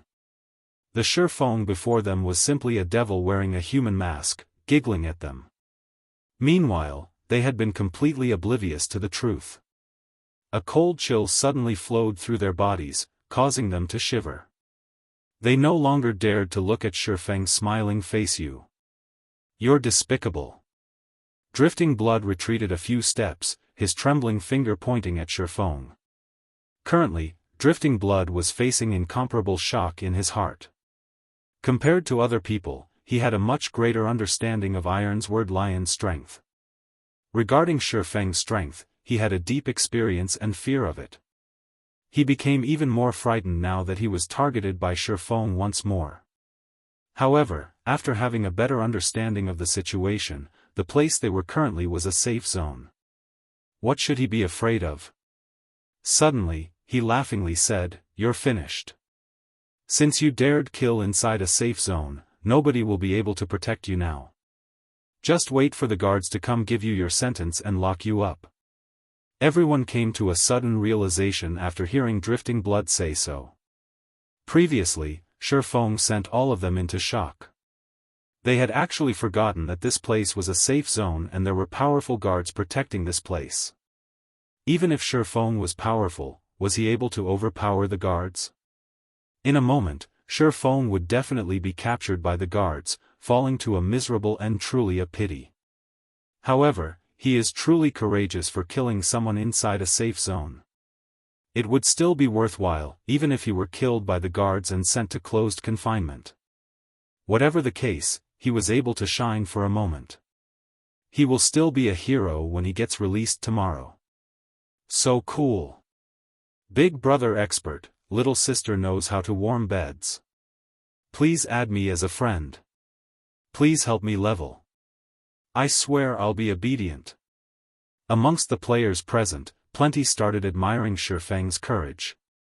Not only did he dare to go against martial union, he even challenged the laws of Red Leaf Town. Shifeng was literally their idol. Quite a number of good-looking female players started looking up information about Shifeng. Some of them had even taken the initiative to send him a friend request, wanting to get to know him. At this moment, a team of heavily armored soldiers walked over. Drifting Blood pointed at Shifeng, laughingly saying, "Weren't you very awesome? I want to see what you're going to do this time. Not only are you going to lose a level, but you will also be confined for 24 hours. Even if you are an expert, you will be reduced to a second-rate player after being confined for a day. At that time, I'll be looking forward to how our martial union will take care of you. Whether you go up to heaven or fall to hell, nobody will be able to save you." A distance away, Stabbing Heart was currently feeling endless regret. Although Shifeng's series of actions just now looked to be slow, the feeling it gave off was extremely natural. His actions were as natural as breathing, not a hint of awkwardness about them. Stabbing Heart's admiration for Shifeng was even greater now. Shifeng's actions were the assassination techniques that Stabbing Heart pursued. After average people would not understand what this represented.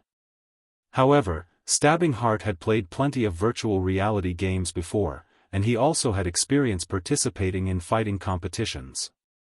Hence, he understood just how powerful Shifeng's skills were. If it were the him of the past, Stabbing Heart would not feel anything special about Shifeng. However, he previously had the fortune of interacting with a martial arts master. That martial arts master previously mentioned such a situation. Battling itself was just the pursuit of the simplest method of slaughter. When such a technique was mastered to the extreme, others would be unable to feel any awkwardness about it. Instead, it would give off a very natural feeling. As for those experts who had reached such a level, all of them were extremely dangerous. That was because, even if they were to stand before you with a smile, slashing a blade across your throat and you clearly witnessed it all, you would still take it as a joke. So much so that you wouldn't even feel the danger that approached you. Your body would not react, and even until death, you would still be unaware of the attack. This was not some sort of profound technique. It was a kind of instinct that could only be learned after experiencing countless battles and training. However, such brutal training was not something the average person could go through. However, Shifeng had taken away Stabbing Heart's rare chance at making Shifeng owe him a favor. Stabbing Heart did not imagine Shifeng would be so decisive, killing Ironsword Lion with zero hesitation. How was he supposed to show off now? How was he supposed to find an opportunity to seek Shifeng's guidance now? Stabbing Heart had no ways to deal with the guards who just arrived. Regarding this situation, Stabbing Heart held bitter hatred towards Ironsword Lion. The person actually caused him to lose a good chance to ask for guidance. Wearing a silvery gray heavy armor, the guard captain walked up to Shifeng.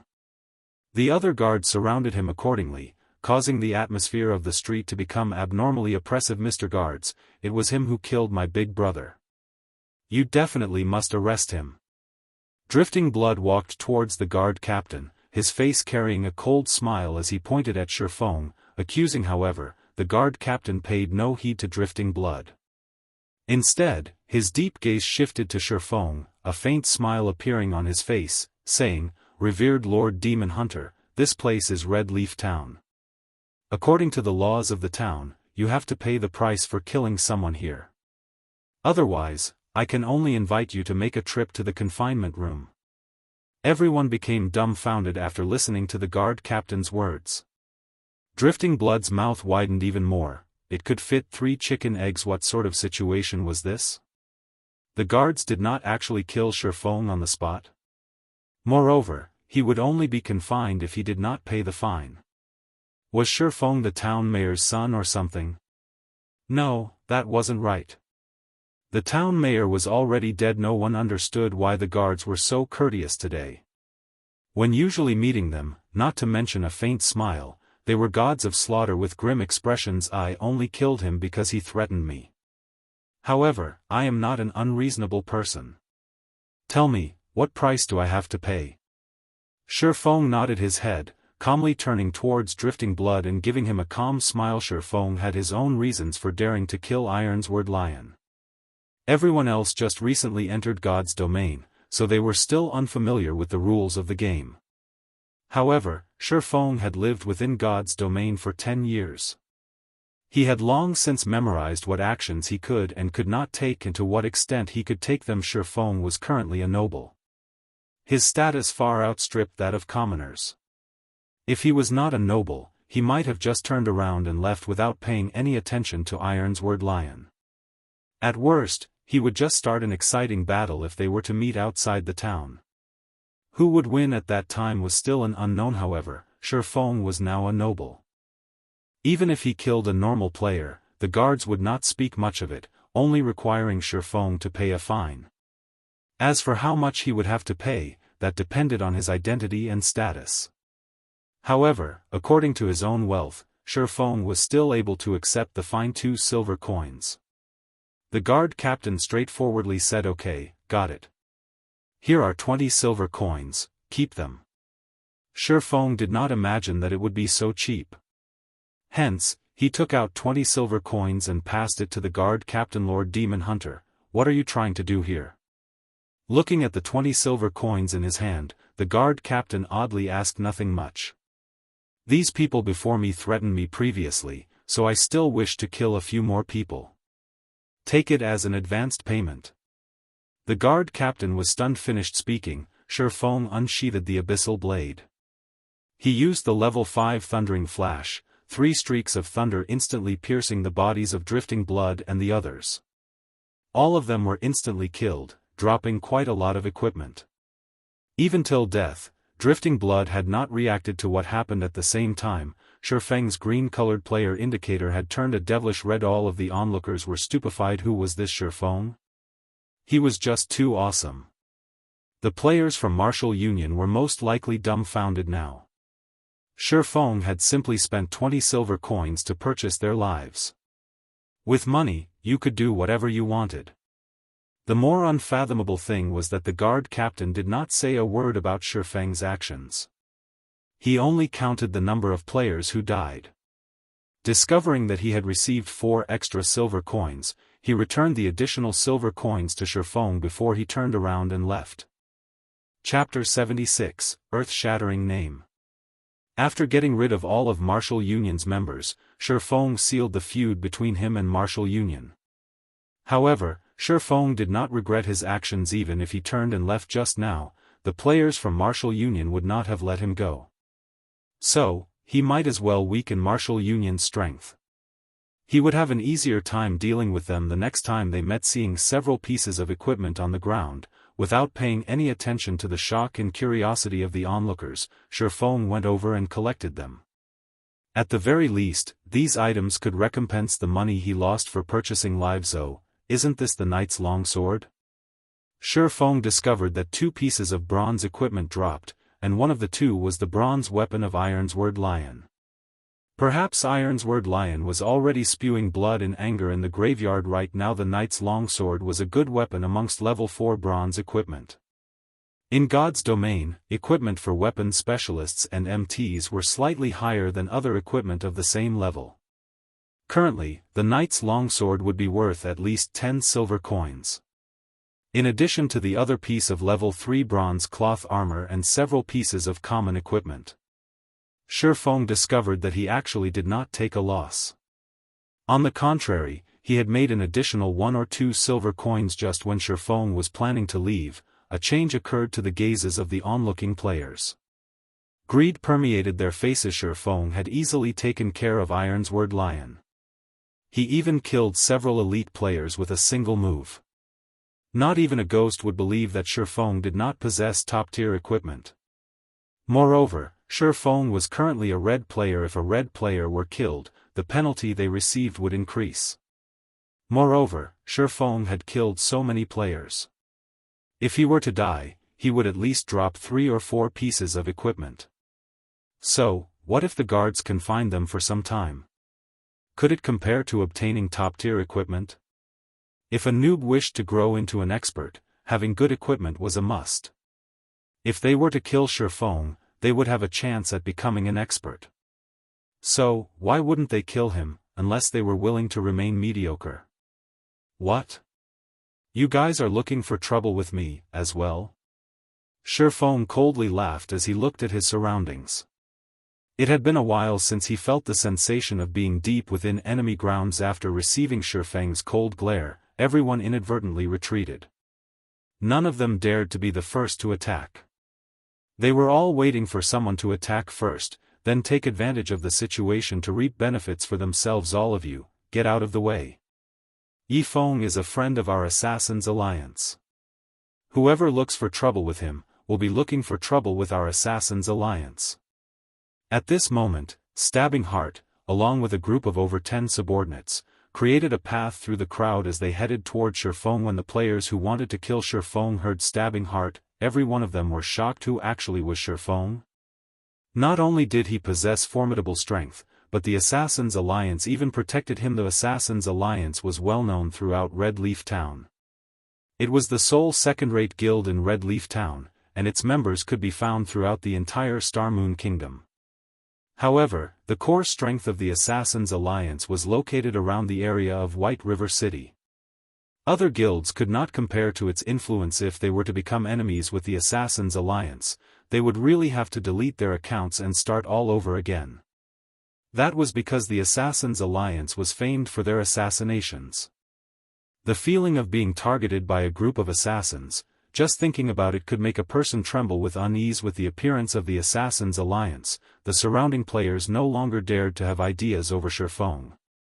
Since they could not fish up any advantages, everyone promptly left the scene. Many thanks, Shifeng said gratefully, looking toward Stabbing Heart. Nonsense.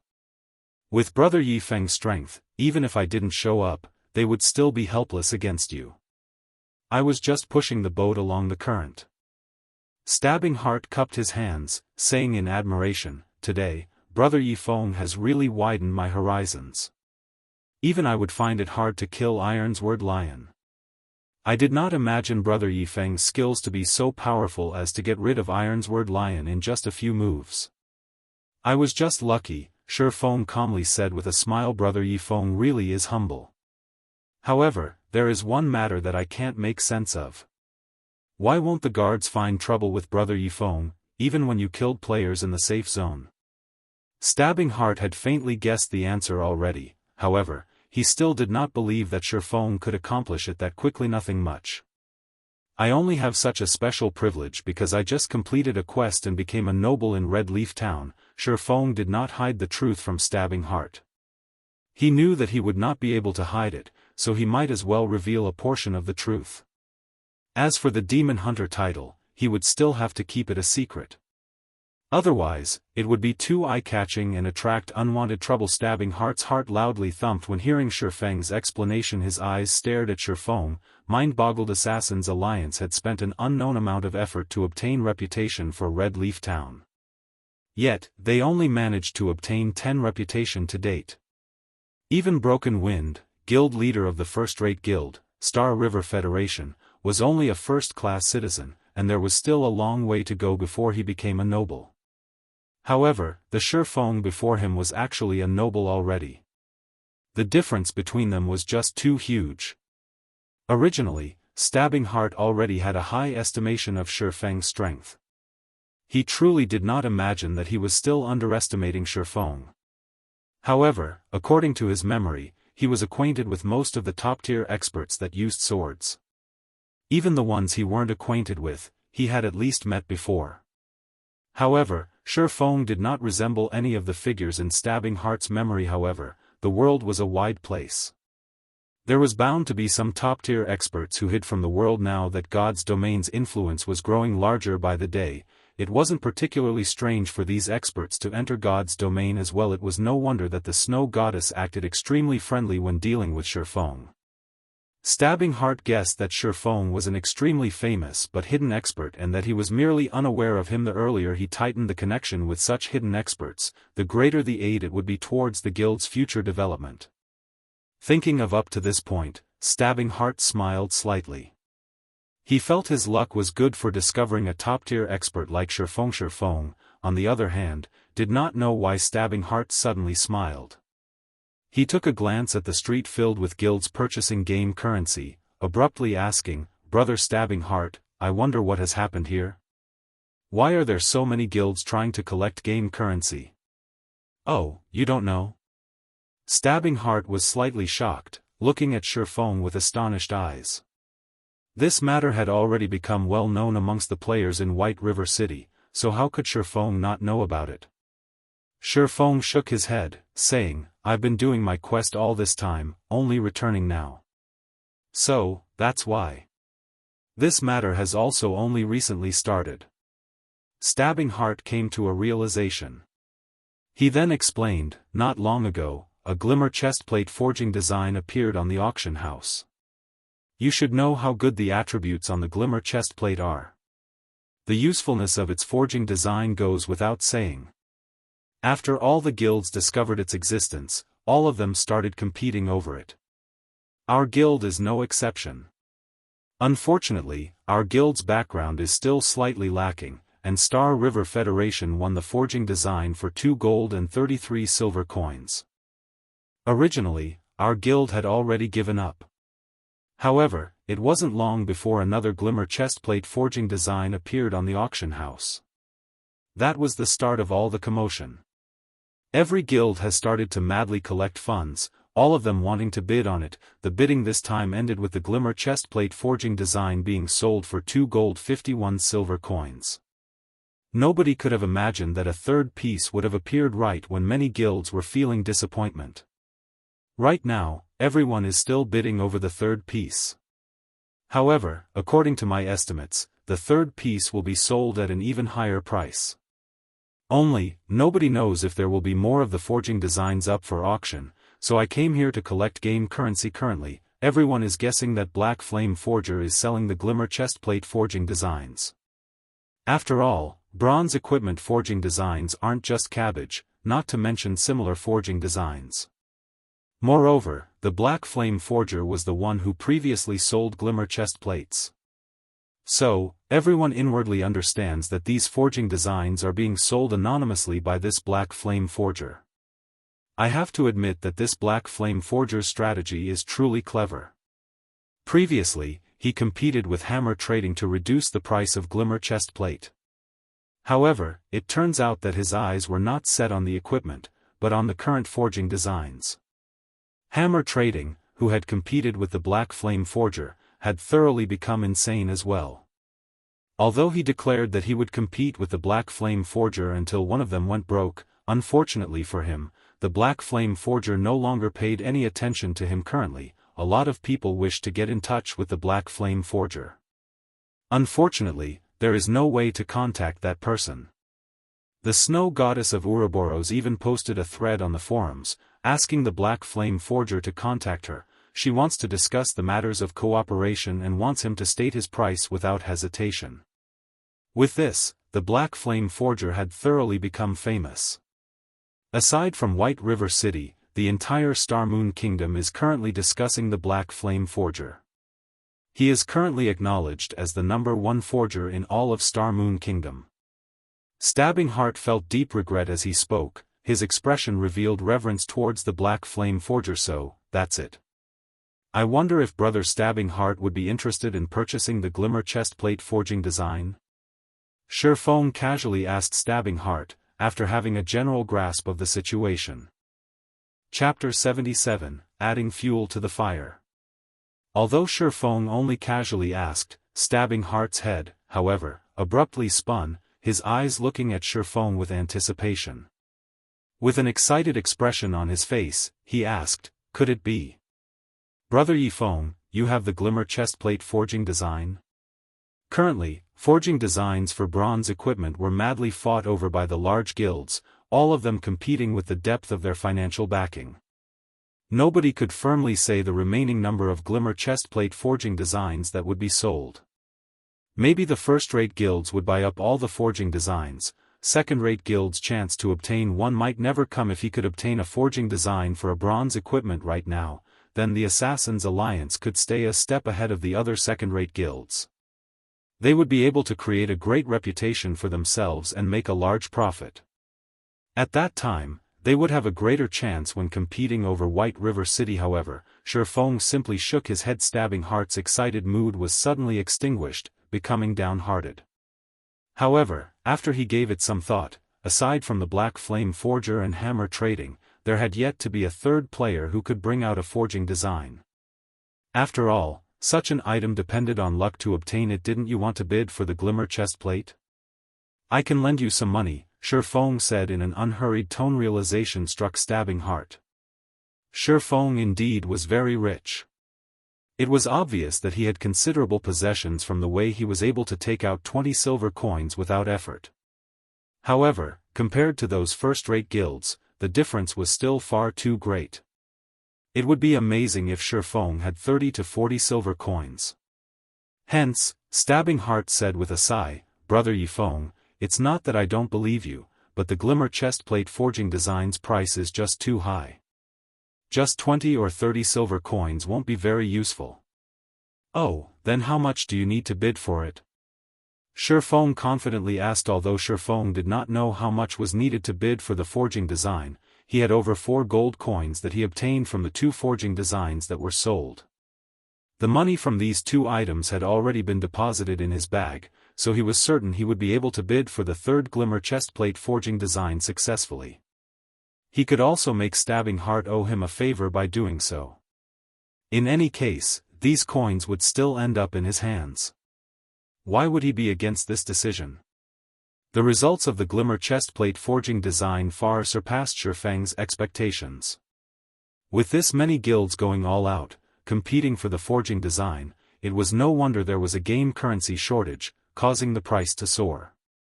However, this situation was a very good news to Shifeng.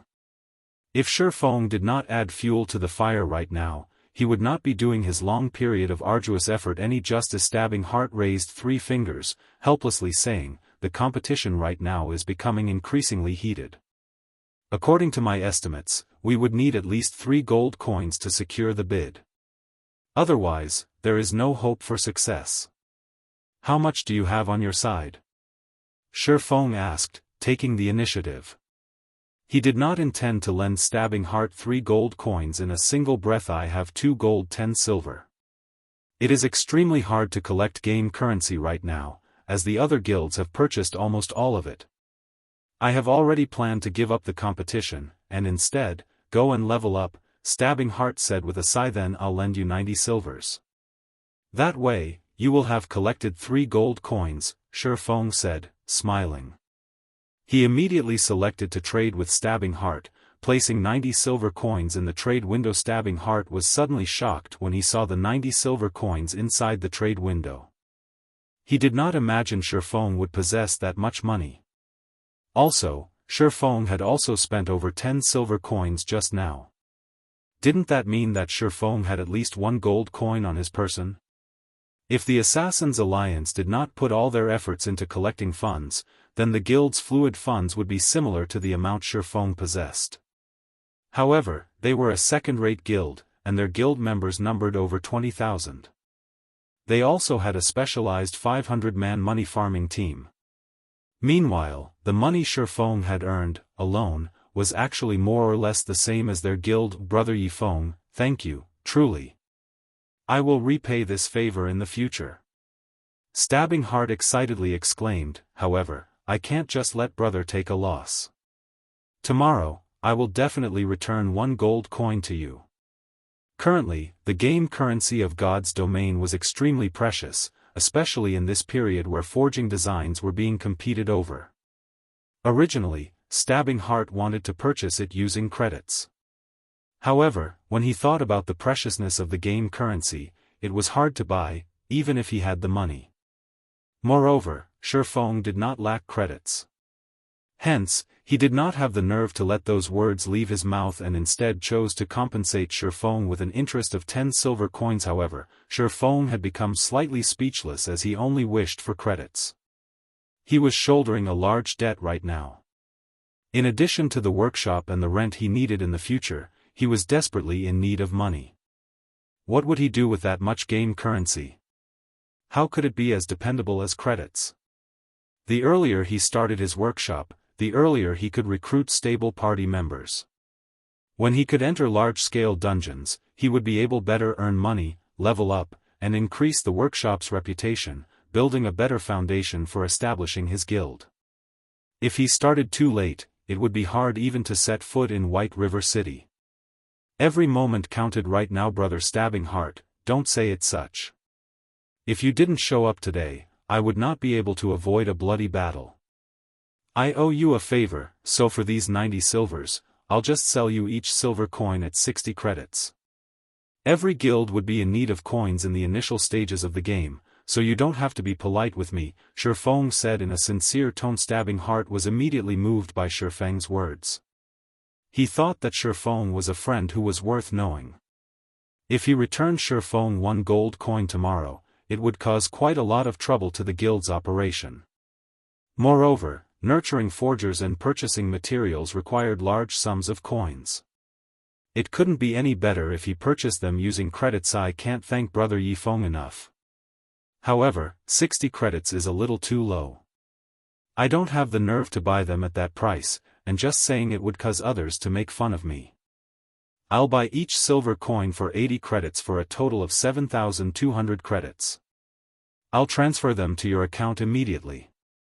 Stabbing Heart was very joyful. Even if Shifeng were to have complaints about the matter, Stabbing Heart would still stubbornly transfer all 7,200 credits to Shifeng. Brother Yifeng, I'll be leaving to bid for the forging design first. If you have any problems in the future, please don't hesitate to contact me. I'll definitely go all out to help you. Finished speaking, Stabbing Heart hurriedly left with his subordinates to the auction house. Seeing the additional 7,200 credits in his bank account, Shifeng helplessly smiled. His opinion of Stabbing Heart grew even more favorable in his heart. Currently, his bank account had more than 20,000 credits. The money for 2 virtual gaming helmets was now secured.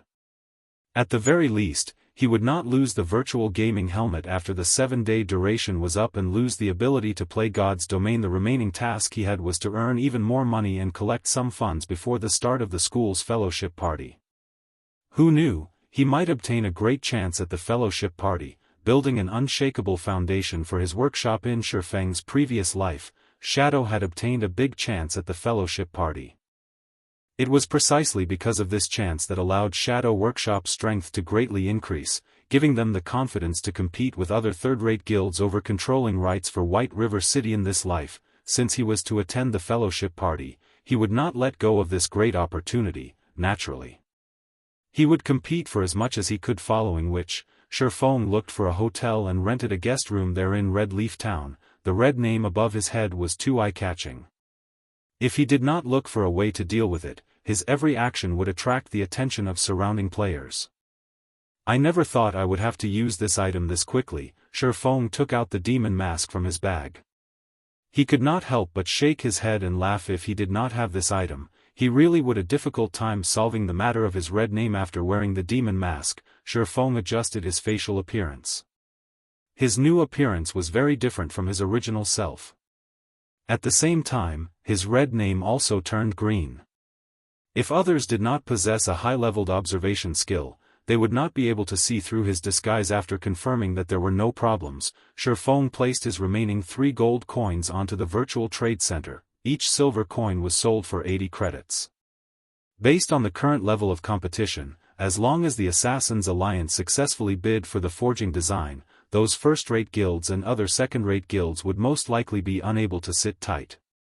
The competition then would be more insane than now. Shifeng was not worried that his game currency would not sell. Just as Shifeng was about to leave the hotel, a sudden realization flashed past him. He lightly tapped his own forehead. How could I forget about this thing? Now that I have the demon's mask, how can I not properly use it? Shifeng revealed a bright smile. Chapter 78, Black and White Interweave. The demon mask was able to hide the user's identity. In God's domain, it would be inconvenient for Shifeng to reveal himself in many matters. However, with the demon mask, he would be able to have another identity to move about in the darkness, carrying out many tasks that he, himself, could not do. And right now was one such time. After walking out of the hotel, Shifeng took a look at his surroundings. He discovered several players behaving oddly. Their eyes were glued onto the hotel's main entrance as if they were waiting for something. However, due to the effects of the demon mask, these players did not pay any attention to Shifeng. Why hasn't that brat come out yet? Is he planning to stay inside there until his red name changes back? An assassin standing outside the hotel entrance said impatiently, "What are you in a rush for? That brat is dead for sure. He actually dared to sneak an attack on Boss Ironsword. He even killed so many of our brothers. The enmity between him and Martial Union has already reached an irreconcilable state. I want to see just how long he can hide. If he were to wait foolishly, instead of killing monsters to reduce the weight of his crime, he would need to wait more than 30 hours before his red name disappears. Even if he is currently powerful, after more than 30 hours have gone by, our equipment and levels will surpass him by a huge leap. At that time, killing him to level 0 will be much easier," another assassin said with a sneer. While these players from Martial Union were making fun of Shifeng, they did not notice their target standing right next to them, and that he heard every single detail of their conversation. Martial Union sure is quick in taking action. They really are thinking highly of me if they sent a party of assassins to watch out for me. Unfortunately, I don't have the time to play around with them. I'll just let them wait for the sky to turn bright. Shifeng had long since guessed that Ironsword Lion would not let him go. After all, Shifeng had crossed paths with Ironsword Lion many times in his previous life. He had a very good understanding of Ironsword Lion's personality. Ironsword Lion would definitely want revenge. Even if he had to pay a great price, as long as he was able to obtain revenge, he would definitely do it. Moreover, he would repay it hundreds to thousands of times over. If one were to put it nicely, Ironsword Lion was a simple man. If one were to put it badly, however, Ironsword Lion was a person with a one-track mind. Others could easily discern his thoughts, following which, Shifeng departed from the hotel with a carefree attitude. Meanwhile, the party of assassins was still foolishly waiting in front of the hotel's entrance. They were jeering at Shifeng's cowardice, only daring to hide inside the hotel. In the end, death would still be awaiting him at the trade area, a sea of people crowded in front of the auction house. Shifeng could not even squeeze himself inside to purchase materials. Without a better option, Shifeng could only give up for now and visit the Chefs' Association to take a look at Violet Cloud's progress. First, compared to the currently popular Forging Association, the Chefs' Association was completely deserted. There was only a fragment of lifestyle players entering and leaving the association. After arriving at the kitchen he previously rented, Shifeng readjusted the demon mask, returning to his original appearance but still hiding his red name. After entering the kitchen, Shifeng discovered Violet Cloud currently concentrating on making fruit juice. Her hand movements were extraordinarily speedy and experienced. She was currently also level 3, surpassing many other lifestyle players. Although Shifeng had seen many master chefs make cold beverages before, none of their actions were as smooth and natural as Violet Cloud's. It was truly hard to believe why Violet Cloud would say her production speed was extremely slow. Her speed was shockingly fast. Did Violet Cloud intentionally trick him? Shifeng shook his head, feeling that Violet Cloud had no reason for doing such a thing. Hence, he walked over and suddenly asked, "Violet, how are you faring?" However, as if Shifeng's question did not enter Violet Cloud's ears, she was still concentrating on making fruit juice. There was nothing else present in her heart. Looking at Violet Cloud's degree of focus, Shifeng was slightly shocked himself. He no longer tried to interrupt Violet Cloud and instead, chose to stand by the side and observe her. After more than 10 minutes had passed, Violet Cloud had yet to discover Shifeng's presence. Meanwhile, she had already crafted more than 10 cups of fruit juice. These fruit juices looked extremely refreshing, and they gave off a faint, captivating fragrance. After she used up the materials in her hands, just when Violet Cloud was about to retrieve more. Ah! Violet Cloud was shocked into a jump as she discovered that her boss, Shifeng, was standing behind her. From the looks of it, he had been waiting for quite some time now. Violet Cloud's heart became frantic as she thought about how she let her employer wait for so long. Lowering her head, she said in a nervous tone, "Sir, have you completed the 900 cups of fruit juice?" Shifeng asked with a smile. Shifeng's evaluation of Violet Cloud had greatly risen. As of this moment, the more focused someone was when doing something, the greater the efficiency. It was also easier for them to overcome difficulties. However, not everyone was able to constantly maintain a high degree of focus, just like how a student's thoughts would wander after studying for a long period of time, or become absent-minded after listening to the teacher's lecture for some time. However, Violet Cloud possessed extraordinary focus.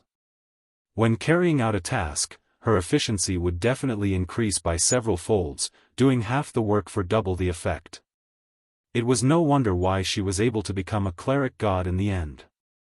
Even if she were not a cleric, and instead played some other job, her achievements would most likely still be great. They're all done. However, I obtained a realization when I was making them before.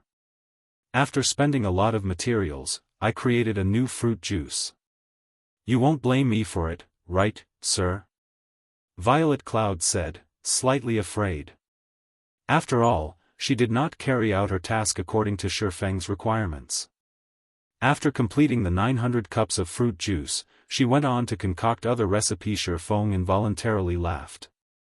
Looking at the hundreds of cups of fruit juice on the table, he encouragingly said, "Why would I blame you? More than that, I want to reward you. With the new fruit juice, I will have greater confidence in carrying out that task of mine. Here are 3 silver coins as your reward. I hope that you can bring forth many new creations in the future. As for your share in the sales of these fruit juices, I'll give it to you after I sell themas for the fruit juices. You no longer need to make them for now. Afterward, focus on making the wolf meat dishes. I still have a great use for them." Currently, players did not regard wolf meat as precious. However, after it was turned into a wolf meat dish, its price could be increased over 10 times. Such an increase was due to the fact that after consuming the wolf meat dish, every job would have their main attributes increased by 5 points, and its duration was 1 hour. Such an increase was extremely attractive to a majority of the players. The increase was equivalent to gaining another level, and with it, they would be able to kill monsters much more quickly. Only, after taking the manufacturing costs into account, most of the current chef players did not pay much attention to dishes with such high costs. However, by the time they did pay attention, they would have already missed a huge opportunity. Thank you, sir. I will definitely complete my task. Excitement and appreciation filled Violet Cloud's face after she received the 3 silver coins. She felt she was truly lucky for being able to meet Sherfong. Otherwise, she would still have to conduct sales out in the streets, only to end up selling just a few cups. Even if she were to strive for an entire week, she would not be able to earn 3 silver coins. Yet, she had such an amount with just a day's effort, following which, Sherfong stored all the fruit juices in his bag. There were more than 1,700 cups of them, and if each cup were sold at 1 copper coin, then that would sum up to 17 silver coins. To an average player, it was definitely a huge sum of money. To Sherfong, however, it was just spare change. However, Sherfong did not intend to sell any of them as he had another use for them. System: the Glimmer chestplate forging design you have placed on auction has been sold. After deducting the processing fees, a total of 2 gold 76 silver has been added to your bag space. Has Assassin's Alliance won the bid already? Sherfong called out the official forums. Just as expected, the Assassin's Alliance posted a thread, widely advertising the forging design they successfully bid on and taking the chance to increase their fame and influence. After all, being able to purchase a forging design indicated the guild's background. This would cause many leisure players to reconsider their estimates of the Assassin's Alliance's strength. Violet, if you wish to convert your coins to credits, wait for another hour or 2 before registering them on the virtual trade center. That way, you will be able to obtain a higher price, Sherfong reminded Violet Cloud after some thought. Violet Cloud obediently nodded her head. Although she did not understand Sherfeng's intentions, she still chose to believe in him. After all, Sherfong was currently her knight in shining armor. Afterward, Sherfong gave Violet Cloud another 5 silver coins for her to purchase the materials needed to make the wolf meat dish. He then departed from the Chef's Association, his appearance changing into an older gentleman. It's about time I contacted her. Sherfong had done all the necessary preparations. Moreover, the Assassin's Alliance had caused the other guilds to start to panic. So, now was about the right time to contact that person. Sherfong called out his friend Window and looked for the snow goddess, a cunning smile appearing on his face. Chapter 79, Mysterious Black Flame. In the core area of Kuruk Fields, one could see groups of grassland lion cubs every 100 meters or so. If a party's positioning were slightly off, they would attract tens of grassland lion cubs towards them. Moreover, at the large tree located in central region of the fields, there lived a level 6 elite grassland lion.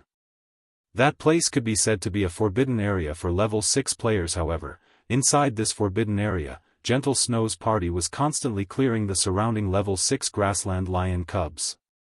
They were clearing out an empty land for the purpose of hunting the elite grassland lion.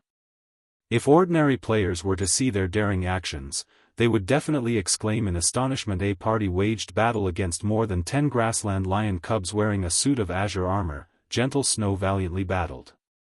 She was like a war goddess, fighting 1 against 10,000. A simple slash from her had sent 3 grassland lion cubs flying. Simultaneously, she was dodging the claws of the remaining 2 lion cubs. If an expert were to see Gentle Snow battle, their eyes might have popped out of their sockets by now. Although her single slash seemed simple, she struck the vital points of all 3 grassland lion cubs. Her dodges were even more accurate. It was like she possessed eyes at the back of her head. Without even turning her head, she was able to avoid the claw strikes that came from behind her. On another side, the flame witch, Zhao Yueru, was like an artillery cannon. A single frost flame blast from her had taken away a third of the grassland lion cub's HP. Just when the grassland lion cub switched hatred and was about to rush at Zhao Yueru, the woman, herself, revealed a smile of disdain. As her mouth chanted the final verse of an incantation, her lily-white hands finished writing the incantation. Following which, a flame dragon appeared. The dragon spewed scorching hot flames, immediately decimating the grassland lion cub rushing towards Zhao Yueru. Zhao Yueru's control over magic was extremely subtle, reaching its pinnacle. Her chanting and tracing were even more extraordinary.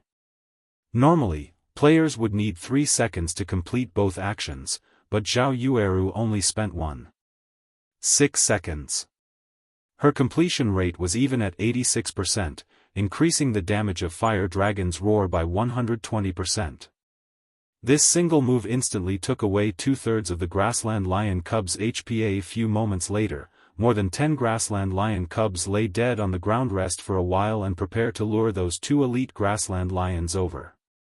Shield Warrior, you'll tank one, while I handle the other. After tidying up the loot, Gentle Snow commanded as she looked towards the 2 patrolling elite grassland lions in the distance. Just as everyone was resting, Gentle Snow received a single message signed with the name of a black flame.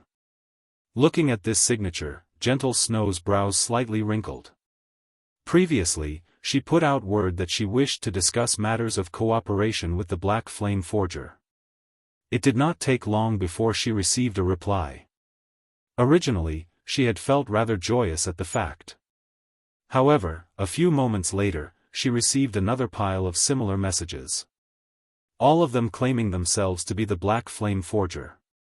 However, after undergoing a simple questioning and identification, she discovered that all of these players were fakes. Every one of them wanted to swindle some money from her. Snow, is it another harassing message? Why not you just set it so you can only receive messages from your friends? That way, these messages won't bother you anymore. Zhao Yueru suggested after noticing Gentle Snow's unnatural behavior. Gentle Snow shook her head, saying in a serious tone, I'm not acquainted with the Black Flame Forger. If the real Black Flame Forger were to contact us, and we weren't able to receive his message, wouldn't we have posted that thread for nothing? I'll still take a look at it. In any case, it is very easy to determine the authenticity of the Black Flame Forger. However, Gentle Snow suddenly froze when she read the message. That was because this message had very clearly proven the authenticity of this Black Flame.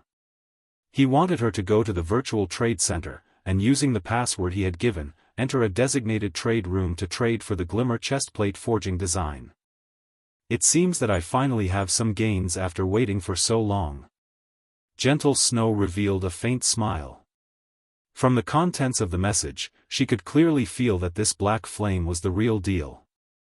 Otherwise, he would not suggest trading the forging design at the virtual trade center. After all, Black Flame imposters would not have a forging design. What is it? Did the real Black Flame contact you? Looking at Gentle Snow nodding to her question, Zhao Yueru became immediately excited. Wishing to meet this mysterious forger, she asked, when do we meet him? Currently, the Black Flame Forger was known by everybody. He was even in possession of a forging design that could increase a guild's influence. After carrying out one questionable action after another, only now did they find out his true motive. Zhao Yueru couldn't help but admit the brilliance of the Black Flame Forger's methods. He paid such a huge price all to control the initiative in the game played by the various guilds. Now, every guild within the area of White River City could not help but get caught up in this spiral, otherwise, they would be eliminated by the other guilds. His unpredictable actions even caused her to feel admiration. He was unlike a certain someone who was clearly just a lucky bastard, yet, still pretended to be an expert. Just thinking about that person made Zhao Yueru's blood boil in anger. Compared to the Black Flame Forger, the difference between them was thousands of miles apart. I just contacted him. However, he does not want to add us as friends. He only said he wants to meet at the level 8 map, Phissis Canyon, in 4 hours. Phissis Canyon isn't that far away from our current location. I'll buy the forging design first, then we'll quickly clear up these elite grassland lions. If we hurry over, we should be able to make it. Even Gentle Snow was clearly excited right now. There were so many first-rate guilds in Starmoon Kingdom, yet, she didn't imagine that the Black Flame Forger would actually be willing to cooperate with them. She couldn't help but admit that they were extremely lucky, or maybe that Black Flame had some other plans. In any case, she wouldn't be able to see through the thoughts of this Black Flame Great. Then let's hurry. If we make him wait too long, it would be terrible if he didn't want to meet us anymore. Zhao Yueru abruptly stood up, excitedly saying, "So look at you in such a hurry. We still have time." Gentle Snow rolled her eyes at Zhao Yueru. She did not imagine that Zhao Yueru would be so interested in Black Flame. Normally, she would not be as enthusiastic towards other people she met. Meanwhile, Shifeng, the target of Gentle Snow and Zhao Yueru's conversation, had already departed from Red Leaf Town. He was running towards the White Sand Ruins. The White Sand Ruins was a level 10 monster area. It was also one of the must-come leveling areas for players of Red Leaf Town and several other nearby towns. That was because the quests available here were very numerous. Amongst them, there was no lack of guild quests and reputation quests. There were even 2 unique quests here. The rewards for these 2 unique quests were extremely bountiful, and they would bring plenty of benefits to Shifeng when he officially entered White River City in the future. Hence why Shifeng was running to the White Sand Ruins. Just as Shifeng arrived at a sea of white sand, a message from Gentle Snow arrived. The message stated that they had to delay the meeting time by an hour suddenly, and as a compensation, aside from buying the forging design at price of 24,000 credits, they would give him an additional 20,000 credits. Their wealth was practically overbearing. Shifeng did not really mind the delay in time. In any case, he also needed quite some time to complete the quests here. Meanwhile, 20,000 credits was 2 months' worth of salary of a gold-collar worker. Gentle Snow used it as compensation for being late. Moreover, this was only the start of the business between them, yet, he had already earned more than 40,000 credits. He could not help but admit that there were many benefits for working with a person like Gentle Snow, especially when the person herself was not lacking money. Even the rich from other virtual reality games could not compete with her following, which, based on his memories, Shifeng searched for a secret path in the White Sand Ruins. After walking this path for nearly half an hour, he caught sight of a bunker buried in the white sand.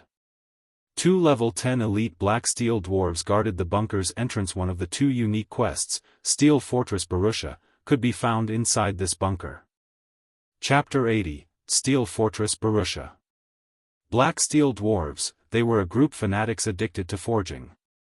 The civilization of the Black Steel Dwarves was once incomparably brilliant, and their shadows could be found in the creation of countless pieces of legendary equipment. The arms of Black Steel Dwarves were as thick and robust as their thighs, and their muscles were as hard as stone.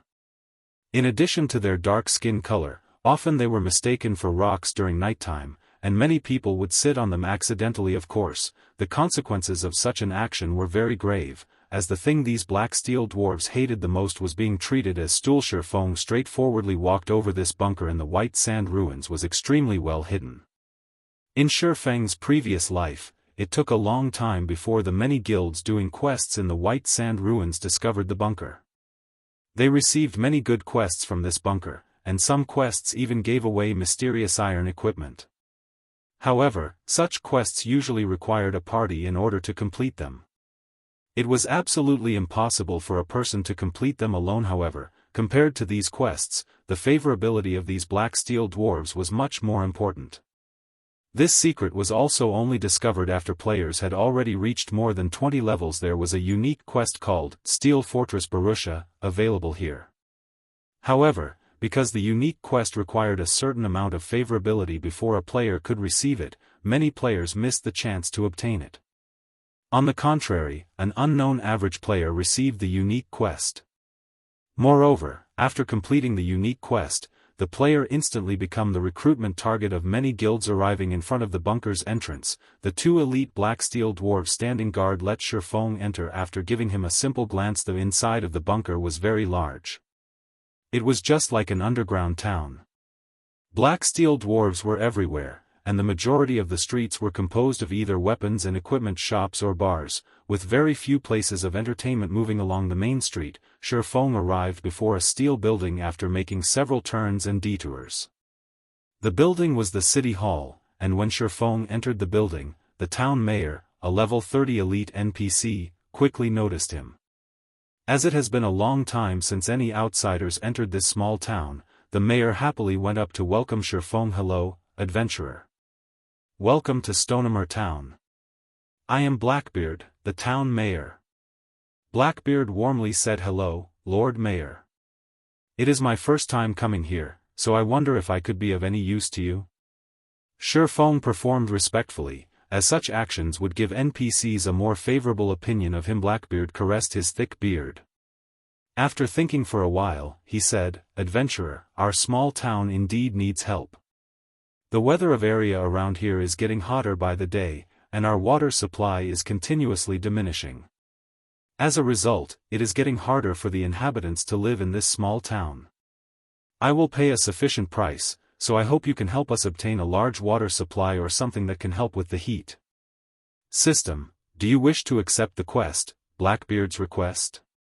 Shifeng revealed a faint smile.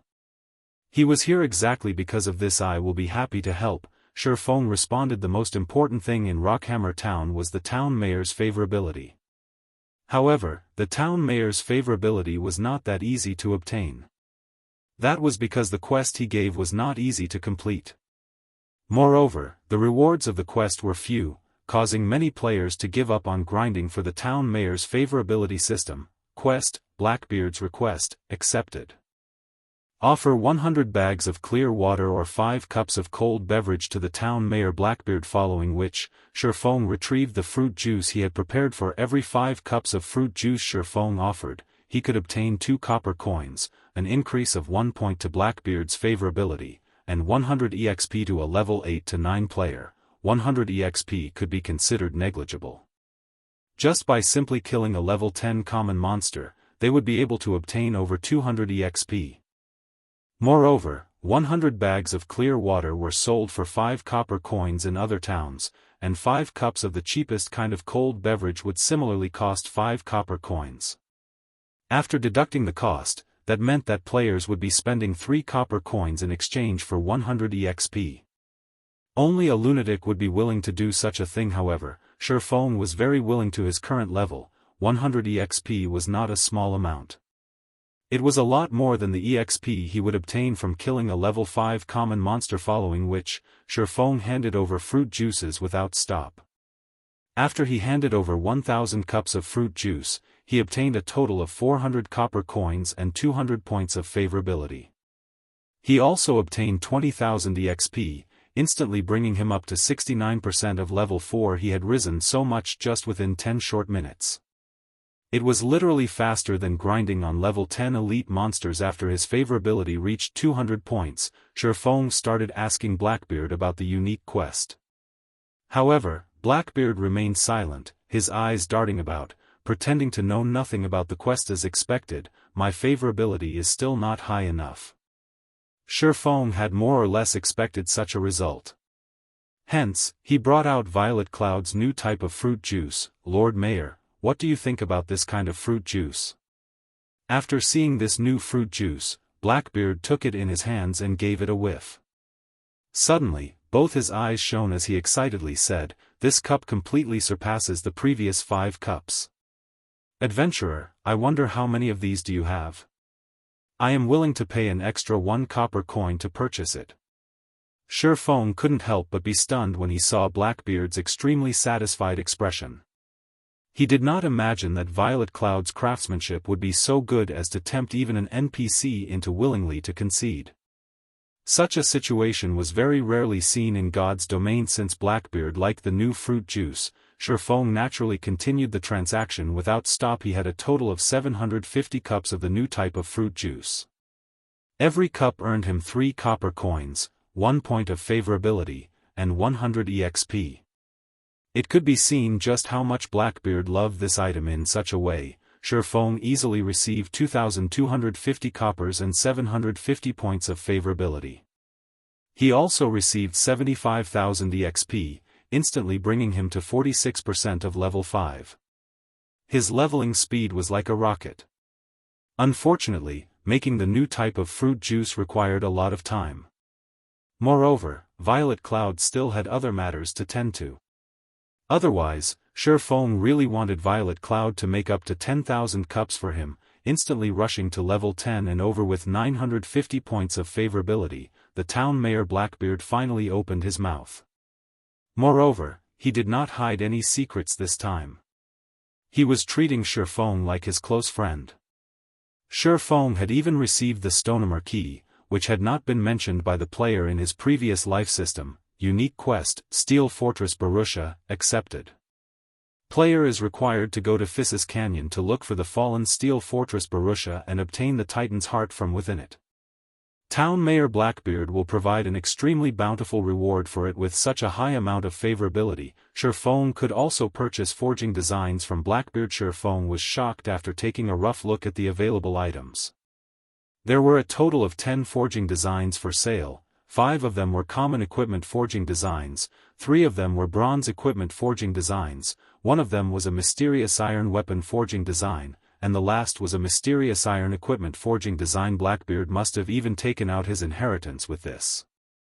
These forging designs were all for level 8 to level 10 equipment. However, the bronze equipment forging designs were sold for 60 silver coins each, while the mysterious iron ranked forging designs were sold for up to 1 gold and 50 silver coins. Even if an average player were to discover them, they would definitely be unable to purchase them. Fortunately, this time around, Shifeng had sold another 3 pieces of the Glimmer chestplate forging design. The money he possessed increased by more than 9 gold coins once more. Otherwise, even he could only look at the items with envy. Lord Mayor, these 3 bronze-ranked forging designs and 2 mysterious iron-ranked forging designs, I want all of them. Shifeng simply handed over 4 gold 80 silver. Unfortunately, these forging designs were bound upon purchase. Otherwise, he would be able to earn at least double or triple the amount just from reselling them. The weakest amongst these forging designs was a level 8 bronze equipment. However, even that would bring about an unimaginable improvement to the current guilds. After all, the current highest-leveled players were just nearing level 6, while a large majority of the players were still using level 1 or level 2 common equipment. Just imagining when everyone rose to level 8 and every member of a party possessed a piece of level 8 bronze equipment was frightening. After completing the transaction, Shifeng suddenly received a system notification. Chapter 81, Equipment Improvement. Shifeng was shocked after reading the system notification. Blackbeard's favorability of him rose to 1,000 points, reaching the level of revered system. Congratulations. You are the first player to achieve revered favorability with an NPC. Rewarding 1 mysterious iron treasure chest. Luck really can't be stopped once it comes. I wonder what items will come out. Shifeng impatiently opened the refined mysterious iron treasure chest. Inside the treasure chest, there was a piece of equipment and an ornament. Dark Pursuer's Cape, secret silver rank. Equipment requirement, Agility 70. Defense plus 20. Strength plus 4, Agility plus 8, Endurance plus 4. Movement speed plus 2. Evasion plus 6. Additional ability, Silent Steps, allows the user to arrive at the target's back silently. Maximum range of 40 yards. Cooldown, 3 minutes. Interpreter's Pendant, Mysterious Iron rank. Level 7. Equipment requirement, Intelligence 30. Intelligence plus 6, Endurance plus 2. Magic damage increased by 5% in the current times. These 2 pieces of equipment could be considered extremely rare. It was especially true for the Dark Pursuer's Cape. The cape was well suited for weapon specialists, and it would definitely increase their strength when equipped.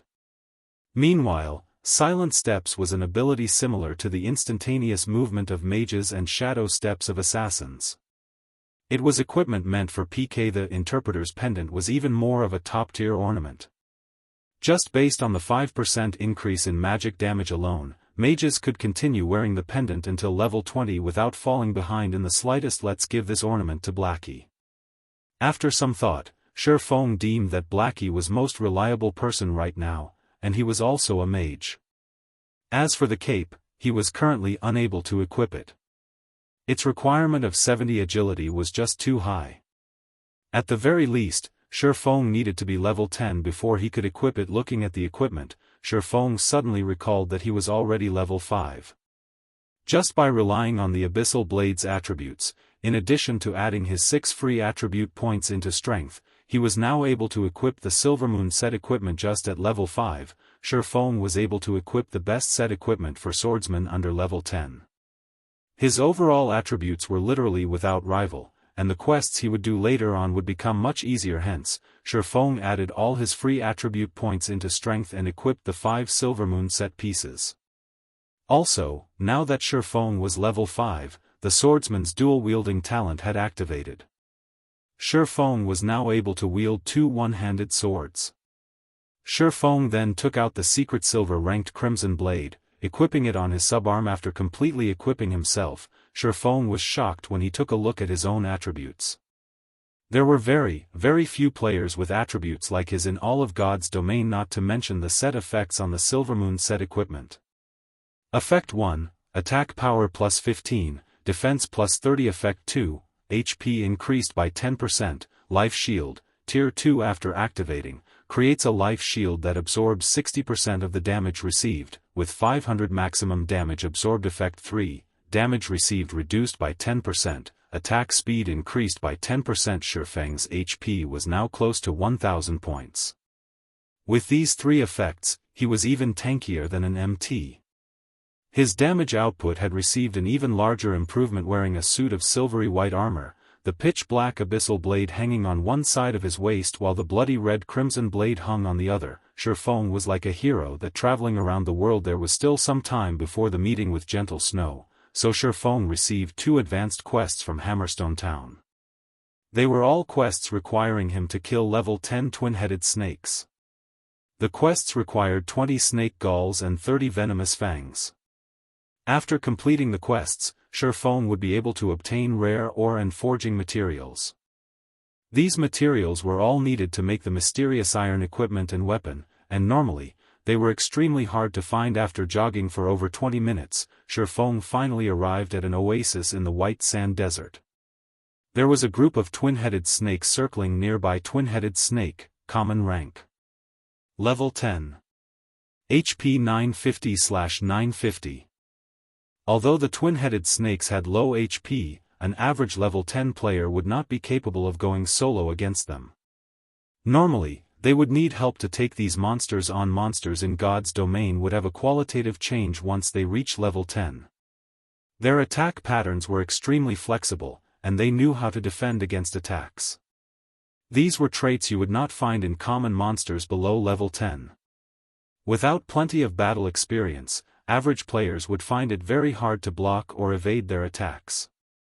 Apart from this, their attacks would carry an additional special skill, and a slight slip in attention would cost players their lives. As for the twin-headed snake's attack pattern, it would usually attack with one of its heads, while defending with the other. Because of this, a solo player would find it hard to deal damage.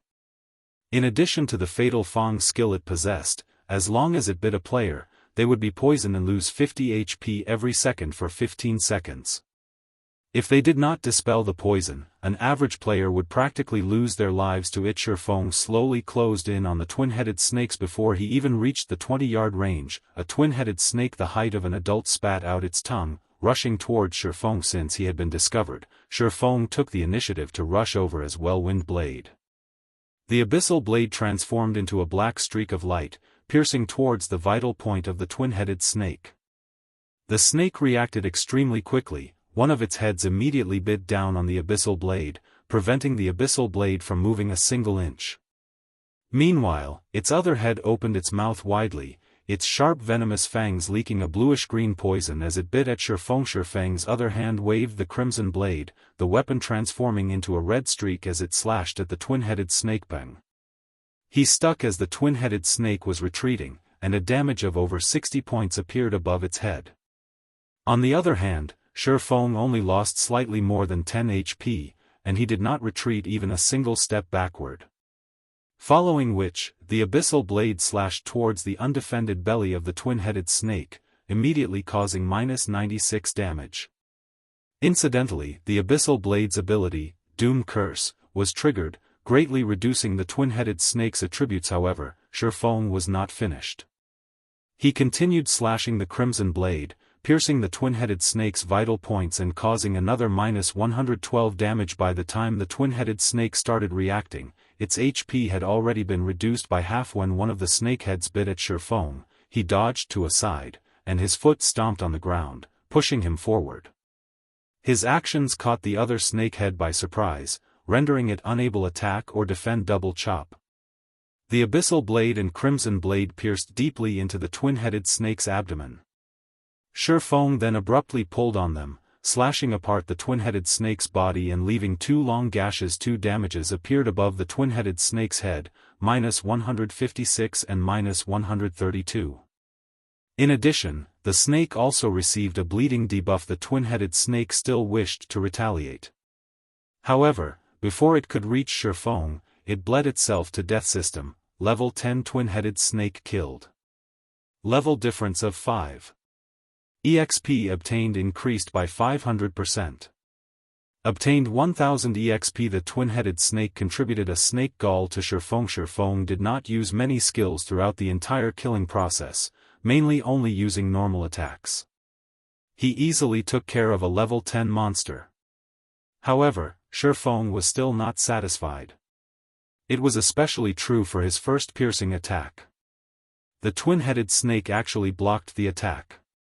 Otherwise, he would have been able to kill the twin-headed snake with a series of continuous strikes. Shifeng then started searching for his next target. After an hour, Shifeng had killed over 40 twin-headed snakes. His experience rose to 81% of level 5. His leveling speed was like a rocket, and his experience gain was even faster than that of forging equipment. Shifeng couldn't help but have mixed feelings about it. With the entire Silvermoon set equipment in addition to 2 top-tier weapons, killing monsters that were of higher levels became extremely easy. If the situation continued as such, Shifeng would reach level 6 in less than an hour. I'm still missing 3 snake galls and 5 venomous fangs. However, all the twin-headed snakes in this area are already dead. It might take a while for new monsters to respawn. Shifeng observed his surroundings. There was actually not a single twin-headed snake present. Shifeng had no choice but to run to another spot to grind twin-headed snakes. However, just after taking a few steps, 3 twin-headed snakes slithered out from the oasis. Amongst the 3, one of them had larger heads than the other 2, and there was also a horn on each of its heads. This was a snake king patrolling its territory. A rare elite, is it? Shifeng licked his lips when he saw the twin-headed snake king, his lips revealing a faint smile. A rare elite was not something that a person could often meet. It would appear randomly, and its strength was slightly more than normal elite monsters. Its drop rate was also extremely good. Being able to meet one depended all on luck. Chapter 82, Killing the Twin-Headed Snake King. The Twin-Headed Snake King, along with its 2 subordinates, slowly slithered towards Shifeng. However, it did not discover Shifeng's existence. Its tail calmly swayed, and its head proudly raised as it overlooked its own territory. Meanwhile, the 2 normal twin-headed snakes were closely following the Snake King. They did not act proudly like the Snake King, but more like bodyguards, their chilling gazes sweeping across their surroundings. As long as there were any signs of activity, they would immediately become their king's sharp swords, killing all enemies that were harmful to their king. From when the twin-headed Snake King approached his location to when it turned around and left, Shifeng only watched it, silently. However, Shifeng was in no hurry to make a move. Instead, he stealthily followed it, using observing eyes on it, and waiting for the best terrain to start his attack. Twin-headed Snake King, rare elite. Level 10. HP 4000/4000. The other 2 twin-headed snake guards were both common monsters. They were both level 10, and they both had 1400 HP. Shifeng was about to face 3 level 10 monsters together. Moreover, there was even a rare elite amongst them. Even though Shifeng equipped with the full Silvermoon set equipment, he still needed to plan properly before taking action. After all, the few can't fight the many. Also, the snake race had extremely quick movement speeds, and the Snake King even more so. Shifeng followed the twin-headed Snake King to an area filled with sandstone.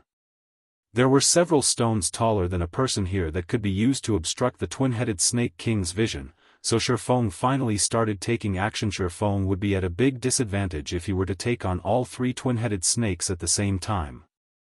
So, he needed to split them up and kill them one at a time, with the common monsters taking priority. Shifeng immediately used Phantom Kill, letting his doppelganger stay behind waiting while he took charge.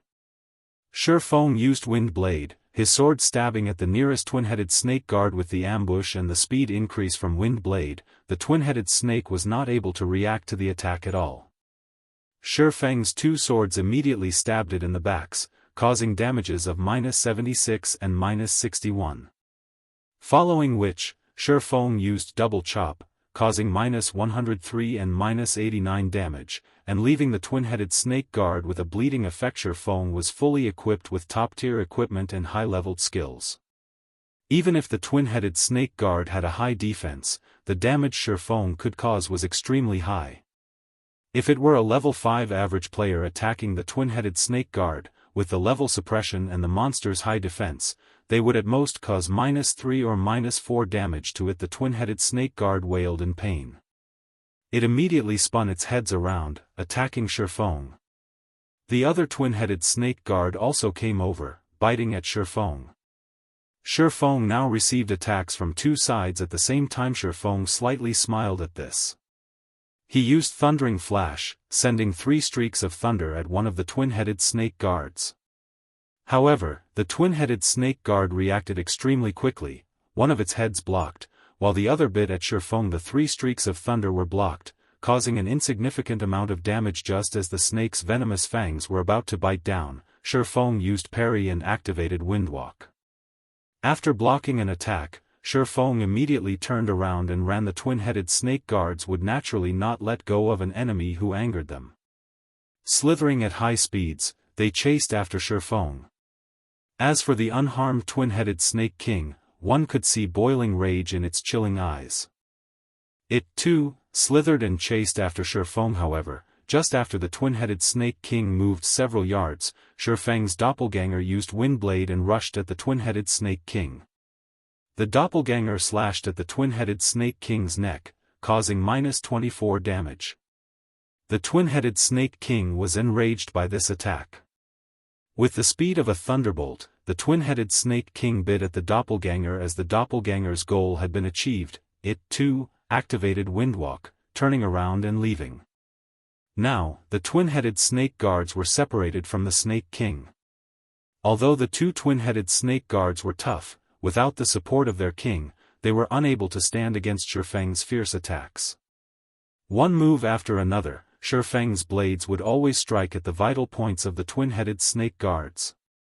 After all, the Silvermoon set equipment was not just for show. Right now, Shifeng's agility exceeded 60 points. Even if the twin-headed snake guards could defend against one of Shifeng's attacks in time, they would still be struck by his other sword. Every sword that landed would take away 60 to 70 HP, while the occasional critical hit would cause over -150 damage. Shifeng's sword strikes were like a fierce gale passing by. The sword strikes constantly landed on the two twin-headed snake guards, causing their HP to fall madly. Within a few moments, the two twin-headed snake guards breathed their last breaths after looting the drops. Shifeng rushed at the twin-headed Snake King. Currently, the doppelganger's HP had fallen below 30%. It was exhausting itself trying to pin down the twin-headed Snake King. The rare elite's attacks were extremely quick. It would, from time to time, spit out a poisonous fog, enveloping a large area with it. The doppelganger only possessed 50% of the original body's attributes, so it could only constantly defend and escape.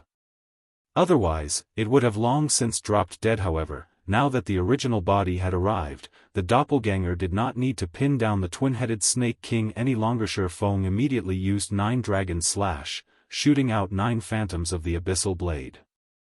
Shifeng then used Defensive Blade, his attack range greatly increasing. He could only attack from afar when facing the twin-headed Snake King, who was capable of spewing out poisonous fog. If he were to enter a melee with the twin-headed Snake King, he would not last 20 seconds. Even if he were to activate all of his life-saving skills, he still would not survive. The twin-headed Snake King was very cunning.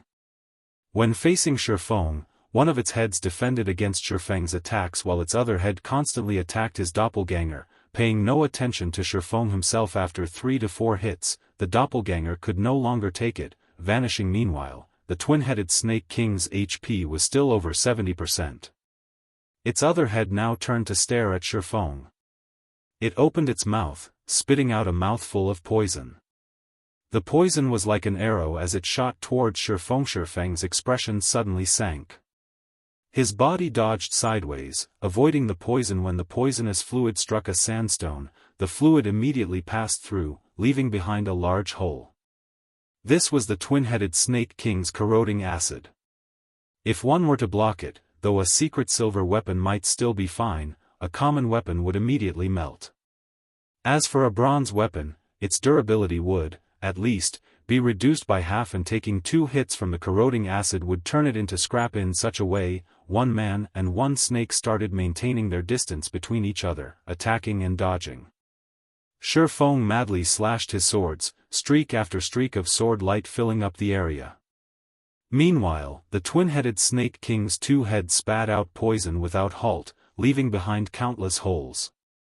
From time to time, it would also fill a large area with a poisonous fog, leaving not even a blade of grass alive. From time to time, Shifeng would be poisoned during battle.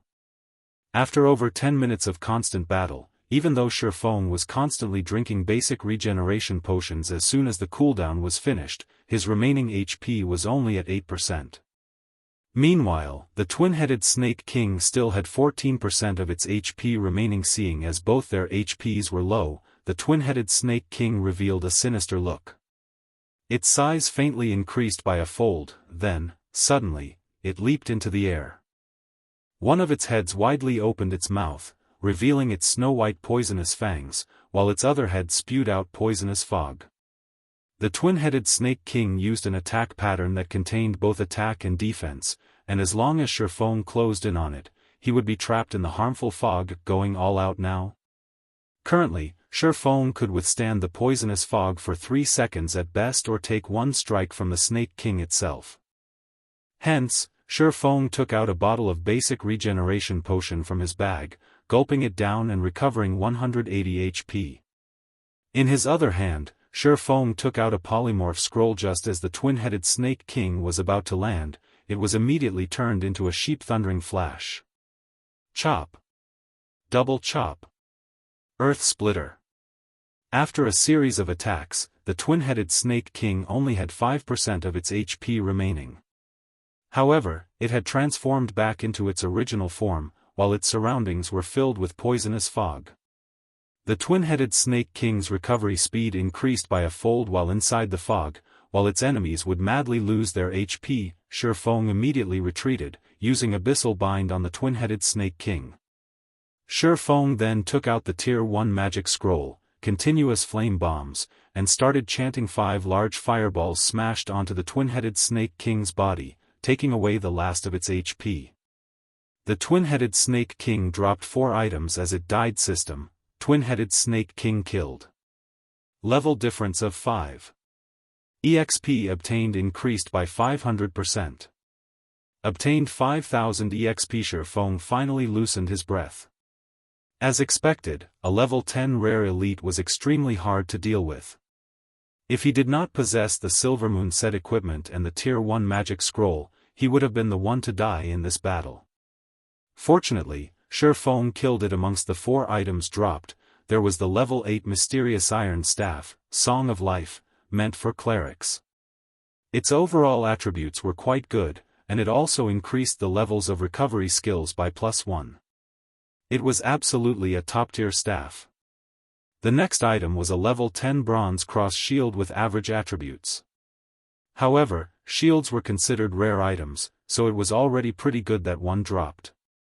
The final two items were the Snake King's Gall and the Snake King's Skin. Both were rare materials in making poison and leather armor. The quest items had already been collected, so after some rest, Shifeng returned to turn in the quests. He obtained the rare forging materials, and his experience increased to 91% of level 5, just a little more before reaching level 6. Looking at the time, it was not long before the arranged meeting time. So, Shifeng started heading towards the level 8 area, Physis Canyon. Chapter 83, Second Meeting. Physis Canyon, a paradise on Earth, it was a place filled with lush green vegetation. Multiple streams of water flowed through the canyon, while flocks of birds flew in the sky above. The forest, as well, was filled with the sounds of hundreds of birds squabbling with each other. Although this place was beautiful, right now, there was not a single player that came here to level up. After all, the highest leveled player right now was just level 6. Normally, they would be safely leveling up in level 6 or level 7 areas. Physis Canyon was a level 8 monster area, and level 9 monsters could even be found in the inner areas. For a short period, there wouldn't be any players coming to disturb this place. More importantly, Shifeng was here for the unique quest, Steel Fortress Barrutia. This quest was extremely important for him to establish his future guild. In Shifeng's previous life, the player who completed this unique quest, just by relying on the quest rewards alone, increased a second-rate guild standing to first-rate. However, now that Shifeng had received this unique quest, he would use it to benefit the guild he would establish. After entering the canyon, Shifeng used the demon's mask to alter his own appearance. He transformed the silvery white Silvermoon set equipment into a suit of shining pitch black set equipment. It could be called the Black Moon set equipment. Shifeng also altered his face into one of an older gentleman, his age around 26 to 27. He then donned a black cloak, his face hidden within the cloak. At first glance, his appearance exuded a strong sense of mystery, allowing others to think he was a man with a story. Shifeng's get-up was somewhat similar to the Night Ranger, only he had two long swords hanging on his back rather than a simple black bow. Moreover, Shifeng was not of the Night Elf race. Now that Shifeng had disguised himself, nobody would be able to recognize who he was. Even with Gentle Snow's discerning eyes, it was impossible for her to recognize him. Arriving at the meeting location, Shifeng discovered Gentle Snow and her group had yet to arrive. Shifeng called out the system notifications, taking a look at the sales condition of the forging designs. This time around sold out already. Shifeng looked at the series of notifications, his eyes almost shining. There were over 10 notifications from the auction house, and every one of them notified him that he had an increase of around 3 gold coins. Shifeng auctioned a total of 20 pieces of forging designs, yet, they were sold at an average price of 3 gold coins. One could just imagine how desperate these guilds were. However, compared to the price of 3 gold coins, these guilds that bought the forging designs could also, very quickly, earn that money back. God's Domain had only officially started 3 days ago. Along with the increase in time, there would be more and more people joining God's Domain. The number of new players might even exceed that of the old players. These new players were the main consumers, and the supply level 3 Glimmer chestplates would be unable to meet the demand. In a short period, the value of the Glimmer chestplate would not depreciate, and instead, its value might even increase. However, Shifeng's goal had already been met, so he no longer planned to make more Glimmer chestplate forging designs to earn money. Right now, his bag was holding over 50 gold coins. These coins were the entirety of the fluid funds of more than 10 large guilds. If Shifeng were to use all of it to operate a guild, how formidable would this be? Unfortunately, money was not the only thing needed to operate a guild. Shifeng took out 20 gold coins and registered them on the virtual trade center. After all, he couldn't just keep all those gold coins on hand. If he did that, he would be throwing money away. Based on the selling price right now, these 20 gold coins were worth 180,000 credits. Shifeng did not imagine things would go so smoothly. He earned so many credits in just 3 short days. However, if he wanted to start a good workshop, such a small amount of money was still insufficient to start up Shadow Workshop. Lon Hailong invested 5 million credits from the start. In the following month, he even invested over 10 million credits. One could just imagine how much money it took to start up a workshop, not to mention a guild with thousands or tens of thousands of members. However, after the workshop and guild were established, things would be greatly different to a guild. Hundreds of thousands of credits was nothing. Shifeng still needed to earn a lot of money, hence why Shifeng had chosen to work with Gentle Snow secretly. Are you Black Flame? A voice as crisp as a jade falling to the ground came from behind Shifeng. Shifeng turned around, discovering Gentle Snow's beautiful figure walking over while sizing him up. Although it was their second time meeting, he was still unaccustomed to Gentle Snow's attentive gaze. In a slightly deep tone, Shifeng said, "Correct. I am."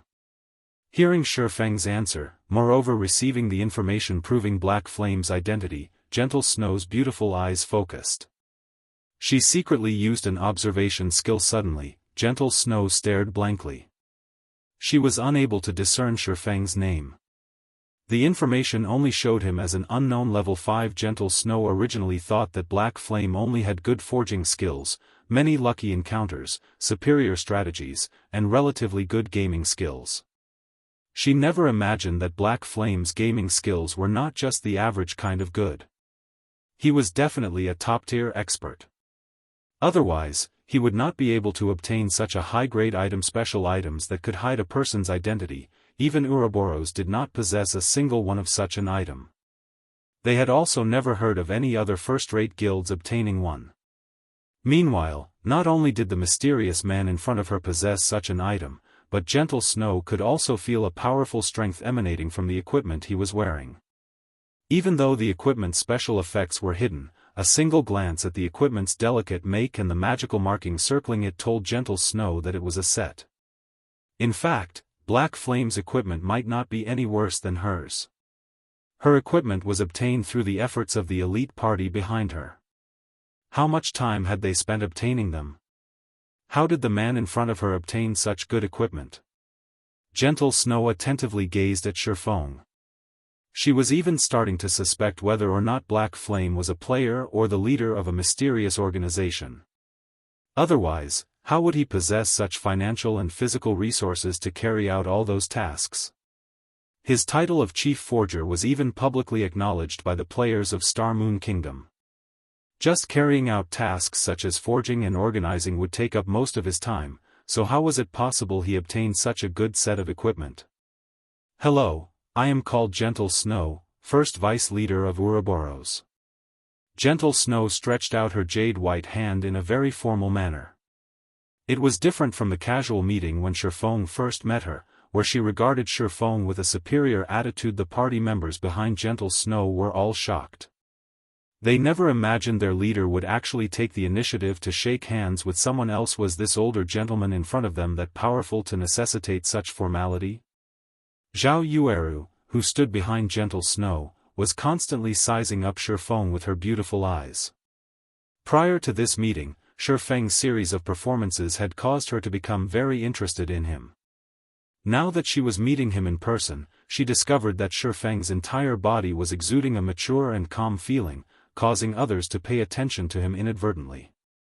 Now that even Gentle Snow had given her approval, Zhao Yueru had a faintly better impression of him. "Hello, you can address me as Black Flame." Not wanting to act too aloof, Shifeng shook hands with Gentle Snow. He discovered that her hand was very soft and smooth as expected. If Blackie were to know of this incident, he would most likely shake Shifeng's hands, then not wash them for 3 days. The reason why Shifeng did not completely alter the Silvermoon set equipment's appearance was to awe and intimidate them. Seeing the satisfying results, Shifeng got right to the point and said, "I have contacted you this time to cooperate with your Ouroboros. I wonder what your opinion of this is? Of course, we welcome it very much. If you are willing to become the chief forger of our Ouroboros, just state your price," Gentle Snow said with confidence. She guessed that Shifeng would demand an exorbitant price. However, as long as they could successfully poach Shifeng, then everything would be worth it. Moreover, with her current influence, satisfying Shifeng's appetite was no problem at all. "Miss Snow, I think you are misunderstanding something here. I will not be joining your guild. Instead, I will be using an equal status to cooperate with your guild. If Miss Snow is unable to make this problem clear, we do not need to continue this discussion. Finished speaking, Shifeng turned to leave. Chapter 84, Horizon Alliance. Seeing as Shifeng was about to leave, the members from Ouroboros were stupefied. There was actually a man who would treat Gentle Snow in such a way. He even discarded the chance to work with Ouroboros without hesitation. Zhao Yueru panicked, her words caught in her mouth. She almost wanted to hold back Shifeng and mediate between them. Even the wise Gentle Snow had yet to speak. If Zhao Yueru took action herself, her standing out might cause the situation to worsen.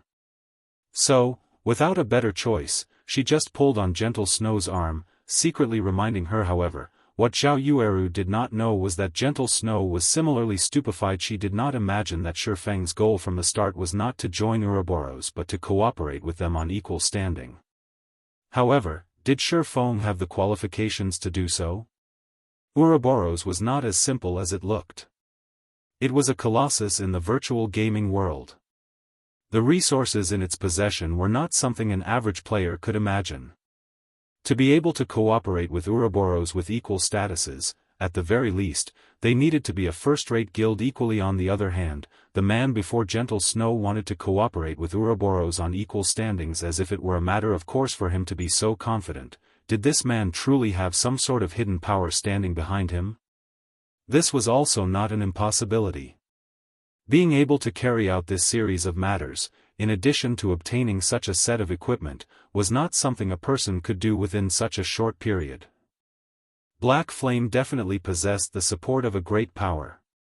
That's the only way he would be capable of causing the vicious competition that was happening right now. According to their guild statistics, the income Black Flame obtained from selling the forging designs exceeded 60 gold coins. Meanwhile, the fluid funds of a first-rate guild right now did not exceed even 3 gold coins.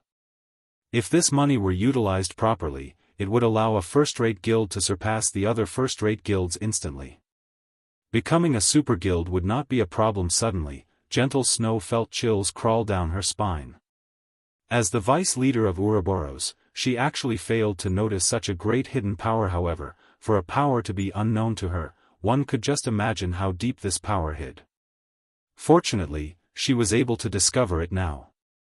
Whether they were a friend or a foe remained unknown. Please wait. Gentle Snow urged Shifeng to stay, saying, "You, too, should know that our Ouroboros is a first-rate guild. There are not many powers out there who possess the qualifications to work with us. If you can prove that you have the ability and capital and that your proposal would bring Ouroboros great benefits, then we can come to an agreement." Humph. Ouroboros sure does have a very big tone. You should know that the first-rate guilds that I can choose to cooperate with aren't just limited to you. Shifeng turned around and looked at Gentle Snow, acting as if he did not place Ouroboros in his eyes at all. Afterward, he took out one of the level 10 mysterious iron equipment forging designs that he bought from Blackbeard, waving it in front of Gentle Snow's face. He then said with a sneer, "I wonder what thoughts you will have after seeing this. Do you think I have enough qualifications?" How could it be? Gentle Snow could not believe what her eyes were seeing. Her heart was filled with extreme shock. How did you obtain a level 10 mysterious iron forging design? Right now, even the level 3 Glimmer chestplate forging design was being fought over insanely. The value of the forging design in Shifeng's hands right now simply could not be imagined to the elites of a guild. The level 3 Glimmer chestplate forging design was not particularly useful. The main purpose of a guild obtaining it was just to earn money and nurture their own forgers, increasing the advantage that their guild possessed over others. However, when compared to the forging design that Shifeng was currently holding, the Glimmer chestplate forging design was not even worth being mentioned. Lead by one step, then lead to every other step. This was the natural law of the virtual gaming world. Every guild knew of this law, trade secret. Don't think too much about it. Shifeng kept the forging design. If there aren't any other matters, then I'll be leaving. It was absolutely impossible for Gentle Snow to allow the person in front of her, who possesses a level 10 mysterious iron equipment forging design, to leave. Moreover, to allow him to cooperate with another first-rate guild. If she were to allow the other first-rate guilds to obtain him and mass-produce these pieces of equipment, equipping every elite member with it, then the competition for the kingdom's capital would no longer be necessary. Alright, I agree. State how we should cooperate then. Gentle Snow grit her teeth, yielding to Shifeng in the end. Hehe, but I don't wish to cooperate with you anymore. Shifeng said in a deep tone. You? Gentle Snow's expression suddenly turned cold. However, very quickly, she calmed back down. She no longer had her high and aloof attitude, her face revealing a calm smile as she said, I apologize for my previous poor manners. I wonder if you can reconsider. Our Ouroboros is willing to pay double the price of the other guilds. Shifeng nodded his head, saying with a smile, all right then, seeing as you are so sincere. After this scene, everyone else thought that they had heard wrong. The incomparably proud snow goddess actually surrendered. Moreover, she even apologized for her previous behavior. How terrifying was this black flame? Currently, Zhao Yueru's eyes were shining as they looked at Black Flame with admiration. She knew full well how proud and intelligent Gentle Snow was. Since meeting her, Zhao Yueru had never seen a person who could make Gentle Snow apologize. I wonder how you wish to cooperate. Gentle Snow sent a glare towards the snickering Zhao Yueru behind her, then looked back at Shifeng and asked it. It's very simple. I am planning to establish a loose lifestyle organization called Horizon Alliance and recruit all sorts of lifestyle players. You just need to help me advertise it and spread its influence, and I'll give your guild a discounted price. I'll even sell you equipment and tools that are unavailable to the public. Shifeng unhurriedly said. You really want to establish such an organization? Gentle Snow was slightly shocked. Although she did not think highly of Shifeng, the terms he stated were very attractive. Zhao Yueru's eyes widened in shock.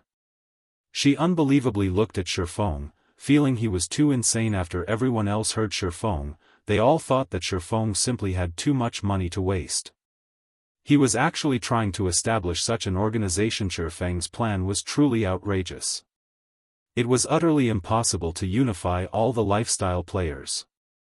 The financial resources, physical resources, and manpower required to carry out such a feat were simply too great.